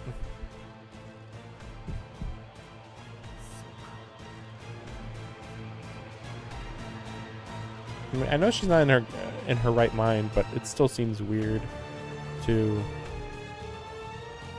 say that she has more of a grudge at Ciel being Roa's body when everything bad happened than for Roa, who is the person who did the things. There's nothing more to say. The memory of a hopeless girl trembling in a chapel hall fades into the back of my mind. In its place is conviction, clearer than ever. I cast aside the last vestiges of my human sympathy and grit my teeth against my headache as I close it on her for the second time, and we just do the same plan as my first choice the first time. 6 meters between us, 2 steps until I'm in range. 1 step, my gaze homes in on her right hand, which is readying her weapon, and her right foot, where tension is gathering. A right-handed thrust would use the left foot to support the body's weight. If she's using the right, that means 2 steps. Now I'm in spear range. My weapon has a far shorter reach than hers. The line of death wriggling and wriggle and writhe. Unless I dodge the coming attack, I won't be able to cut them cleanly. I screech to a halt in front of her, twist around the spear shooting towards my heart, and... I mean, she doesn't really have to follow the rules of momentum and, like, you know, like, ooh, I gotta bring the spear back and then bring it forward. Like, no, I think if she's holding the spear, she can just go, like, ching, ching, you know, like, that's it. Like, that's a lot more powerful than normal. Like, it'd be low strengths, but, like, low strengths at this point means nothing. She flicks me. Just a tap from her middle finger to my side is enough to send me crashing into the palisade. My back slams against the metal spikes. My side has gone numb. I fight for breath against a ruptured diaphragm. And then there's the sound. The instant I touch the spikes, a brain-scrambling cacophony assails me. I open my eyes to find zombies clawing at me. A swarm of hands grasp for my prone body. I roll away to get some distance from the palisade. The zombies won't cross it, probably at Noelle's command, which means she'll be coming to finish this personally.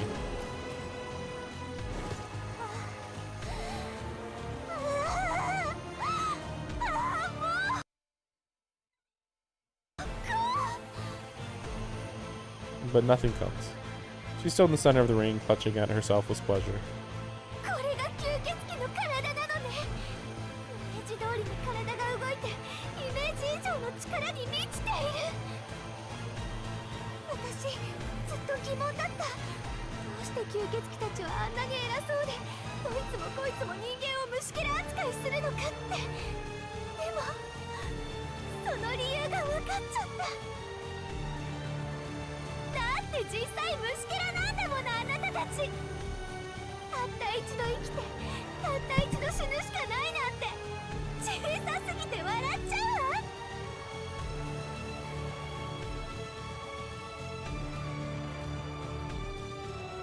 I get to my feet and walk back towards the vampire. My breathing is still impaired, but I'll heal before I reach my destination.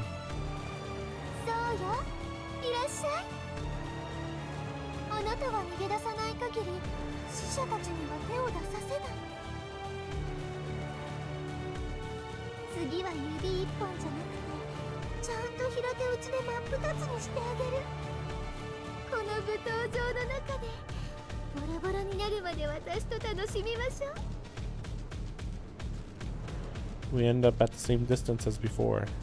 6 meters. Noelle is more focused than ever. I clench my left hand to test whether it's recovered.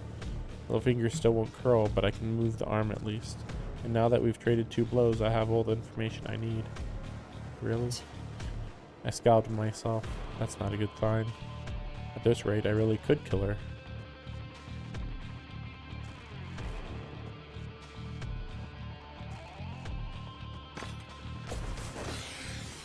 She must have mistaken my hesitation for fear, because she launches herself at me with an ecstatic grin. A crude thrust, relying on pure momentum. Don't get the better of me a third time. Gone faster, but I can see her limits. My newly restored left arm is once again sacrificed to intercept the blow. As a spike pierces my wrist on the way to my heart, I fling my arm out to the side. There it goes again, I guess, but it's a small price to pay for an unobstructed shot at her neck. A single thought flashes through my brain. No, it wouldn't be right. I don't know.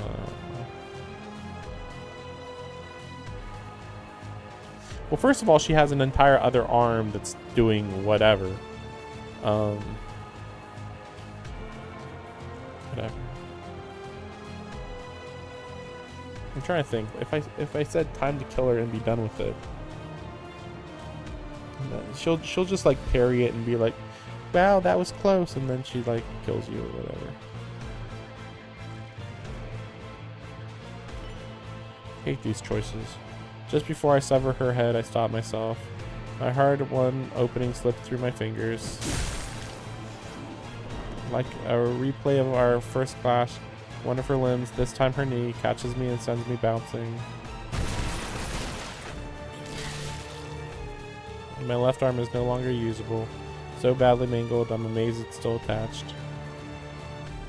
The blood loss makes my head swim. Soon I won't be able to breathe. The only saving grace is that without the warmth of circulation, I can't feel the cold. I'm a picture-perfect walking corpse, but I knew that this was a possibility. My play was all or nothing. Now that I've squandered the chance to earn me, all that awaits is death. As for Noelle, she's over 10 meters away, patting at her neck to make sure her head is still attached. Her face is a mask of terror. 今もしかしてやばかったの？ I have nothing to say to her. A chance like that won't come around again. そうよね。そんなわけないわよね。だって私の方がずっと強いんだから。吸血鬼としても私の方が上なんだから。君なんかに怯えてなんかないんだから。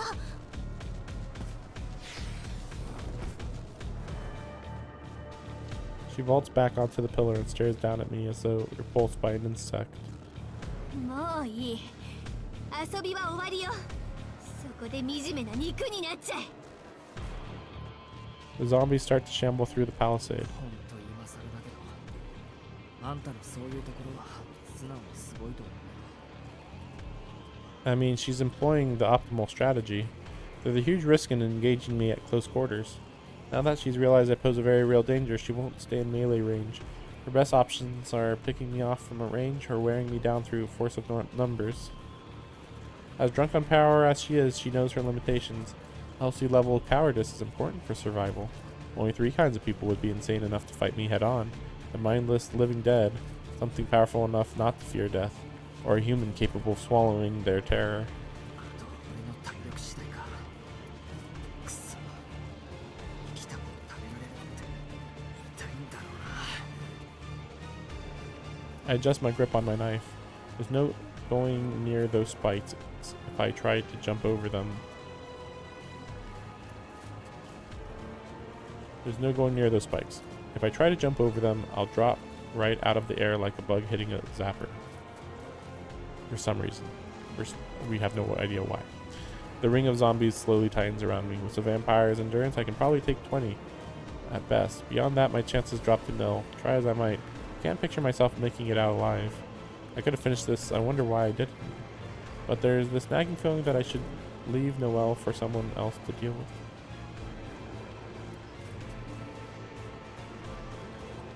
What, Mario? Ah, the writer is telepathically telling me that's not what you're supposed to do. Like, I was already like, if this is the wrong choice, well then screw the author. Because I only chose it because, yeah, the author is like, yeah, don't kill people even though he killed Vlav. Like, you're allowed to kill Vlav, but you can't kill Noelle. Like, either both former humans. What are you talking about? There's no difference between them. Well, no time for regrets. It's not like I can afford to die here anyway. I muster the last of my blood and brain power and hurl myself into the encroaching tide of them dead. Also, he's part vampire. He should be able to kill all 50. Like, he's like, oh, I'll tie her at 20. And I'm like, you're a vampire. You don't know how long your endurance will last. It should be, like, infinite, kinda. I cut down another zombie. That makes 10, 20 more?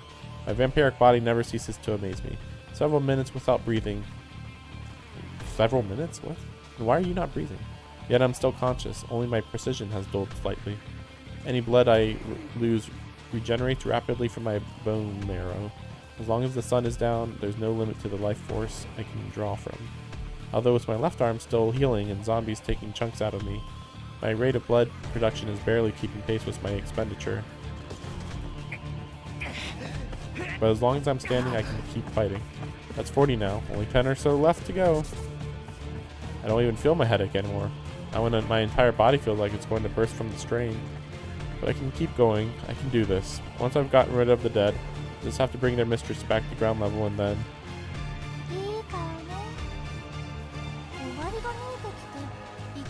Yeah, like what's stopping her from just throwing spears at you from here?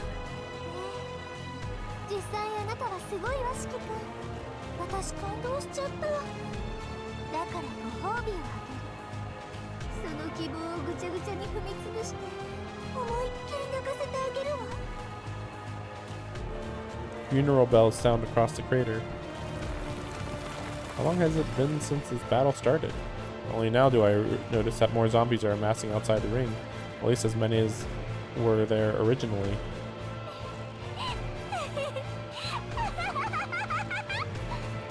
残念だったわね、おバカさん。ここをどこだと思っていたの？ドアの地下墓地の丸の果てよ。手足になる死者なんてそれこそ吐いて捨てるほど埋まってる。そうね、私から見てもざっと10体分ぐらいはいるんじゃないかしら。 I don't understand. Just because there's bodies doesn't mean vampires just control them. I mean, you still have to, like, have control over them. Either, like, put your blood in them or something similar. My heart finally sinks as the last of my hope evaporates. 10 times 10. More than 100 zombies. And still more are coming. Just let go, a voice whispers in my ear. Their proposition is all the more appealing to a vampire. Getting injured doesn't hurt all that much. It's the healing that's agonizing. So dying would be peaceful. In a way, giving up is the easiest choice. Wait, what the hell am I talking about? Since when did I care about doing things the easy way?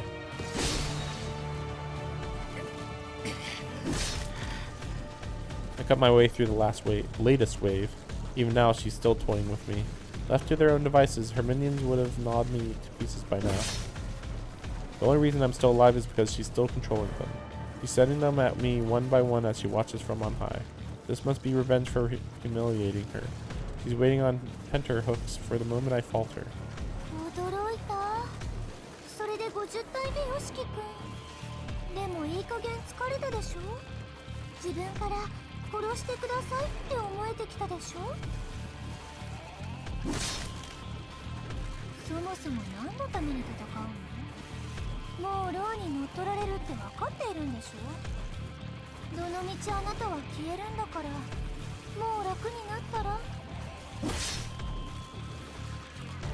Shut up already. These zombies are bad enough without your voice in my ear. The only thing I'm getting tired of is her games. If she wants to kill me, she's going to have to work for it. しつこい人ねえ、どうして死にたくないから戦うの？でもあなたはもうすぐ消えるじゃない。なのにどうして諦めないの？触りムカつくの見ていられないの？ほらさっさと死ね虫けら。時の私みたいに何もかも投げ出せって言ってるの。 I feel a spike coming from above and leap back. It flies from her hand to pierce the ground at my feet. She stares dumbly down at it, as though she's cast aside her pride with her own hands. In this killing field, I find myself grinning. 何がおかしいのよ。先に頭の方がいかれちゃった？諦めないのは脳が腐ってもうゾンビになってるからなわけ？ I'm not certain I'm still saying it myself, but apparently I've retained the capacity for pity. まったく言いたくはなかったけど、あんたの勘違いは耳障りだから教えてやるよ。俺は死にたくないからあがいてるんじゃない。シエル先輩がいるから立っているんだけど、あんたが何をしようが知ったことか。なんですって。 I take a deep breath. As soon as I say this, it's over. No more playing around. She'll come for my head. I'm fine with that. I can take it. But unless I reaffirm here and now what it is I'm fighting for, I might lose sight of who I am. 俺が諦めないのは先輩を信じているからだ。もっと生きていたいからだ。っていうか、俺はこれからずっとシエルと楽しくやっていくんだから、こんなところで死ねるかバーカ。 Stick that in your pipe and smoke it. ああ、そういうこと。拷問って苦しめるだけが答えじゃないのね。命を奪うこと、未来を奪うことそのものが責め苦になるやつもいるわけ。 The zombies cease their lurching movements. An enormous number of spikes array themselves behind Noelle, more than my brain could possibly follow. いいわ。それならさっさと殺してあげる。あの女への見せしめに隙間なく埋まって死ね。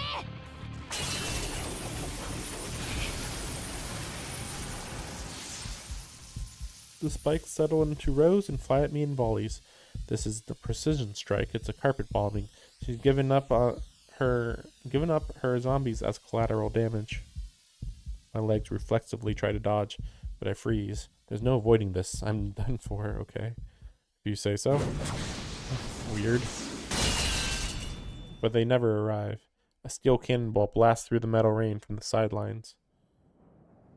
One of the church's black keys rests on the ground. That can only mean... I look up in joy. The vampire looks up in anger. We follow the black key's trajectory to its source. She stands atop a crumbled pillar.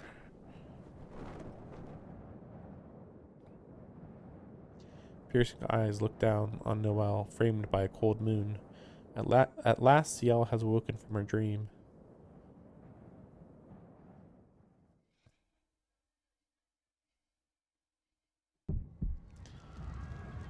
I watch normality descend into nightmare. Stop. I watch parents kill their children. I watch children kill their parents. I watch as all are consumed by indiscriminate slaughter.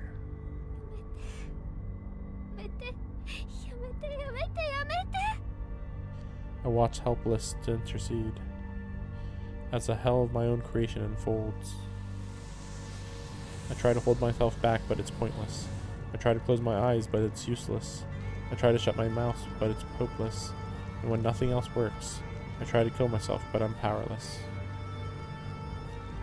I am a sick kind of machine, a compactor built to extract blood by any means. Perhaps that is insulting to machines. A machine is at least efficient about its work.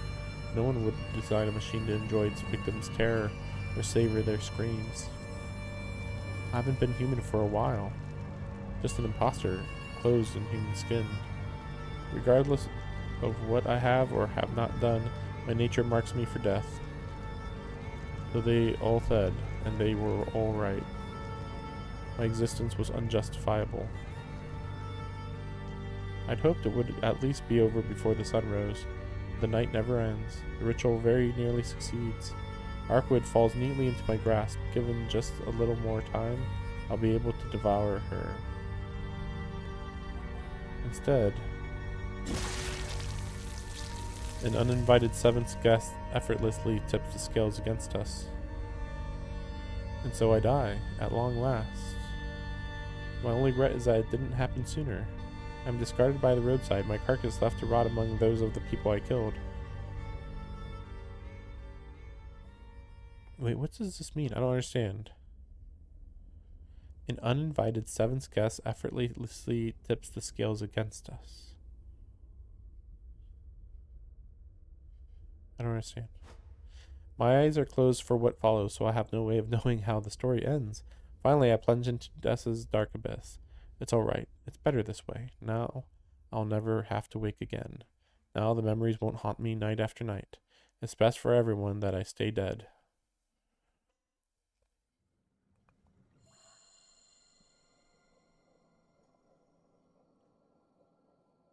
But even in sleep, I couldn't forget. Of course not. I mustn't ever forget what I've done. So instead, I fought, hoping to be of some use to humanity, vowing never to rest for as long as I lived. I convinced myself that even I could make a difference. How foolish I was. All I achieved when hurting those around me, all I accomplished when was tainting their soul. I'm sorry. I didn't know my place. I'm sorry I couldn't die when I should have. I'm sorry I can't fight anymore. These 6 years didn't change me one bit. I've lost everything that made me who I am. Now I'm no more than a mindless husk. It's only right that this is how I meet my end, killing my own heart until there's nothing left inside me. I'm so sorry. I never should have fooled myself into thinking I was worthy of saving anyone.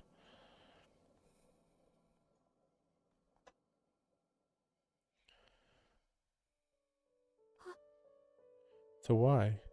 Why do I feel the warmth of a hand through my hair? I see.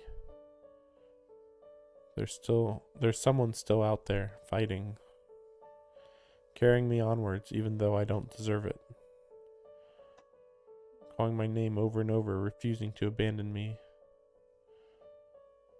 The pallid heat of his body warms my chest. I wish he'd stop. I wish he'd leave me here. There's someone out there who needs me.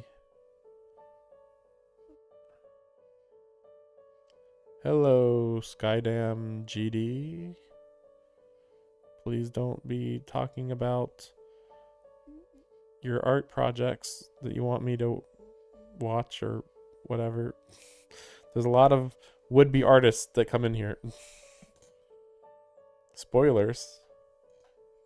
Yes, there is a lot of spoilers going on. I mean, I did say I'm in part 23, day 13. So, I mean, I'm very, very far along. I'm sure he isn't the first, but that isn't enough. I can't fight anymore. I can't take it. I can't bear the memories. Okay, it's been a while since I've had somebody here to watch, actually. You'd be surprised how rare it is. And there is a lot of bots who come in, to be fair. That's nice to see. Yeah, because, yeah, like, I wish I saw more Fate fans on Twitch. I don't know why I don't see more. I've been in pain for so long, all I want to do is rest. I've never been strong, just terrified of stopping. It was only a matter of time before I derailed and crashed. So what would be the point of picking myself back up? No matter how many vampires I kill, or how many lives I save, I will never find forgiveness.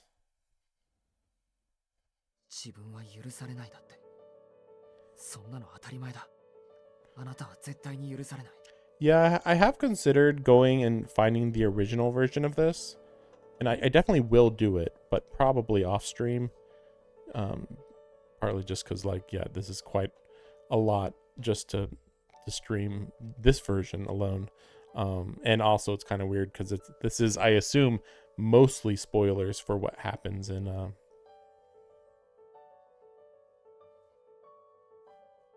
happened in the original. Like, I think that they just changed some details as far as I'm aware. Oh, you can read it for free? I mean, yeah, you can pirate it if that's what you mean. Yeah, as far as I'm aware, Noelle doesn't turn into a vampire in the original. So I have no idea what this scene would even be like in the original. I don't know if that nervous, I forget that. I've seen like the characters for the original, but I don't know, I don't know the actual context. Also, I think Mario isn't in the original either. So yeah, there's a lot of characters they added in the remake that like make it so it's like, yeah, I can't even imagine what the original was like. I assume also the original, maybe it was a little shorter, maybe? Because like there's times in here where I'm like, I'm a little surprised how long these routes are. Every time I'm like, oh, I'm about to the end of the route, it's like, no, you got a few more days left. It's like, okay. Never, huh? Well, of course not. I could have told you that. How could you, when you can't even forgive yourself? The voice is right by my ear, speaking the heartfelt words of someone who is no longer here. Oh, okay. I was actually thinking that, yeah, I guess I could just read it. I was just thinking like, well, I'd actually want to watch the visual novel, but I guess a lot of the pictures, I don't know exactly how the pictures are. Let me just go look that up actually.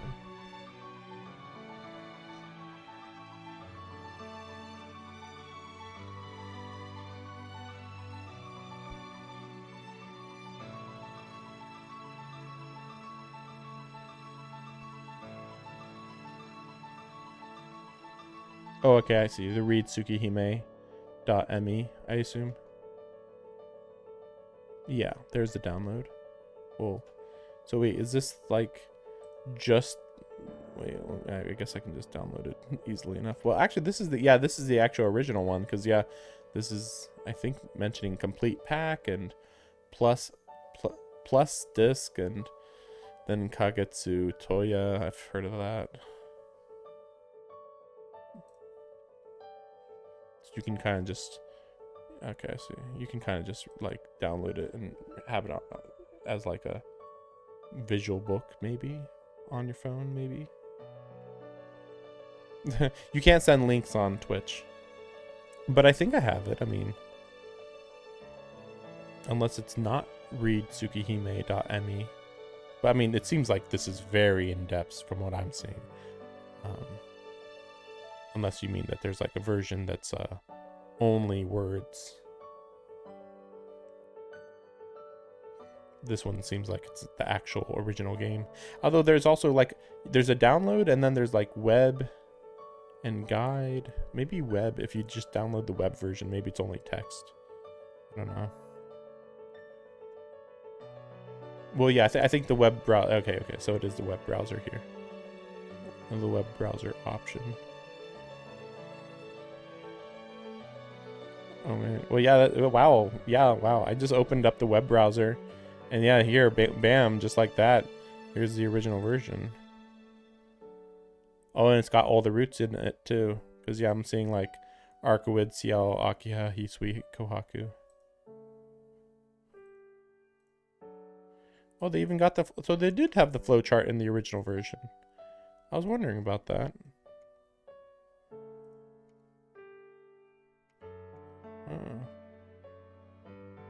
I mean, looking at, well, okay, it's pretty long. It still feels like the original must have been shorter though. I think it's a little hard to tell because the flowchart has all of the all 5 roots at the same time, but based on there being all 5 roots there, it's like that feels like very short considering 5, like that whole flowchart has 5 roots, and it's like that's pretty comparable to piece of blue glass flowchart. So it does have the images. Okay, yeah. So it is the full game then. Okay. Yeah, that's what I was wondering about. Okay, yeah, I'll definitely have to check that out after I finish this. I think I'm near the end. But he's right. There's no forgiveness waiting for me. No absolution. I can't ever atone for my past. The best I can do is stay here in the darkness. 違いますよ。あなたが許さないと誓ったのは過去じゃなくて、この先の行いでしょう。何をしても結果は同じなら、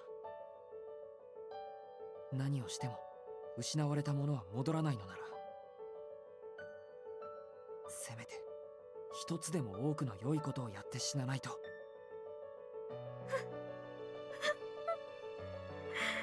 I sobbed into my knees. His words strike home. The thought of my stupidity threatens to tear my chest open. I know, believe me, I know. I spent 6 years living like this. But now I wonder if that wasn't sinful in itself. After all the lives I've taken, what right do I have?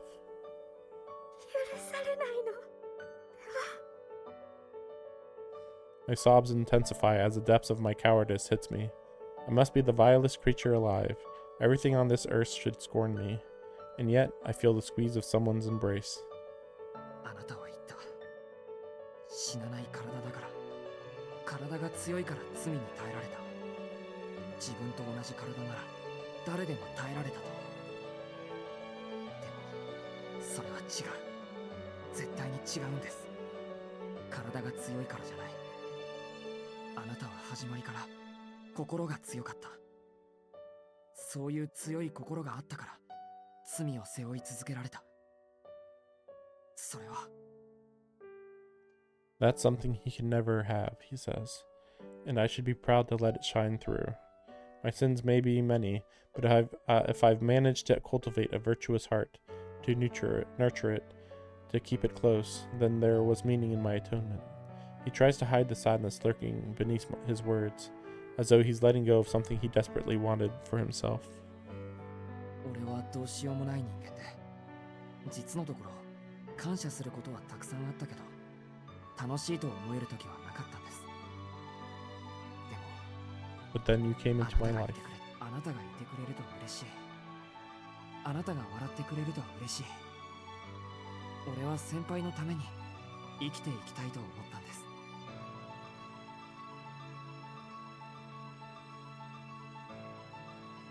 あなたの道に付き添っていく。あなたが許される日は来ないと分かっていても、あなたが自らを許せる日が来ることを願ってずっと一緒に歩いていく。だから厳しいけど力尽きるまで戦うのをやめないで。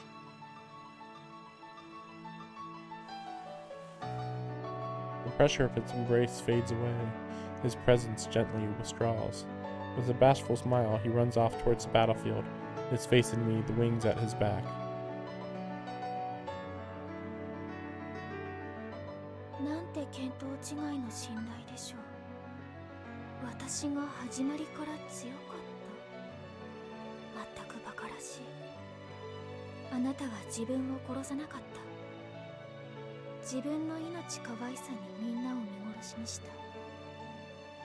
この世で最もありきたりな利己主義という悪心、それが私たちの正体でしょう。 I stop my weeping. Boiling blood surges through my leaden body. It's painful, excruciating. I've come back to life more times than I can count, but the agony is overwhelming every time. I really can't seem to stop apologizing. I'm sorry, my body. I've put you through a lot, but please, bear with me just a little longer. 私たちは元からそういう生き物だった。ロアという吸血鬼はケーキに過ぎない。私は優れた肉体を持って生まれてしまった。いずれ周囲との圧力は起こっていた。それがあのような形になっただけだ。私はどうあれ多くの罪を犯していた。多くの人間に石を投げられる運命だったのよ。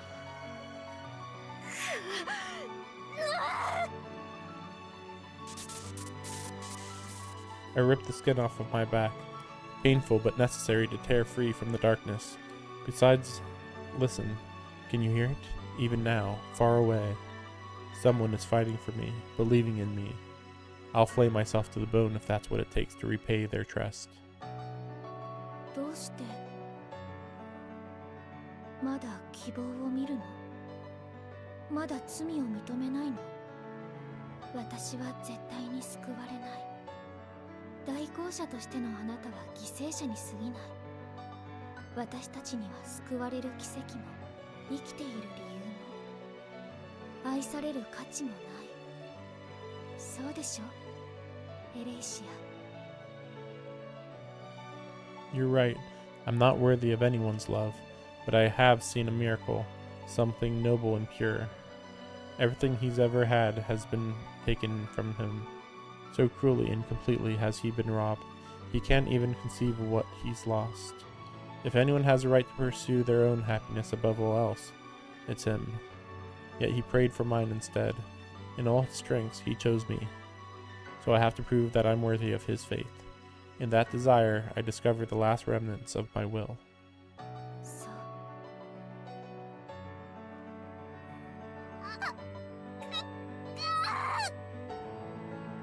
I reach up towards the light. My body is drained of strength. My heart is as weak as ever. My doubts will stay with me until my dying day. But I have to do this. This life I have isn't for lamenting the past.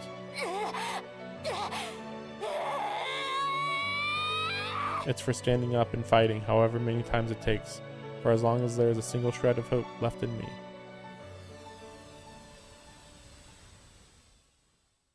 この偽善者。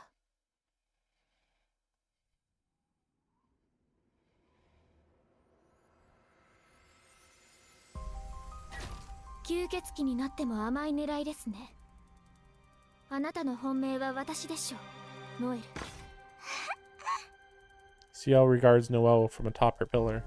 As she should. She has no need to look at me down here on the earth. And now that I've seen she's unharmed, I have nothing to say to her. I've played my part. Now it's up to these two to settle their score. Oh, okay. I was confused. So earlier, Shiki said, I'm not the one who should end Noelle, because you had to choose to not stab her neck a little earlier. And I'm like, wait, who was supposed to fight Noelle then? And it's like, okay, I guess I understand why it should be Ciel, I guess. Like, I get it thematically a little bit, because like she's like kind of responsible for Noelle's life to some extent. But I'd still say that Shiki could just as easily just kill Noelle. I don't think there's a big reason why it needs to be Noelle necessarily. I don't agree with that. さっきまでメソメソ泣いていたくせに戻ってきた途端に上から目線とか笑えるわ。何？もしかしていじめられるのが癖になっちゃった？もう一度私の目に見入られたいの？ Mystic-eyed.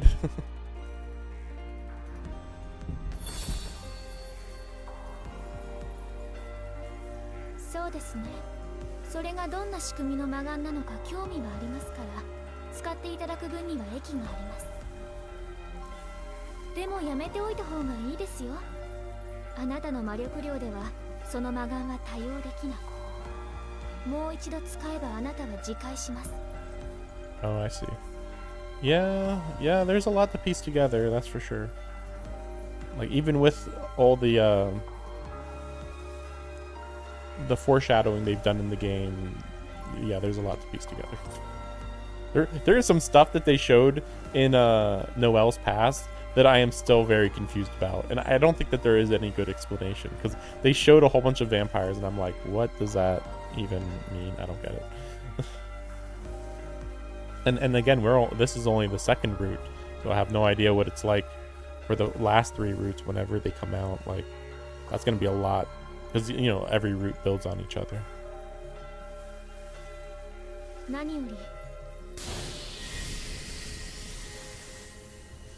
よりもう聞きませんから。 What? それ魔力はより強い魔力に洗い流される。 Oh, yeah. どこのそのレプリカかは知りませんが、分かっていればこの通りです。 Well, then why did it work on you earlier? The back of Ciel's right hand is glowing. With my half-vampiric gaze, I can see the vortex of energy swirling between the two combatants. The scarlet curse emanating from Noelle's eyes, encircling Ciel like a tangle of sword, and its barbs decay the moment they touch her body. The curse embedded in her right hand overwhelms them with its sheer magnitude. The curse embedded in her body?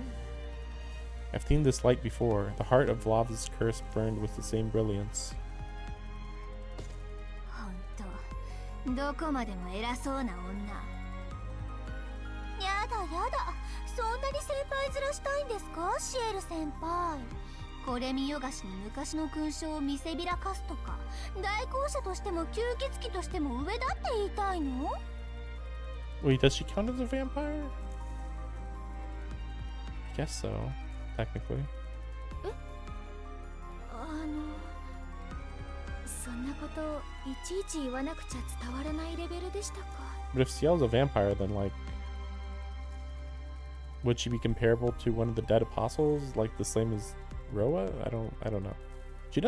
She shouldn't be linked to Roa though, but she is. There's a lot of links going on with Roa. Because like, so Roa was in Shiki's brother's body, but also linked to Shiki, but also linked to Ciel.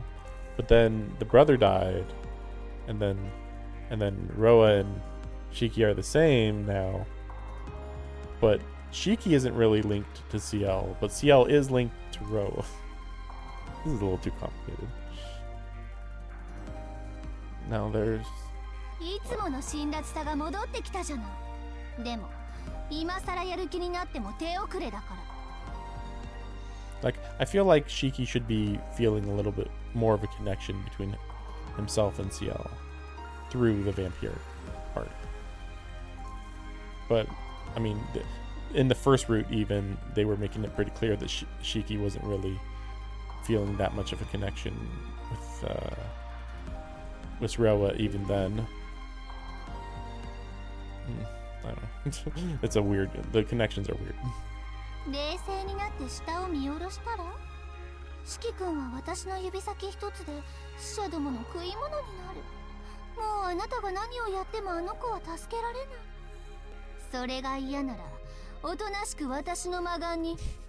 Don't want that to happen, then into my eyes you go. If I hadn't seen that dead end with Shiki, then I would not know what this statement even means.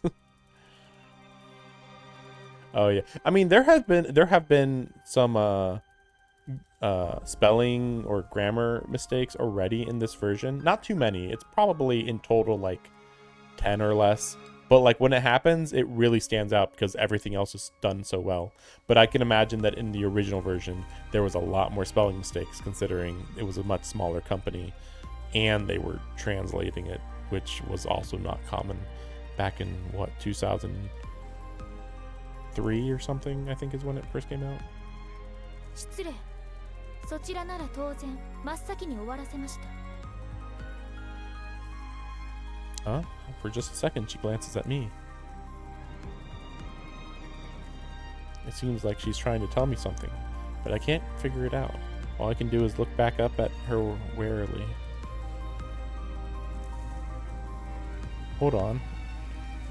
Yeah, did she throw up like 100 freaking black keys to fall precisely on all of the zombies? The reverberations hit me. 12, 2 dozen more. There's no doubt about it. Those are Ciel's black keys. She threw those like 10 minutes ago. Yeah, that's right. The H scenes. Yeah. That's a little too silly that she's that accurate. There's like no explanation for why she's this accurate. She's just that good. Like, oh, come on. But yeah, I know about the H scenes. I'm gonna be reading at least the Fate Stay Night Fate route in the future, and same thing. I'm gonna be like kind of eventually go back to compare them to the original as well, and yeah, I know that those have the H scenes also. Actually, you know, it's funny though. I don't think I remember hearing anything about the H scenes in Tsukihime. But I hear about them in Fate Stay Night all the time, so I don't know why that is. Noelle sounds just as surprised as I am. The rain of black keys pierces every last zombie surrounding me, destroying them utterly. Noelle turns a murderous glare towards me, or rather, towards the empty ground where her minions used to be one last time, and then she cuts me out. As far as she's concerned, I no longer exist. Ever the pragmatist, I would have done the same thing. She can no longer afford any oversight or miscalculations. With the table so decisively turned, her objective has changed. Now she is in mortal peril. In the coming minutes, she will have to lay her very existence on the line. Not to kill, but to survive. 私の今までの戦い、今までの食材はすべて嘘だったと言いましたね、ノエル。And I think I hear about the H scenes way more in Fate Stay Night just because way more people have read Fate Stay Night than Tsukihime. That's my guess, at least. I think. Because, like, to be fair, if you became a Fate fan, unless you do some extra deep diving, most people will be like, oh, Tsukihime, it's not Fate, so it's not important. I think that's kind of how that works. Like, if you start at Fate Zero or Fate Apocrypha, you're like, oh, I don't need to go to Tsukihime. But like at a point, I feel like once you are a Fate fan and then also go over to the Tsukihime side, you at that point you're more like a Nasu fan specifically, which is not as common, even if it seems like it's common online. It's a little complicated because now you got Fate Grand Order, and some people like the Fate series and they don't even get into Fate Grand Order, and it's like, okay, well, you're missing a lot of content there. And then things get like really muddled when yeah, sometimes they, Fate Grand Order eventually gets Ciel, and well, they have Arcuit already, so it's a little weird how much they overlap, but also don't really overlap, even if it kind of seems like they overlap. 言ったわ。何度だって言ってあげる。あなたは嘘つきで、本当のことなんて何一つなかったんだって。そうですね。私の心は嘘にまみれています。けれど消えないものもある。銅の士気を助けたいという気持ちも、贖罪の名のもとに殺してきた犠牲者たちも、犯してしまった過去の罪も、決して消えない私の真実です。私はそれを認めます。これから私が犯す命、私が残す憎しみを全て自分の罪だと認めます。あなたが私を殺すことを正当なものだと受け入れます。はあ？何を当たり前のことを言ってるのよ。認めたからなんだっていうの。そんなことで自分が正しいだなんて言い張るつもり？ A wall of spikes takes form behind Noelle's back, like a vampire's fangs ready to sink into their prey. いえ、善か悪かで言えば私は悪でしょう。ですが、悪だから良き生き方を望んではいけないかというのなら、それは間違いでした。だって、人間の善悪と人生の善悪は悲しいほど違うものなんですから。私のせいだと復讐に走るあなたの言い分は間違いであり正しい。ロアの転生を止めるという私の使命感も間違いであり正しい。今私たちは同じ境界に立っている。 The same threshold, she says. They are both sinners, straddling the line between good and evil. On this battlefield, they are equals. なら、後の計りは力で示すしかない。互いが間違いであるのなら、それぞれの正しさは互いの強さでしか測れない。The seventh holy scripture clanks into position. Ciel's eyes make it plain that she will say no more. 何それ？結局強い方が正しいっていう。It's true. That is true. That's like survival of the fittest. It's like, okay. ああ、本当に信じられない。最後の最後までムカつく女。Like, we get it already. She doesn't understand. Ciel isn't saying that might makes right. She's saying they're both right in their own way. But brute force is the only way left to make their cases. That basically means might makes right, but alright. I mean, based on what Ciel just said, it almost sounds like they don't even have to fight each other. But, like, fundamentally, Ciel should be like, oh, you're a vampire, I gotta kill you. So it's like, what are you talking about? Even if, I don't know, whatever. It's an apology for failing to apologize before things reached this point. An apology for failing to apologize. But it falls on deaf ears. 開き直りやがって。それが不公平なんだって。何度も何度も言ってるじゃない。Bells toll to announce the holy night. The executor meets them head on. The vampire can offer the executor no forgiveness. The executor can offer the vampire no salvation. Wait, aren't the executors giving the vampires salvation just by killing them? Whatever. With no recourse left but violence, their final battle begins.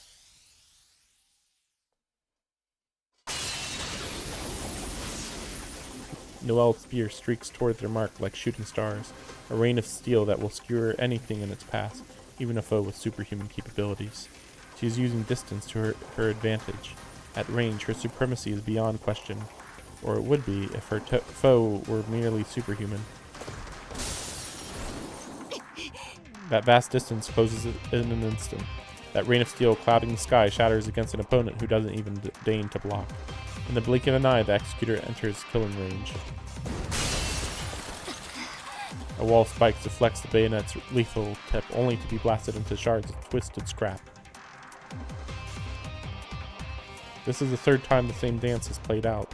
Noelle's resources are starting to run low. By contrast, her opponent is an implacable juggernaut, blazing with bottomless magical energy. Wiping away tears of shame, Noelle rallies herself. She knew it would be like this. Tormenting a sad little half-vampire was one thing. Her current opponent is a monster whom other monsters fear. Victory won't come easily.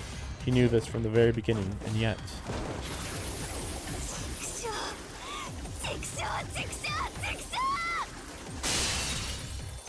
Each blow pushes her a little further backwards. Each clash saps a little more of her strengths. She can't take much more of this. Her only chance is to marshal all of her strengths and kill her enemy right here, right this instant.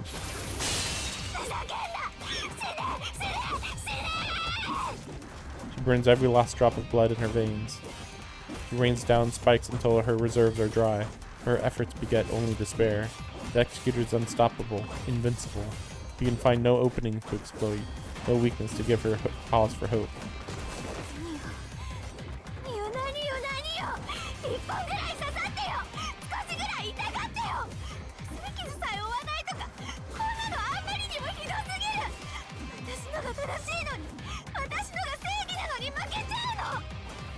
I mean, she probably should have been trying to be a little sneaky and try to use her Mystic Eyes a little more. Mystic Eyes are clearly her strongest weapon.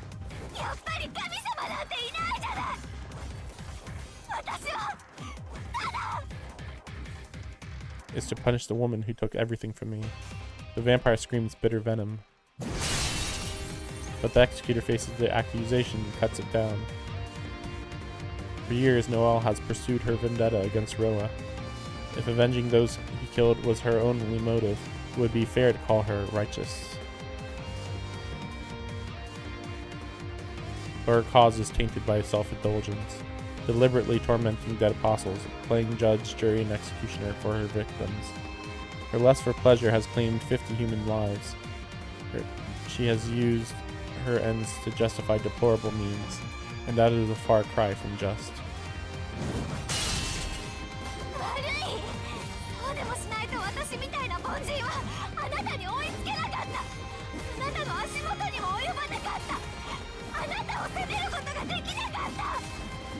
All she has left is a single spear in her hand.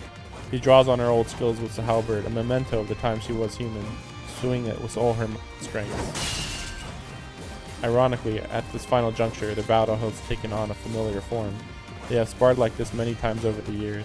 That familiarity forces a momentary stalemate.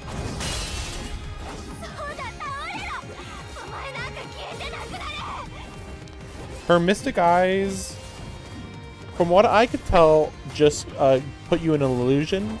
There was implications it might be sound-based, which is not how Mystic Eyes work as far as I'm aware.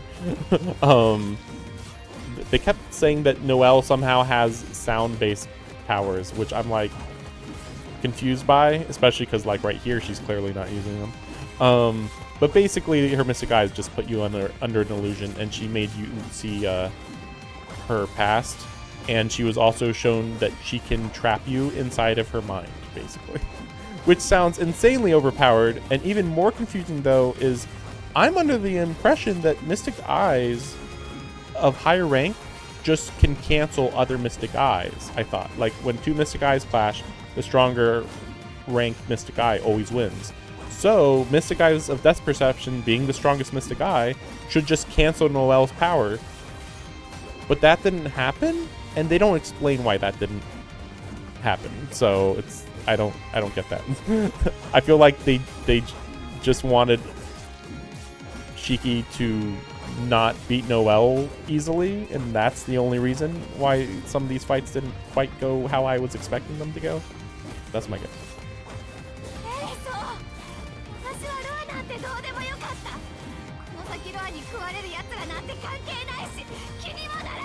Yeah, also her motivations are very confusing, because she's making it very clear she hates Ciel, even though Roa did everything using Ciel's body.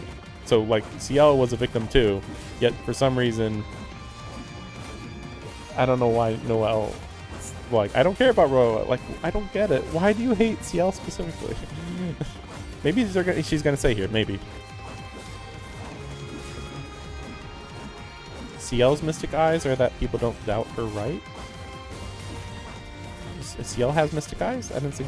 I thought what happened there was that she just kind of canceled. She said that her magic, she just had so much magic, she canceled Noelle's eyes. Which, yeah, I mean, it should have been mystic eyes, but I mean, it didn't seem like Ciel was using mystic eyes, so. But no, I was talking about Shiki's mystic eyes though. Should have been able to cancel Noelle's eyes earlier, way earlier.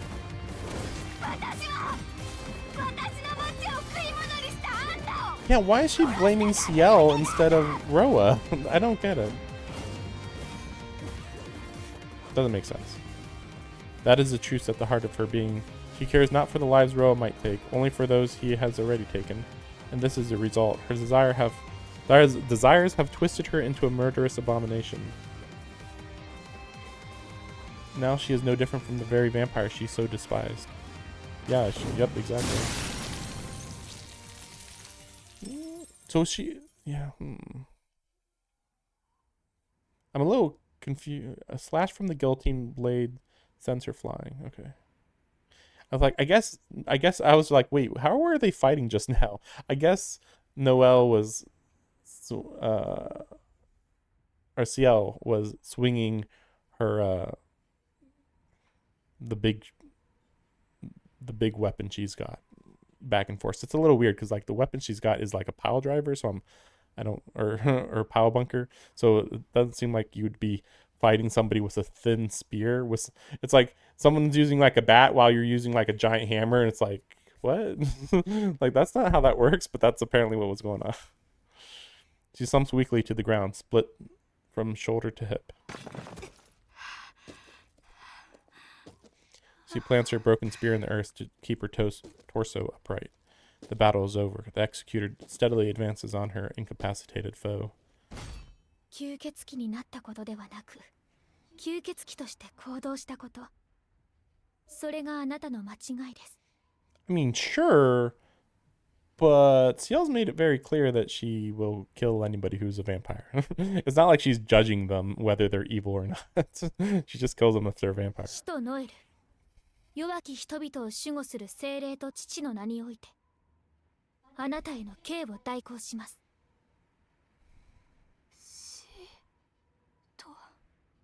The words rouse her fading consciousness. She is no longer an executor, nor even a clergywoman, only desert apostle Noelle. She looks down at herself as though surprised to find a vampire's failing body staring back.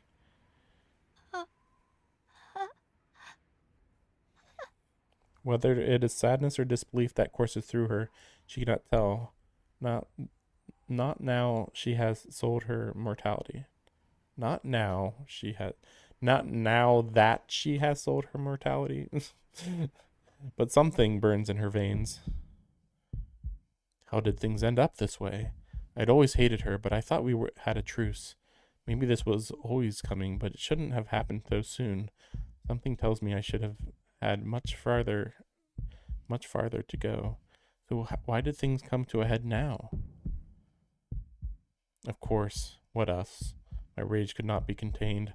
I could have lived without forgiving her. If she just stayed the way she was, I might have settled for indifference, but not after that.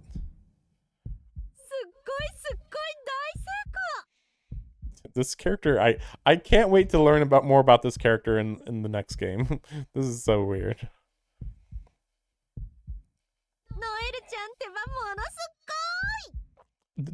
I'm not even gonna explain this girl, man. She's got so much going on with her. She's got so much going on.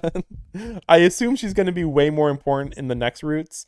She was a minor character in Arkwood's route, and she was a little more important in this route, and then she got super important, and I don't think we're gonna see her again. I'm not gonna say anything. Just you'll have to look it up for yourself. She's a character. She's quite a character. In fact, I don't even know why they're showing the scene. We already saw this earlier.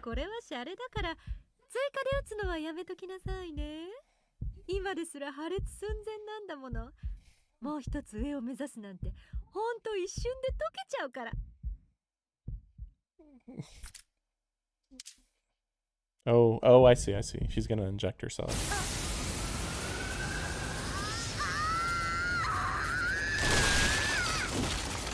Oh, I see what's going on. Okay. So these shots are how... I think I'm in true ending, Ciel, I believe. So these shots are how Noelle became a level 6 dead apostle. But yes, she could only get up to level 6. So now that she's taken another shot, I don't know why she was given another one by that woman, but don't worry about it. She was given it, whatever. And so now that she's taken it, her powers are probably gonna like be really out of control, and yeah, she's just gonna become full monster mode, I assume. Noelle is seized by a grotesque metamorphosis. A newborn star flares into being, explodes, and condenses into a galaxy all within her chest. An internal transformation on a cosmic scale. Her own body is the first to shatter, as her curse tears through it. But in that moment, she finds joy. Now, at last, she is her enemy's equal. イデアブラッド、そんなものを打ち込むなんてノエル。うるさい。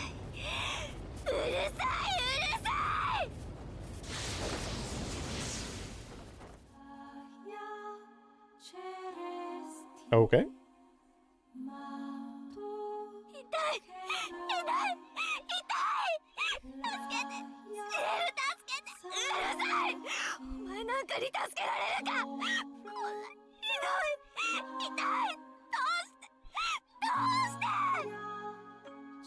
Her candle is all but burned out.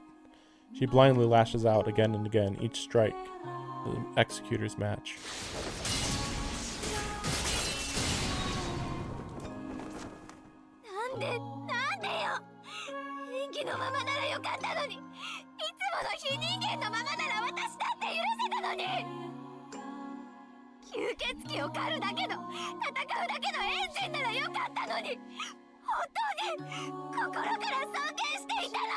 She looked up to her because she was just a mindless killing machine?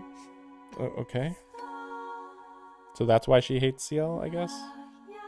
Like, because she was supposed to just continue being a mindless killing machine that would go after Roa for her, I guess?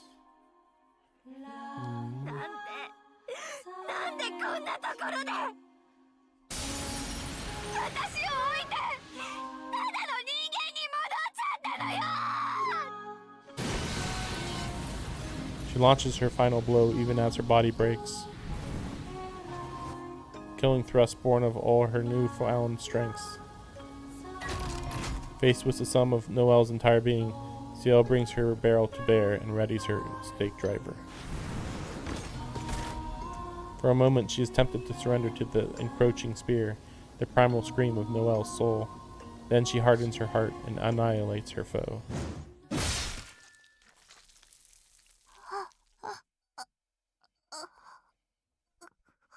The stake driver obliterates Noelle's core. Her spear falls to the ground with a clang. She stretches a blood-stained hand towards nothingness, grasping for someone she could never reach. Her whisper belongs not to an executor, not to a vampire, but to a young girl curled up scared and alone in a chapel hall.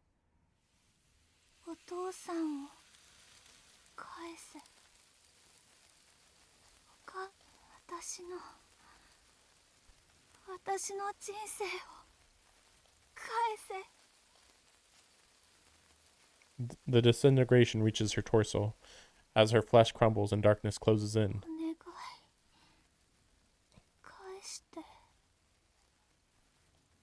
She leaves behind one final wish, left unspoken for 13 years.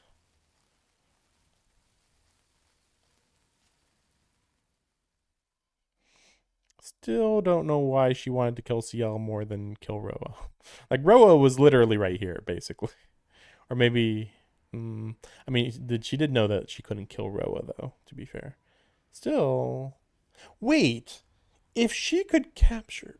This is a little bit of a spoiler from earlier. But she captured... Shiki in her mystic eye illusion or whatever. She literally trapped his mind. But it just occurred to me, what was stopping her from capturing Roa? Based on what we've seen, she should have probably been able to do that and just literally capture Roa's mind, and then he just would be trapped, I think. But I don't know. I don't quite understand how the mystic eyes were working. Like I said, I mean, as far as I know, she just looks at you and you look in her eyes, and then bam, you're captured, or the eyes work and you're in an illusion now. But again, the first time it was shown, it was just, it gives you an illusion. But then in a bad end, it showed, oh, actually, I just literally grabbed your mind out of your body and put it into my head. And I can literally manipulate your mind however I want, if I really want to. And it's like, wait, why couldn't you do that to Roa? Because then after Shiki's mind was taken out of his body, then Roa takes over Shiki's mind and then goes over and slices up Ciel in the bad end. And it's like, wait, why isn't Roa trying to kill Noelle in this situation? And why is Noelle just not trying to kill Roa in this situation? I think it's just supposed to be, haha, this is a bad end. Now watch as something bad happens. And it's like, it doesn't logically make sense, because I've said it before, but there is a couple dead ends where it's like, this isn't following the logical conclusion of what would have happened. This is just something bad happened. Oh no, this is horrible. Anyway, go and redo your choice. It's not actually because of your choice. This is the result of what happened. It's like, even though it feels like that should be what they should do.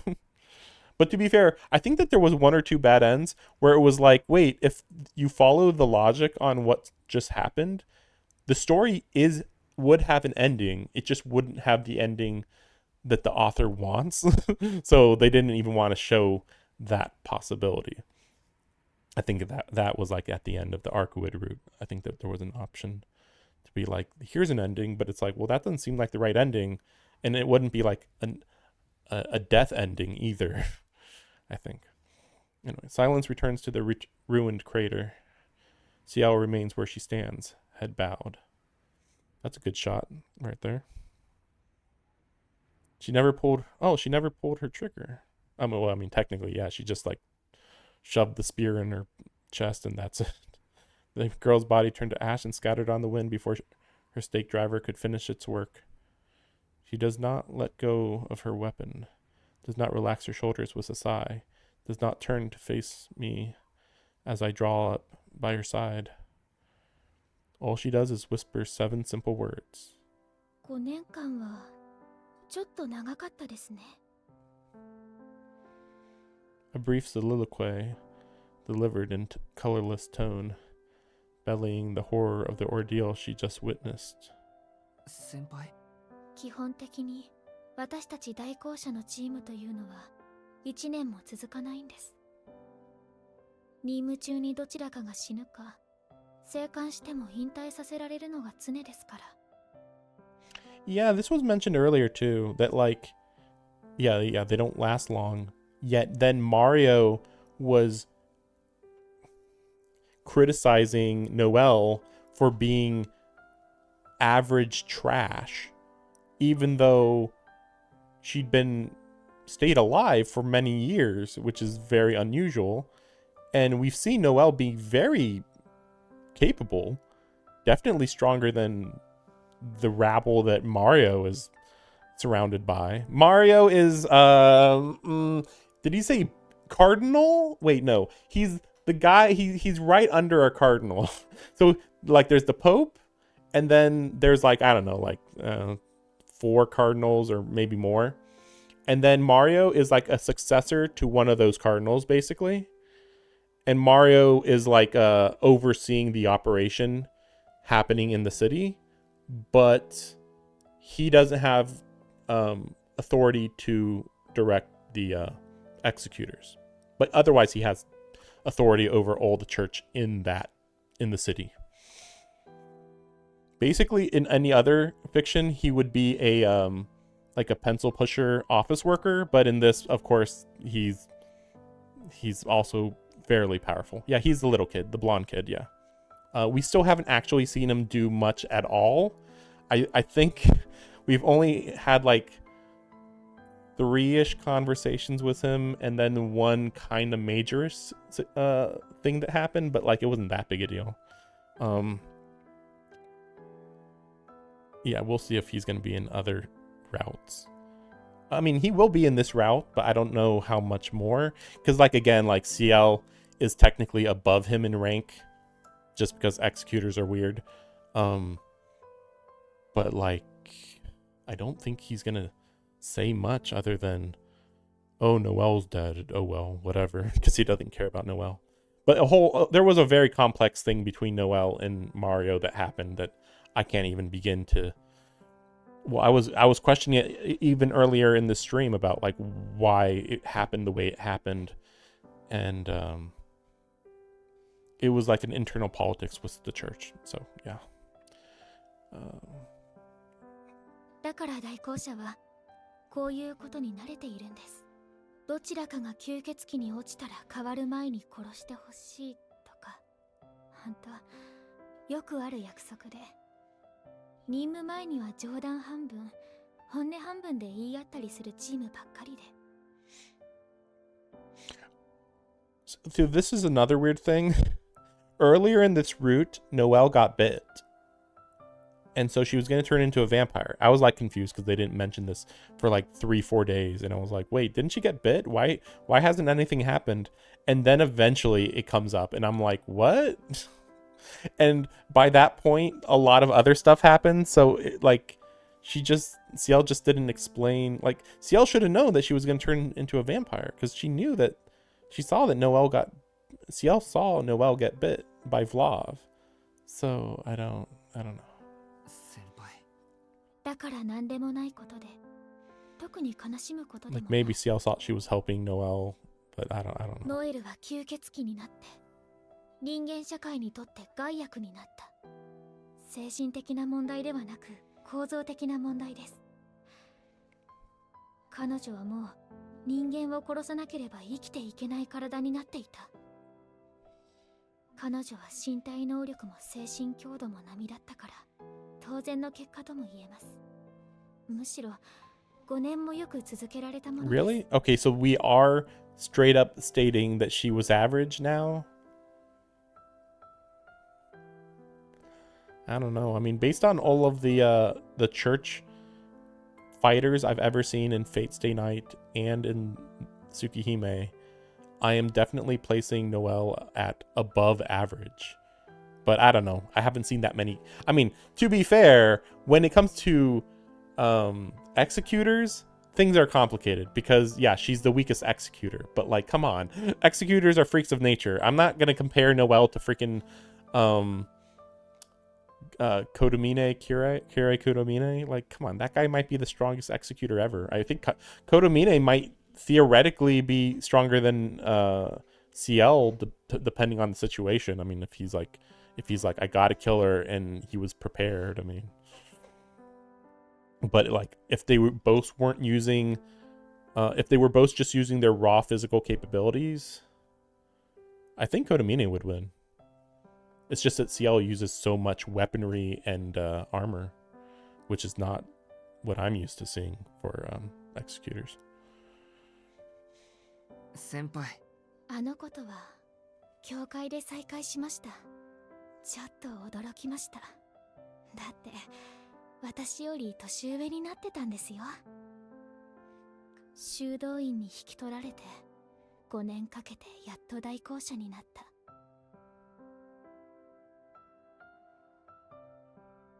でもお世辞にも優秀とは言えなくて、いつも死にそうな顔をしてすぐにリタイアしそうだった。その度に私に会いに来ては言いたい放題言って元気になるんです。呆れます。I thought she looked like she was about to die of fright because wait, but she what?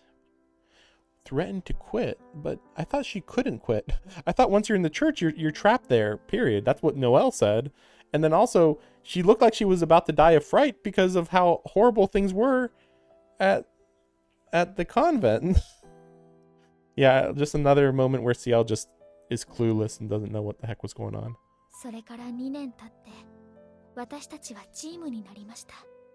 ちょっとした失敗で司祭様の不況を買った彼女が泣く泣く私を頼ってきたんです。自分を弟子にしてほしい、鋼鉄から守ってほしいって。彼女からすれば死ぬほど嫌な選択でしょうけど、生き残るにはそれしかなかった。Okay. 私は埋葬機関にスカウトされた後だったので、それなりに権限がありましたから。足手まといになると分かっていたけど、彼女を弟子として迎え入れました。それからずっと任務以外では口を聞かない関係のまま5年間が過ぎました。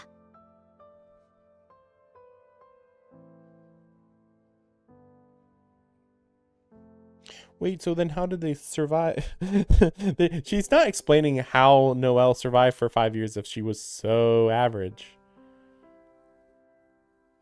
先輩、正直肩の荷が下りました。あの子はとても生き残れなかったし、欲望を抑えるのが下手だった。こうなるのは目に見えていたんです。だから。いいんだ。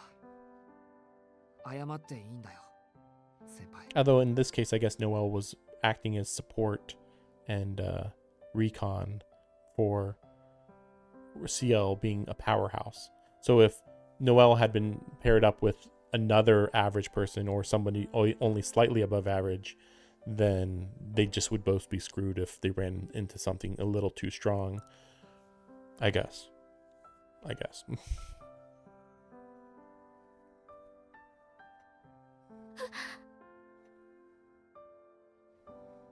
She gasps sharply. Her formidable aura wavers for a moment.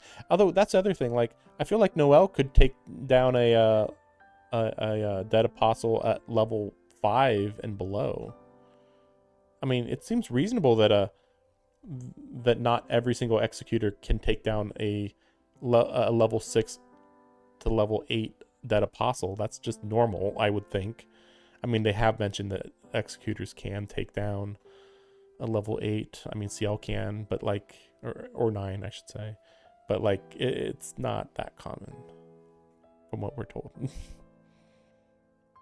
But that's all. She stays facing away, holding back her feelings with all her might. ごめんなさい。あなたに何も返してあげられなかった。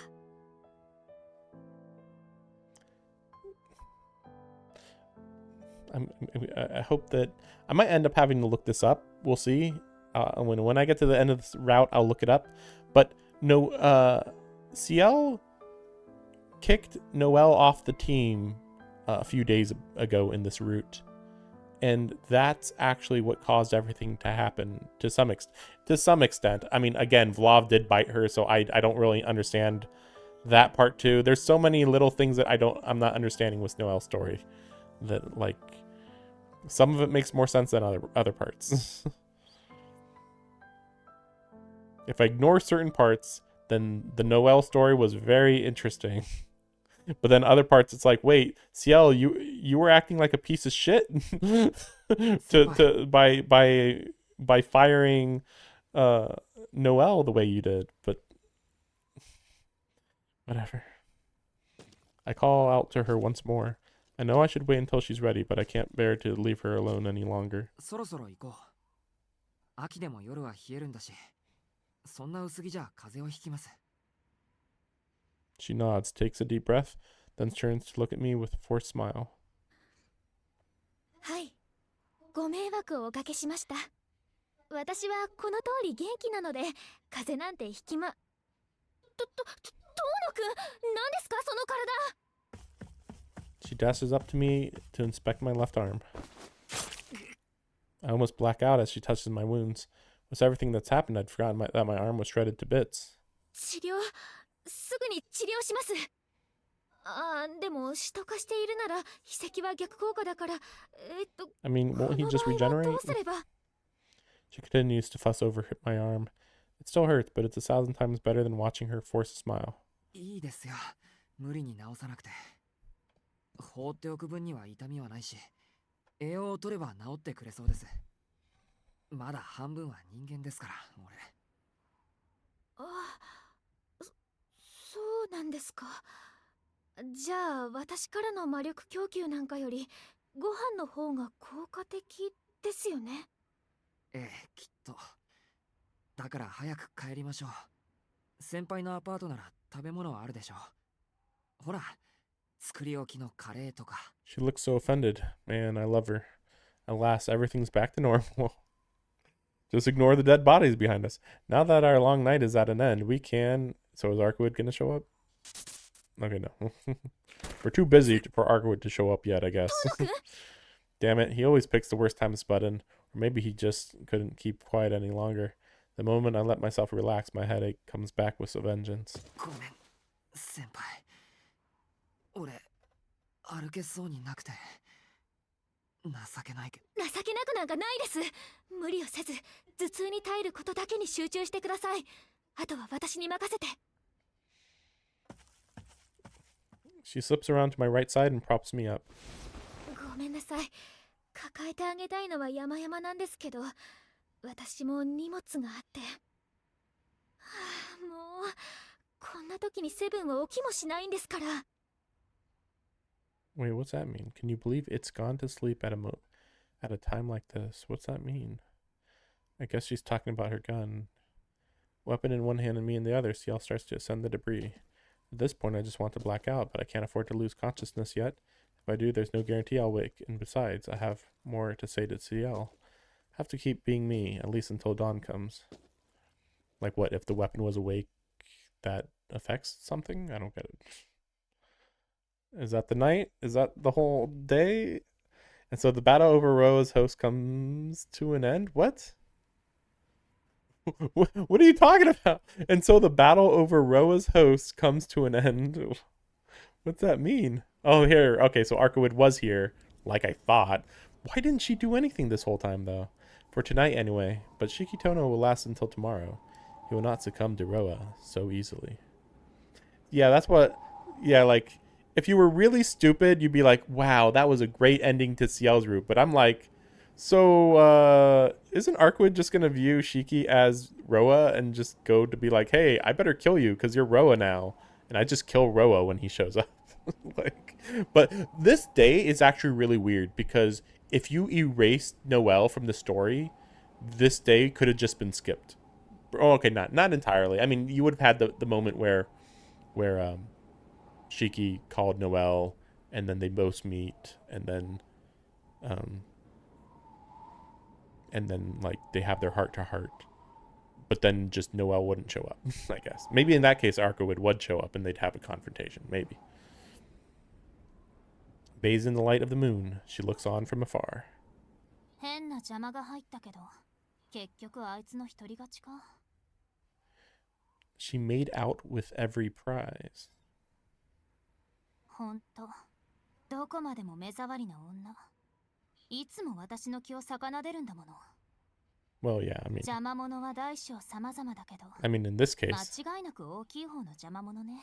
Oh, really? There's 15 days? I mean, I knew that there was 15 days just because of the pacing got really thrown off in day 12. When things got really crazy in day 12, I was like, oh, I don't think we're going to end by day 14. But now it feels like, okay, we're going to have day 14 as being like the build up to the final finale and then 15 at the finale. And it was already feeling like that was going to be the case. I actually thought for a second there might be like 16 or 17 days, but I also didn't know we were going to introduce Noelle tonight and kill her in the same day, which does make sense because like otherwise what, you'd have to introduce her, then you run away and then you talk about it and then you come back and then you like, oh my gosh. Like, I don't know. That would have been... Yeah, that would have added too many extra days, let's just say. The one in white, okay, watches the two figures vanish from view down below, a grin blossoming on her lips. Shiki Tono and the Executor. Her warm smile and cold malice are directed at them both. Why? Why would Mario talk to her?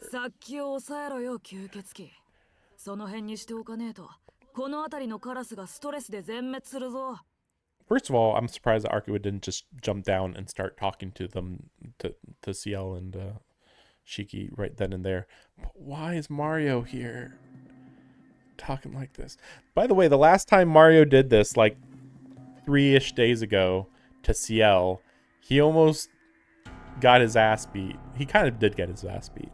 So now doing this same thing to Arcuid, I feel like what's stopping Arcuid from just killing Mario at this point? The top of the building teams with movement. I didn't think he was going to show up this soon. That's the thing. The vampire stands on the edge, the blonde boy behind her. But they are far from the only ones here tonight. Oh, what? Wait, what? Okay. Countless executors lie in wait, dressed in battle garb. Are you kidding me? Wait. But Mario's not supposed to have executors under his command. Or, yeah, because they're part of the burial unit or whatever. Even now, their numbers grow. Lurking in the shadow or perched atop nearby buildings, they await their orders. Their presence is so blatant as to leave their purpose beyond question. They are here to surround and subdue the vampire in white? Is that why they're here? I mean, is that why they're here? I mean, Arcuid can just kill them. She has not been in a major fight this whole arc. She's ready to just launch a mini nuke. 一度忠告したわよね。ああ、してよかったな。なんでこっちも本気でやる。俺も後がないんだな。使徒になっちまった部下を放置してでもこっちに戦力を集中させた。あれは俺の責任だ。悔やんでも悔やみきれねえ。せめてその代償にあんたにはここで一旦消えてもらう。So these two were just literally doing nothing during this whole battle because they're like, we're gonna have to probably fight each other. We're gonna have to do this fight in a little bit. But Mario is not aware that she got cut into chunks using Mystic Eyes of Death Perception. Like, maybe he thinks that she's a little weakened, but like, he's being stupid. If she was at full power, he'd be mega fucked. But instead, she's not. She's at like 80% power, so now he's mostly fucked. Every word he says is true. Over 30 executors are positioned around the rooftop, each one equipped with holy relics and conceptual weapons designed to counter a true ancestor.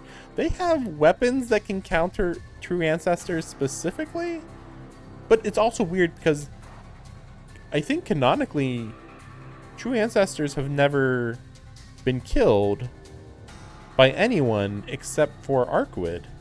I think.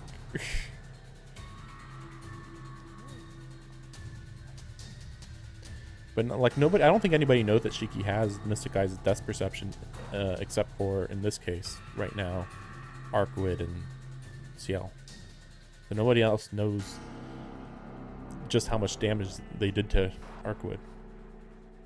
This is a force assembled to exterminate Arcuid, not powerful enough to overwhelm her, but with enough force arrayed to equal her.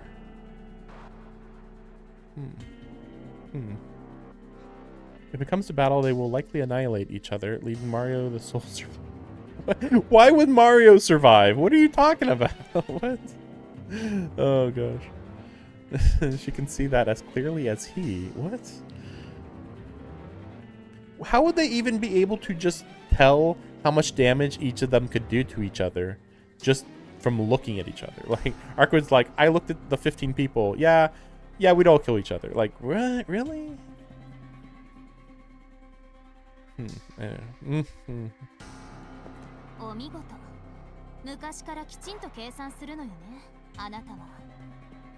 この町に来る前の私なら、微笑みの一つでも。Oh, maybe that's why, because now she's actually got creativity instead of just machine-like efficiency.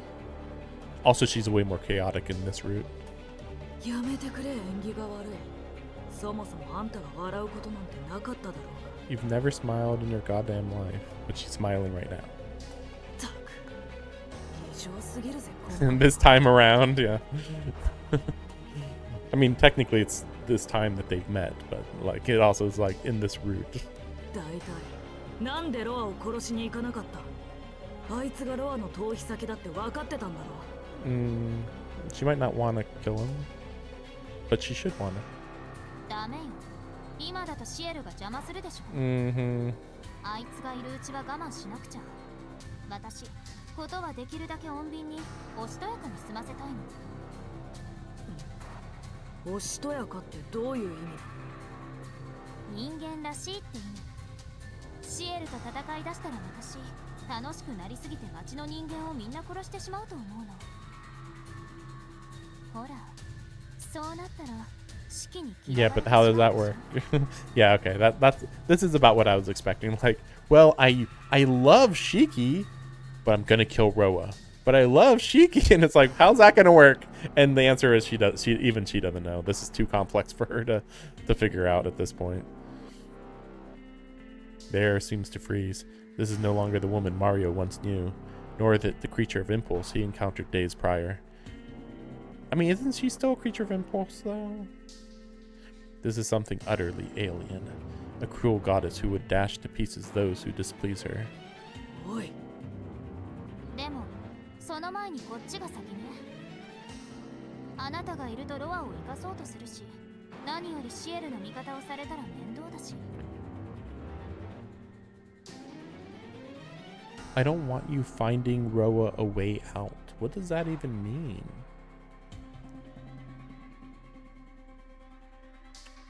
Don't know.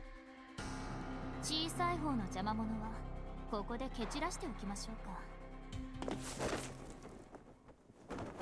A phantom flower blooms in the moonlight. On Mario's command, the platoon of executors leaps into action. Their crosshairs converge on the pale vampiress. Does she just use her noble phantasm? I don't know. Were she the woman Mario anticipated, she would have died right there. But she is not, and with crimson eyes, she scatters them. The route is precise. The executors drop one by one. No blood soils the concrete. With an invisible force, she momentarily stops their hearts, rendering them unconscious, but unharmed. What? In the blink of an eye, the battle is over, and the vampire turns to the young boy.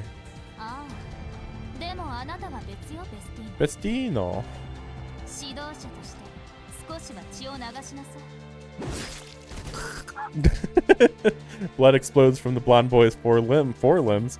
He sumps like a marionette with its dreams cut. Gahaha, get it? Because his powers is controlling marionettes. Yeah, I only know that because of Melty Blood. Was his forehead drooping to the ground? He almost looks to be begging. Oh, okay, I see that. Kinda. Okay. そうなってやがる。吸血衝動で弱ってるん You じゃね know, えのか。 I am getting some serious deja vu. I might have seen this cutscene 2 years ago or something. This might be one of the most famous cutscenes. I don't know. But I had no context. Zero context. But half dead from thirst. Well, this is her half dead from thirst. That's right. Okay.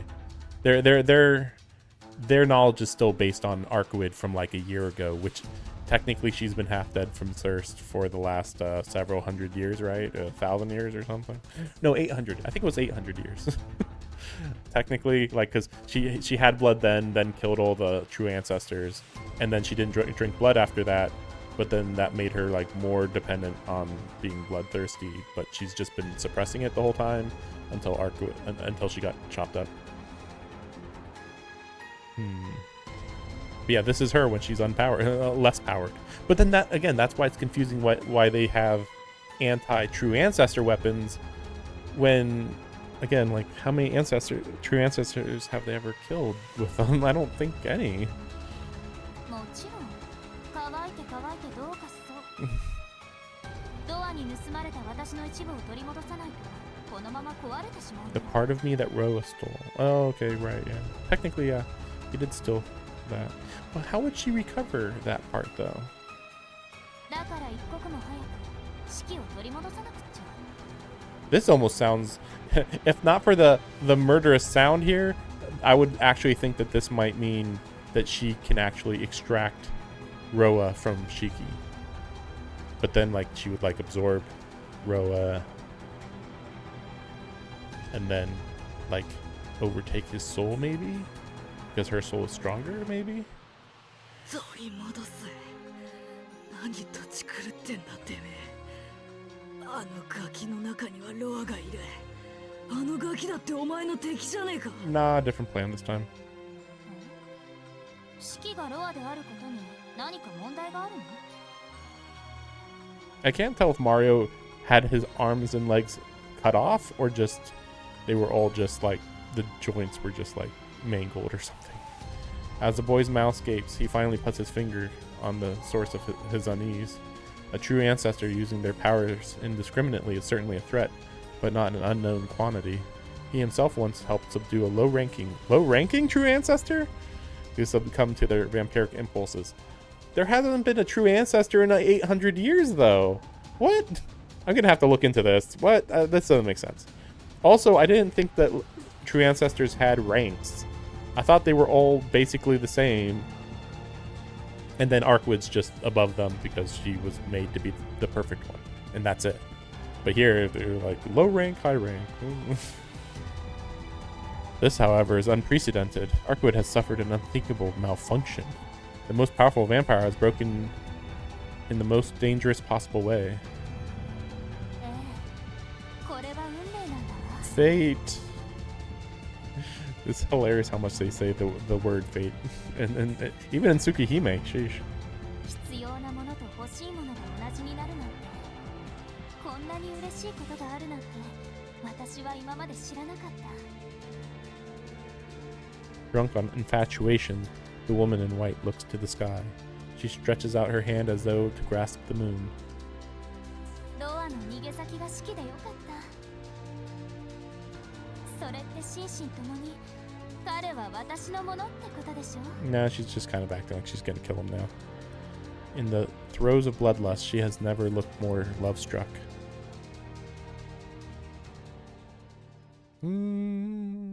Hard to tell. Hard to predict, obviously. I mean, she's been hard to predict the whole route, but man, this day's long. We make it back to Ciel's apartment without turning any heads. Apparently, Ciel keeps a simple glamour on herself to divert people's attention, so as long as I'm with her, there's no danger of being noticed.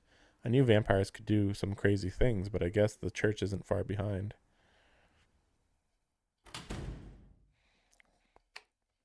We make our way inside. Only 10 days have passed since I first came here, but that evening feels a long time ago.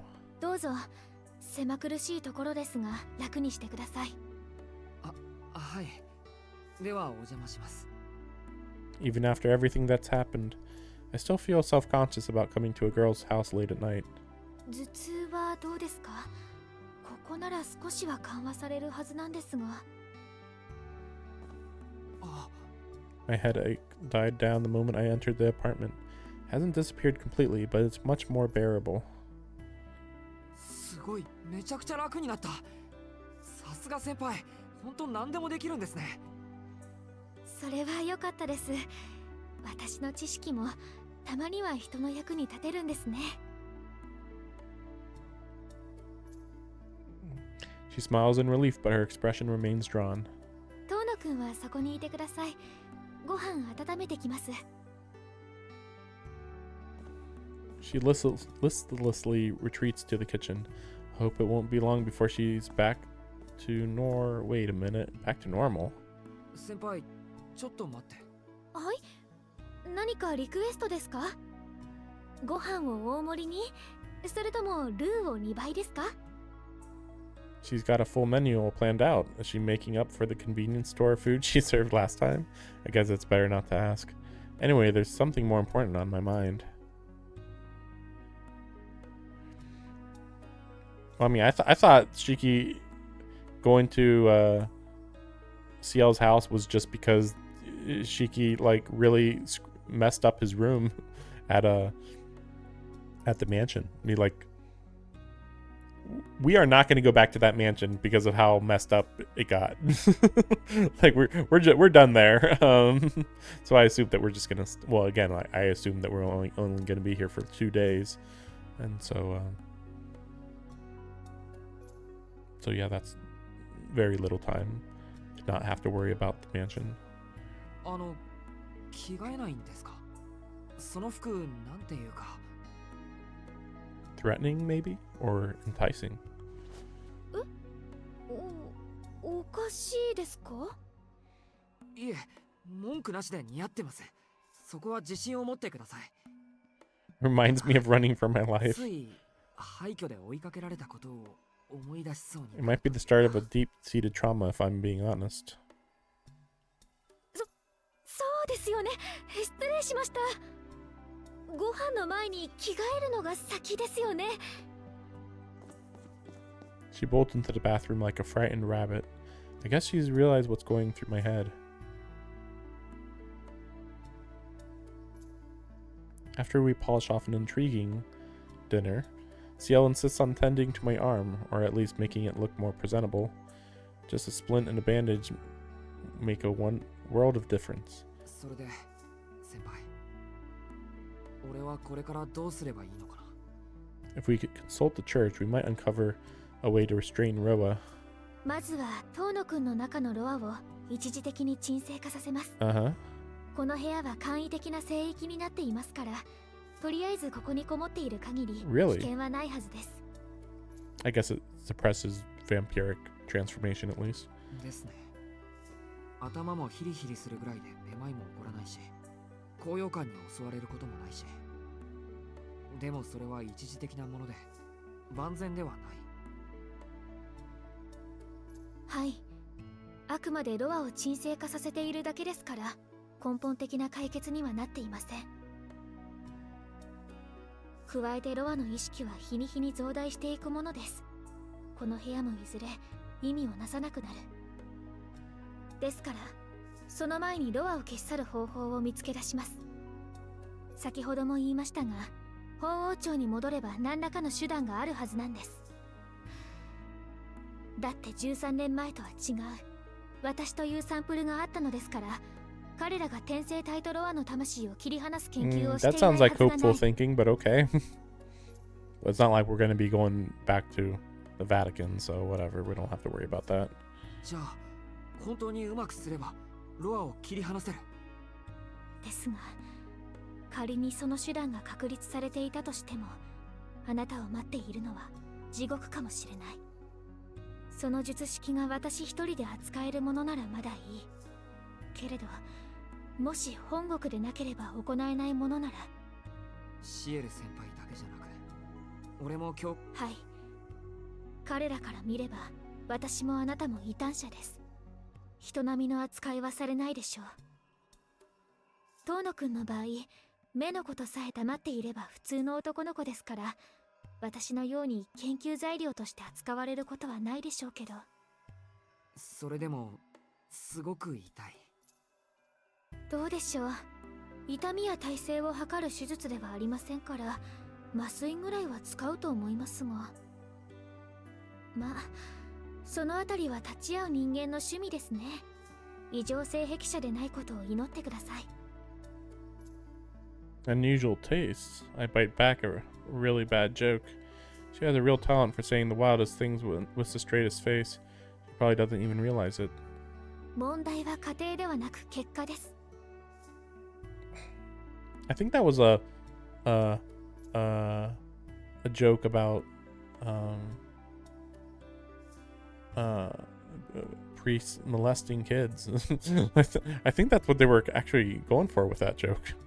I don't know. 教会でも治療ができなかった場合、遠野くんは吸血種として扱われてしまうんです。Yep. そうなってしまったら、あなたは私と同じ扱いを受けることになる。死んだ方がマシな扱いをされたから。Yeah, that was another reason not to go to the church. Another reason she wanted to end my life before I could transform into Roa. Then and now, her goal is to save me from a lifetime of agony. Only this time, she's not sure her solution is the right one. いいですよ、先それが一番確実ならどこにだって行きます。どんな結果になっても先輩に文句は言わないし、誰にも文句は言わせません。いえ、たとえ何を敵に回そうとも誰にも遠野くんを傷つけさせない。それだけは信じてください。もちろん先輩が大好きですから、俺。 If there's one thing I can trust, it's that Ciel will always be on my side. All I'm worried about right now is passports and travel fares. どちらにせよ、遠野くんはしばらくここで待機です。Yeah, okay. Yeah, their headspace is in a completely different direction. Maybe Arcuit is going to show up. その間、私はこの Maybe the 国の next 支部に morning, 出向し maybe. て本国と渡りをつけます。なんとか1週間以内に話をつけますから、それまで一人で待っていてください。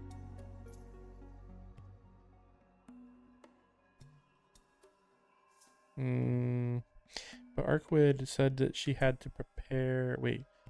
No, I don't know. I can't tell what Arcuit's gonna do.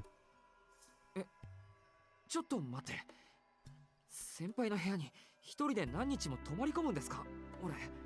ですね、遠野くんの命がかかっているんですから、それぐらい我慢してください。Yep.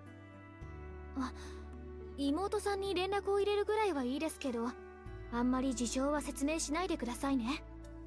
いや、この部屋に不満があるんじゃなくて、むしろ逆なんですけど。先輩がいいならいいです。The important thing is that I know what I'm doing next. I just need to stay put and wait for Ciel. As long as I can fend off Roa until then, I'll be okay. Like, yeah, just fend off Roa. Like, isn't he on the verge of turning into Roa literally any day now, or even any second necessarily?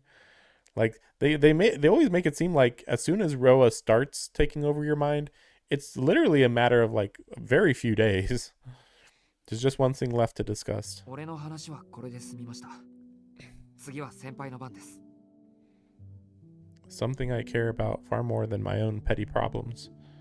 私の番ですか？はい。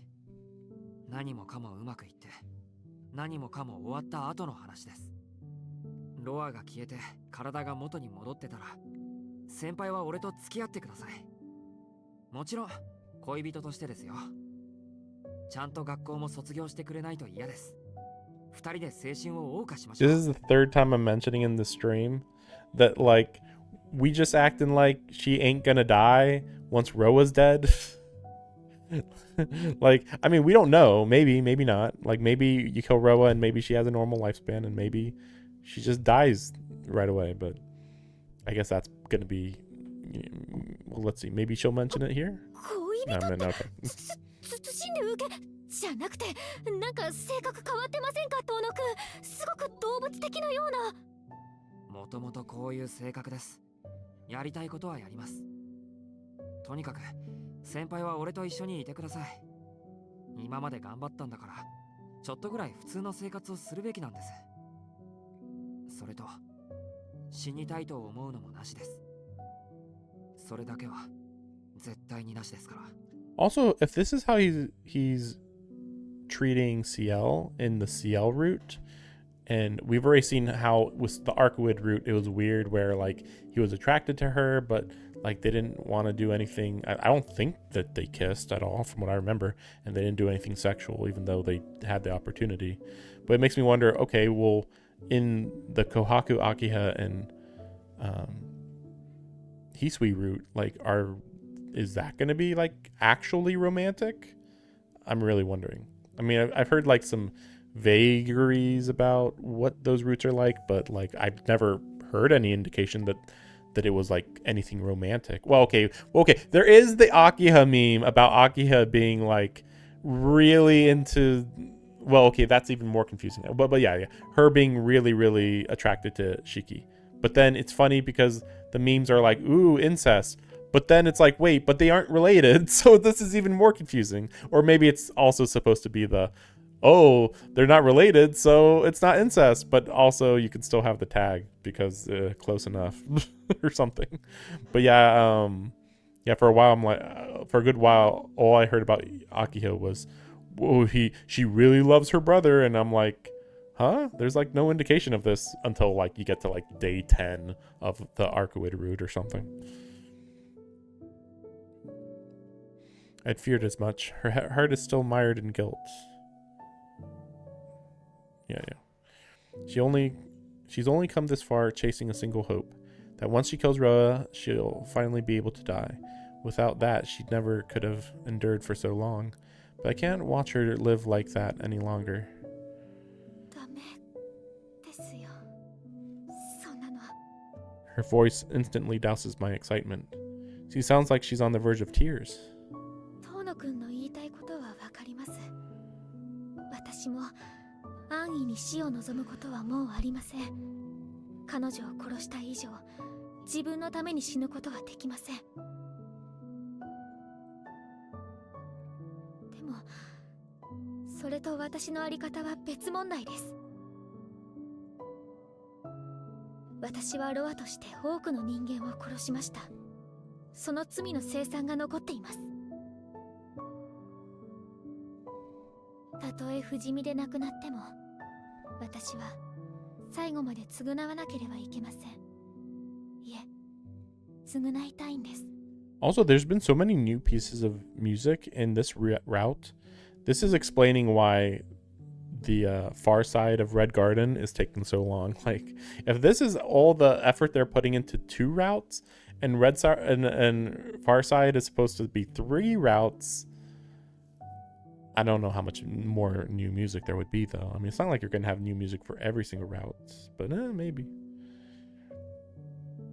Still would say that they're taking a little too long on Far Side, though. Like 0 news, as far as I'm aware. No, maybe we'll hear, though, in the next week, actually. I think there's supposed to be a Fate related event or festival or something at the beginning of August or end of July. So maybe we'll hear something. Maybe the fact that I'm playing this game is going to be good luck in that way. But then again, we're still supposed to learn about Ataraxia and some other stuff. So I don't know if Farside's even that high of a priority. She stopped dedicating herself to dying, only to dedicate herself to saving others instead. When will she learn to think about herself? She started to act like she finally understood, but I knew better. She's never had a clue. Yeah, this kind of makes me think of...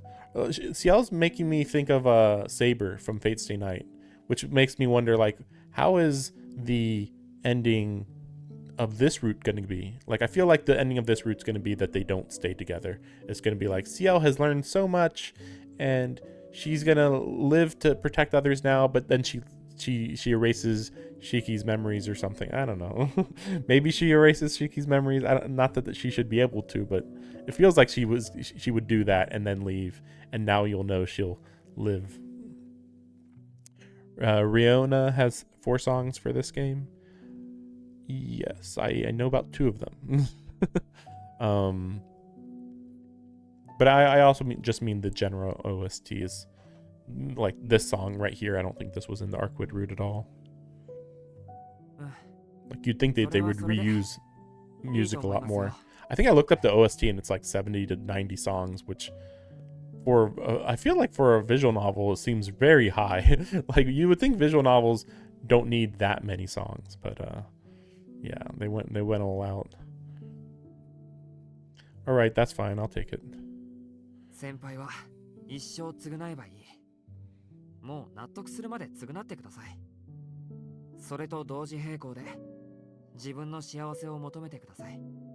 Like, the vibe of these songs feels so different than the Arcuate route too. They're the same, like, instruments and stuff, but they're just, the vibes are strong. But then, like, I feel like in Fate Stay Night, I mean, I'll see again. Maybe I just haven't heard enough of the visual novels music, but I feel like the music in the Fate Stay Night routes didn't change between routes that much. I'll have to look into it. 大体ブローブの時からそうだったし、先輩はブローブが憎いんじゃなくて、人間として当たり前の義務として戦っていた。そのあたりからして考えが真っ当なんです、あなたは。She was nothing like me, with my single-minded focus on killing. However powerful she became, whatever hardship she had to endure, she's only ever lived to serve the greater good. でもそれは私にはそれしかできないから。何言ってるんですか。あれだけ学校で人気者だったくせに。戦うことしかできないなんて笑わせないでください。いいですか。先輩は普通の生活だってできるんです。でもそれだけじゃ物足りない。あなたは欲張りだから全部解決したがってるだけなんです。自分の過去も未来も半端にはできない。だからいっつも貧乏くじを引いていいように利用されるんですよ。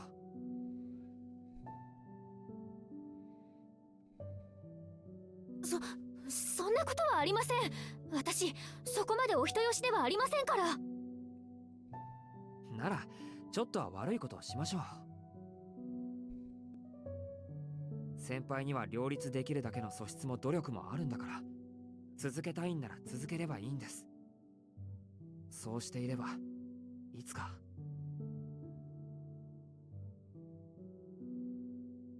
Maybe someday she'll be able to seek her own happiness. Even if she can't ever forgive herself, one day the gratitude of those she's saved will lift her up more than her regrets weigh her down. It might take years, it might take decades, but I can't imagine any greater joy than being by her side when that day comes.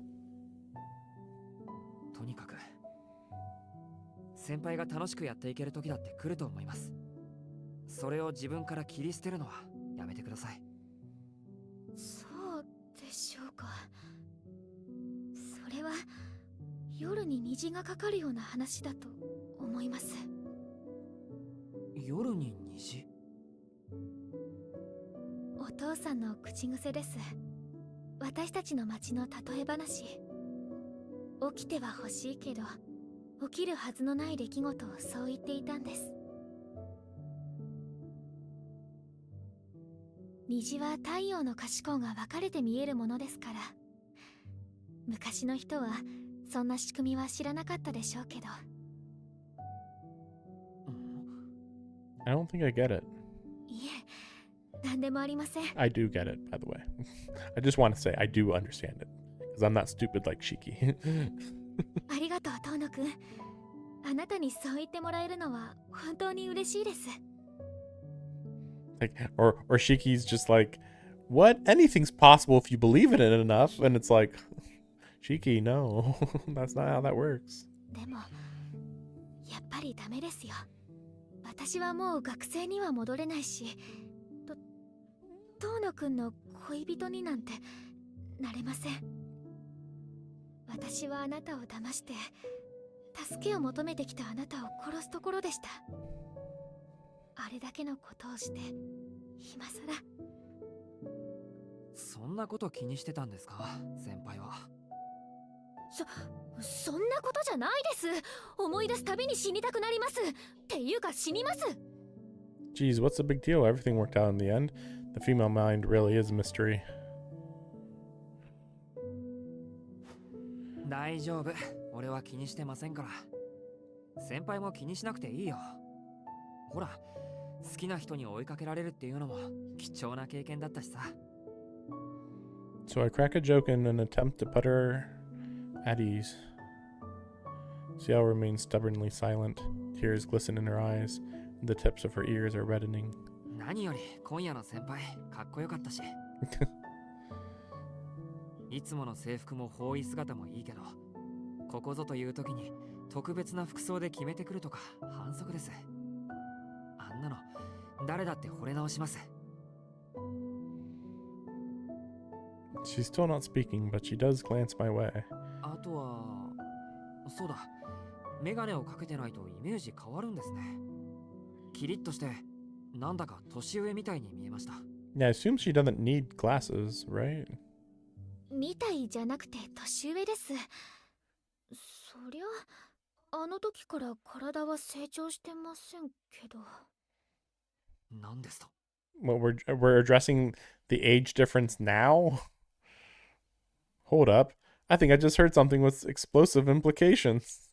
Well, you weren't thinking about the fact that she's like 30? Though I should probably just ignore it. Silence is golden. I'll let it go. I don't need gold. I don't need gold. I need answers.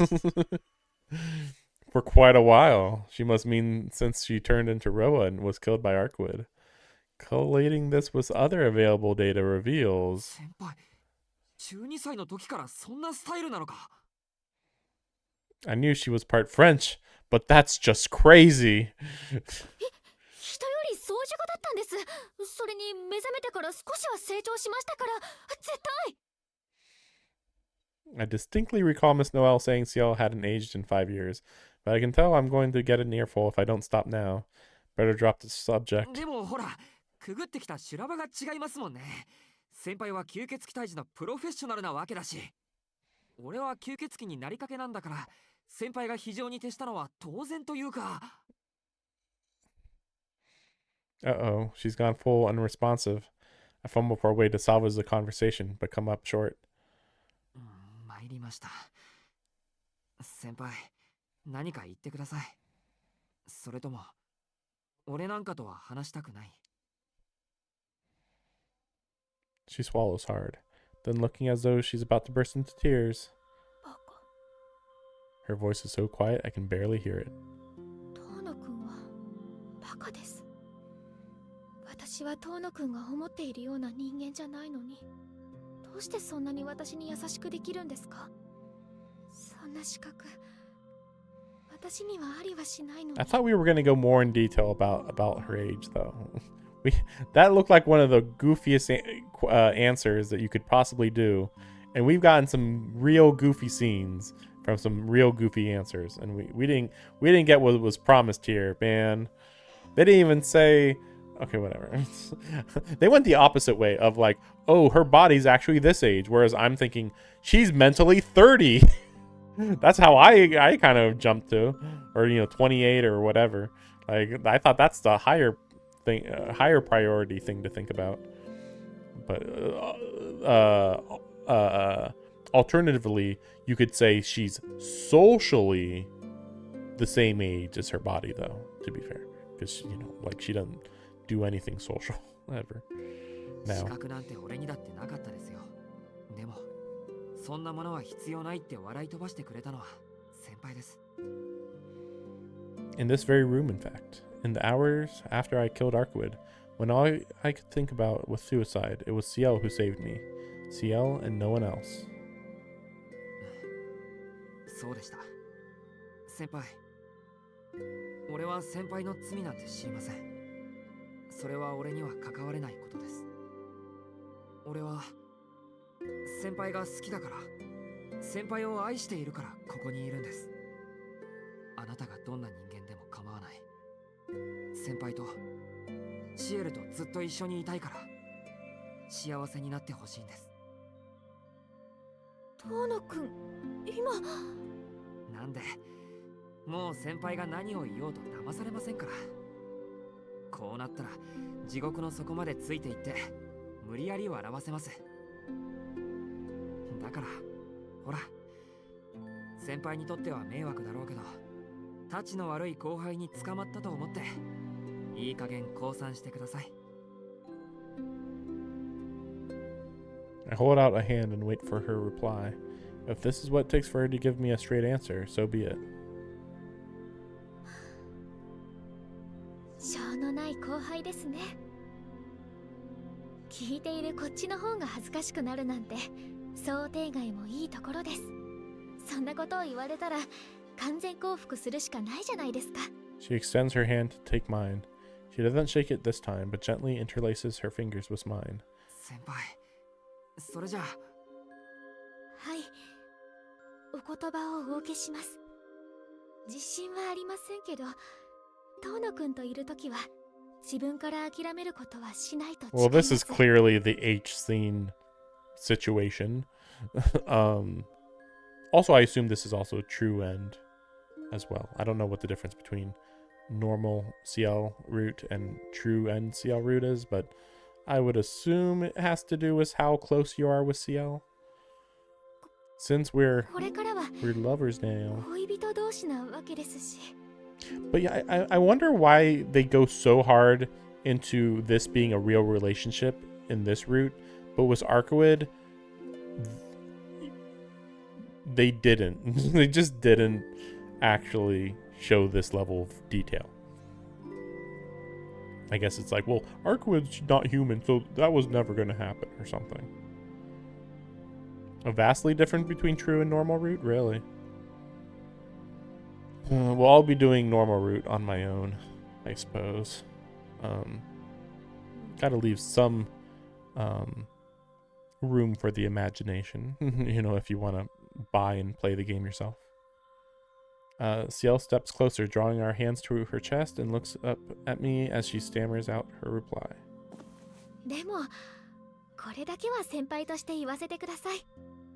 Well, of course, true is the best route. Well, well, I mean, nowadays, you never know. I am now thinking about Fate Samurai Remnant, which I played on this channel, and I would not say True Route was the best route in that one. Stuff happened in there. Let me say one more thing. ですね、遠野くんの10倍、いえ、100倍以上、私の方が大好きですから、覚悟してくださいね。 She prods me in the chest, sporting her most devilish smile yet.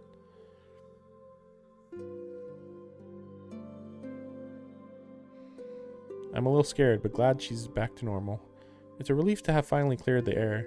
My mind is at peace, as though I'm back in the tea ceremony room. I feel fulfilled. Well, almost. It's hard not to feel nervous with her standing so close and looking so vulnerable. And I'm realizing it smells awfully nice in here. I spin around to find a clock hanging on the wall.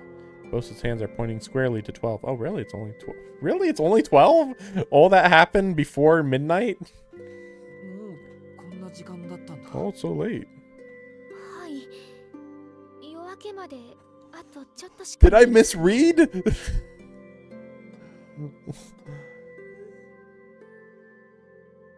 Yes, it's midnight. Yet, not much longer until dawn now. What? What? This freak? I assume this is just another grammar error or whatever. Or translation error, I suppose I should call it, really. We stare at each other awkwardly because there's no H scene in this version. Screw this. Life's too short for us to beat around the bush. Someone's got to do something. Alright, I'm going to say it. Here goes nothing.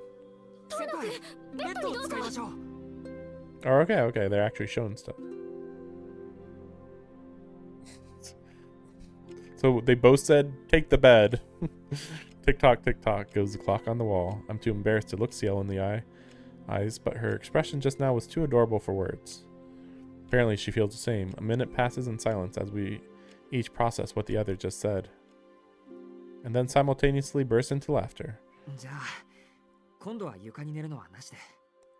ベッドは一つしかありませんから、一緒に寝るしかないですね。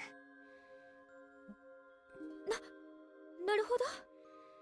Yeah, because like all that happened was Shiki said, I want to use the bed. And she said, you can use the bed. It's like, well, there was no, like, both things can happen. Like, all that mean, like, they didn't actually say, hey, let's sleep together. They actually said, hey, Shiki, go use the bed. That's what they both just said. それでは私、先にシャワーを浴びてきます。 Ciel practically sprints to the bathroom. I can't help but grin as I watch her go, though there's a ticking time bomb called Ro inside me. Worry is the farthest thing from my mind. Who cares about the guy who's mind controlling me any moment of my life? I've got sex to do. Perhaps that's wrong of me, but it's the honest truth. The person I thought I'd lost so many times before is back for good. As long as she's with me, I feel like everything will turn out just fine. I held her close once, back in the dark of the ruins. All I wanted then was to console her.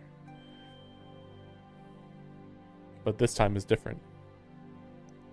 Okay, let me go check.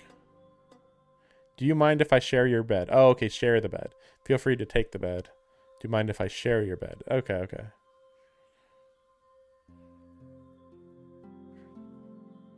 Yeah, okay. This time I can hold her with my whole heart.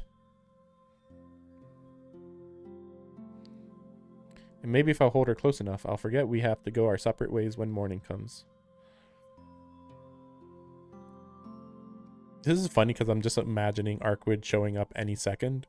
Like, I'm still not sure what Arkwood's plan is, but like, it would kind of follow her plan to just blow up this entire building, and then Shiki dies, and then in that moment that makes Ciel killable, and then she dies in the explosion, and then that's Arkwood accomplished her goal, right? But no, probably not. Probably she probably wants Shiki alive, probably. The hour hand is coming up on 5. The night passed in the blink of an eye. We didn't sleep at all. Ciel and I are wide awake, staring at the ceiling for 5 hours. Surely for no particular 夜 reason. は絶対に眠っちゃいけません。逆に日中なら眠っていいですよ。ロアは吸血種ですから、朝になれば鎮静化します。Okay. I did not think Roa is dormant during the daytime because he's a vampire. But I guess it makes some sense, kind of. But so they had to pass. What they should have said was, we have to pass the time until the sun rises, and then oh, what are we gonna do? And then 5 hours later, is what they should have done. Because going by this, they're like, we just got into bed and then looked at the ceiling for 5 hours, and nothing happened. Thank God, I'm almost on 2 full days without sleep. Oh yeah, that's true. Right, he was going crazy. I couldn't have taken much more. We talked about other things too. Oh, they talked. Okay, oh, yeah. Like what would happen if I end up having to go to church in person? Like if they were gonna just talk, they could have talked at the table with the lights on for the last 5 hours. If like this is one of this is one of the most hilarious nothing happened of all time. We just got in bed and then looked at the ceiling and talked for 5 hours. Like explicitly, we didn't sleep. We did turn out the light. We did lie in bed, but nothing else. We just talked. Like nobody believes you. Like, come on. Like, what would happen if I end up having to go to the church in person? そもそもどんなに手続きをして許可を取っても吸血鬼なら門前払いを受けるんじゃないですか。 Yeah, yeah. それは大丈夫です。遠野くんは血を吸ってもいなければ人を殺してもいないでしょ。 That's true. 吸血鬼になりかけていても無実なんですから。 That is true. That is 裏 true. 口からならそろっと入れます。 It's weird to be like, you're a vampire, but I haven't killed anyone. Well, I guess you're technically not a vampire yet then. Technically. Also, they could have said that they got back to her room by like 4 a.m. or 3 a.m. They didn't have to say everything that happened before midnight. Like, I mean, especially since technically, well, I guess the timing on every last little thing that happened does make it so that it had to have happened early in the night, actually, because Roa awakened as soon as nighttime came, and then he called Ciel immediately. So, yeah. With the gaps in my memory, can I say that for sure? Let alone after what I did to her, to Kohaku? Yep, yeah, well. だから記憶はないんでしょ。ならやっぱり潔白です。精神面での話ではなく、現実のお話として。自分の記憶がないのに何もしていないと断言できるんですか。 That is true. That is funny. Usually when mind control happens or body control happens, people black out and don't have memories of their body being controlled. But in this case, it's specifically saying, no, when you get mind controlled, you will be aware of what's happening. You just can't do anything. But actually, that's less. I think it's way darker when you black out and then you come to, and then what did I do? And you just have no clue. That's way scarier. Though, to be fair, they have shown the level of horror you can get when you are aware too. I still think the other way is way darker. How can you be certain if you don't remember? 実際に行為に及んでいる記憶がないのなら、あなたは罪を犯していない。You can't do anything bad if you don't remember. いいですか、遠野くん。Yeah, yeah. 転生体の意識とロアの意識は同じなんです。たとえロアの意識が上回って行動した時があっても、自分のしたことは必ず記憶しています。殺害の記憶がないというのは何よりも確かな無罪証明なんです。Even as I sigh with relief, I realize again how heavy a burden she bears. Whatever Roa does with your body, you'll remember it. That can only mean she's had to look every last one of her sins in the eye. Oh my god. The sky grows lighter outside the window. Soon it'll be time. I listen silently as Ciel talks. If I open my mouth, I'll end up asking her to stay. So instead, I soak in all I can of her breath and her warmth and her touch. Closing rustles in the darkened room. The sky is still deep indigo when Ciel slips out of bed and puts on her habit. I study her profile from under the covers. 時間ですね。遠野くんをポケットにしまえたら一緒にいられるのに。We can't be together every moment of every day. This isn't the first time we've said goodbye, and I'm sure it won't be the last. If we can't find any solutions at the church, we'll have to deal with Roa ourselves. Worst comes to worst, I'd rather she be the one to... 死なせません。あなたは絶対に死なせない。ロアなんかに遠野くんは渡さない。私があなたを守ります。必ず救ってみせる。This feels like this is like a true ending thing. That in the normal Ciel Route, she'd be like, she would still consider killing you as a last option. But in this one, she doesn't. That's my guess. But then again, like, what's the likelihood that Shiki would actually die in any of these routes? I don't know. I don't know what the likelihood of that is. Seems very unlikely to me. I don't know. だからそんなこと言わないでください。言ってないです。先輩の気のせいですから、それ。でも。I stop myself before I say thank you. There's nothing to thank her for. Let my mind wander for a moment, that's all. 行ってきます。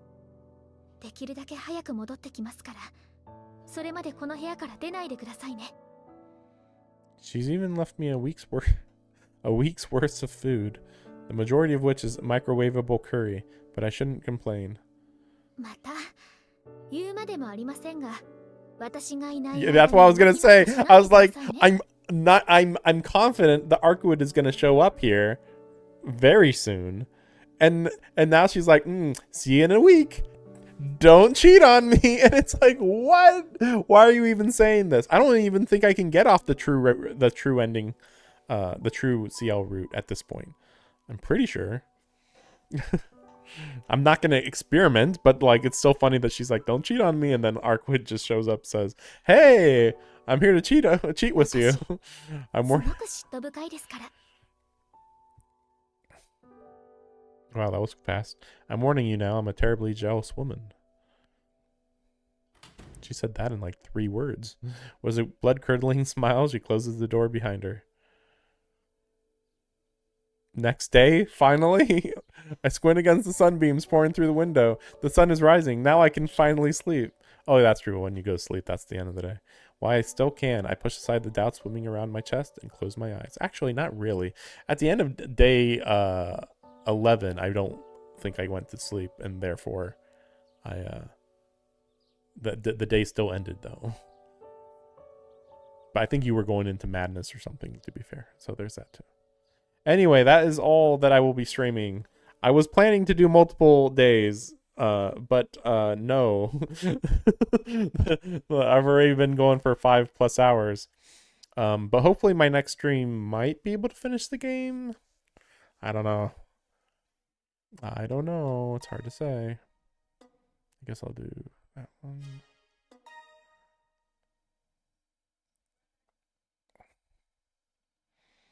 But I'll try to. Well, I don't know if I'll have enough time though. Yeah, because like I don't mind doing like a 4-ish hour stream tomorrow. Yeah, in like 8-ish hours, but I don't think that's going to be enough to finish the game.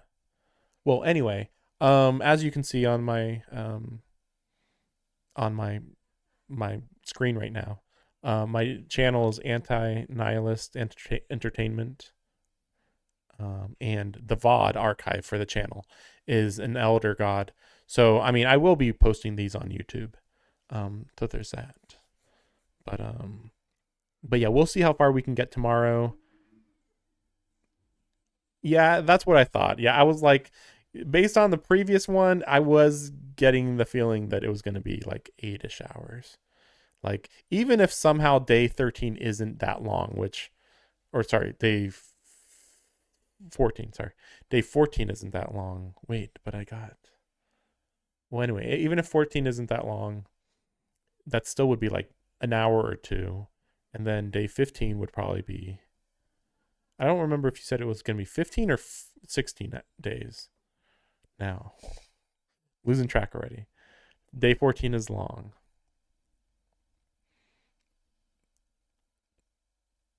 Wouldn't that just be him talking to Arkwood, though? Like, what the heck's going to happen? Like, he's supposed to stay in the apartment and not talk to anybody else. Oh, gosh. 15. It is 15. Oh, 15 is short. Okay. I assume Ciel does not leave the country then. Just a guess. So 14 might be like 6 hours long, and then 15 would be like 2 hours long or something.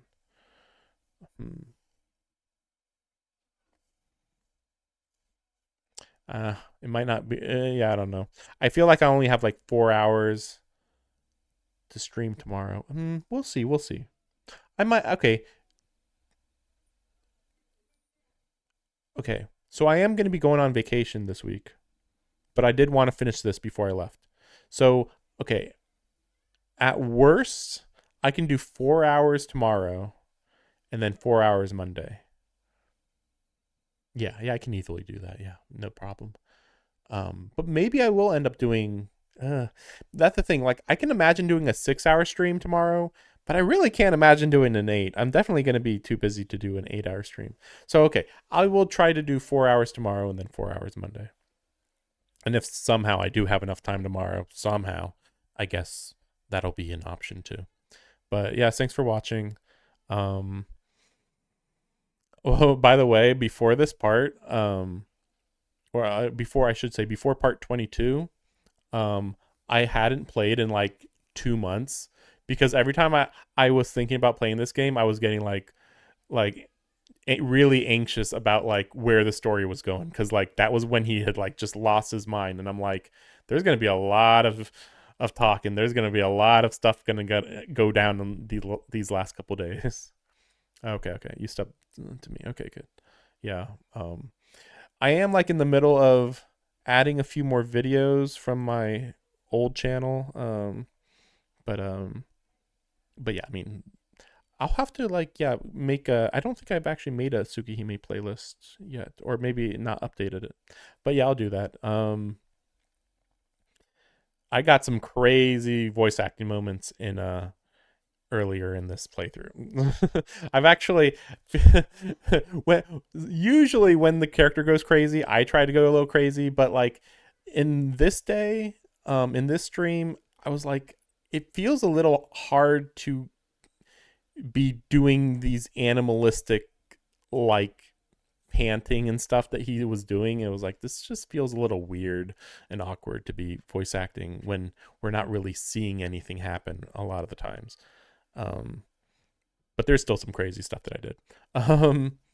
But anyway, I'm also playing Death Stranding 2, and What was the other game?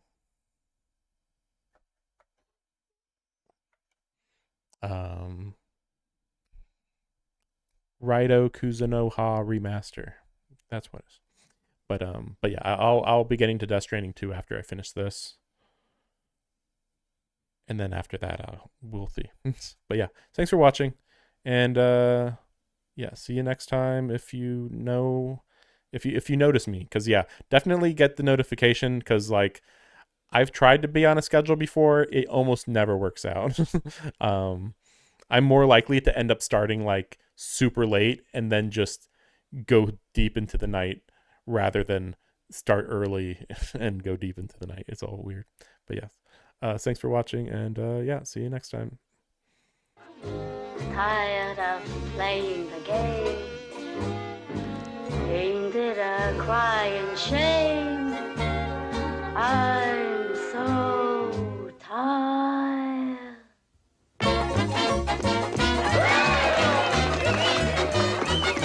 She's tired. She's tired. Been tired of love. Give her a break. She's had a fill of love. She's not a snake! From below and above. Let's face it, everything below the waist is kaput. Oh!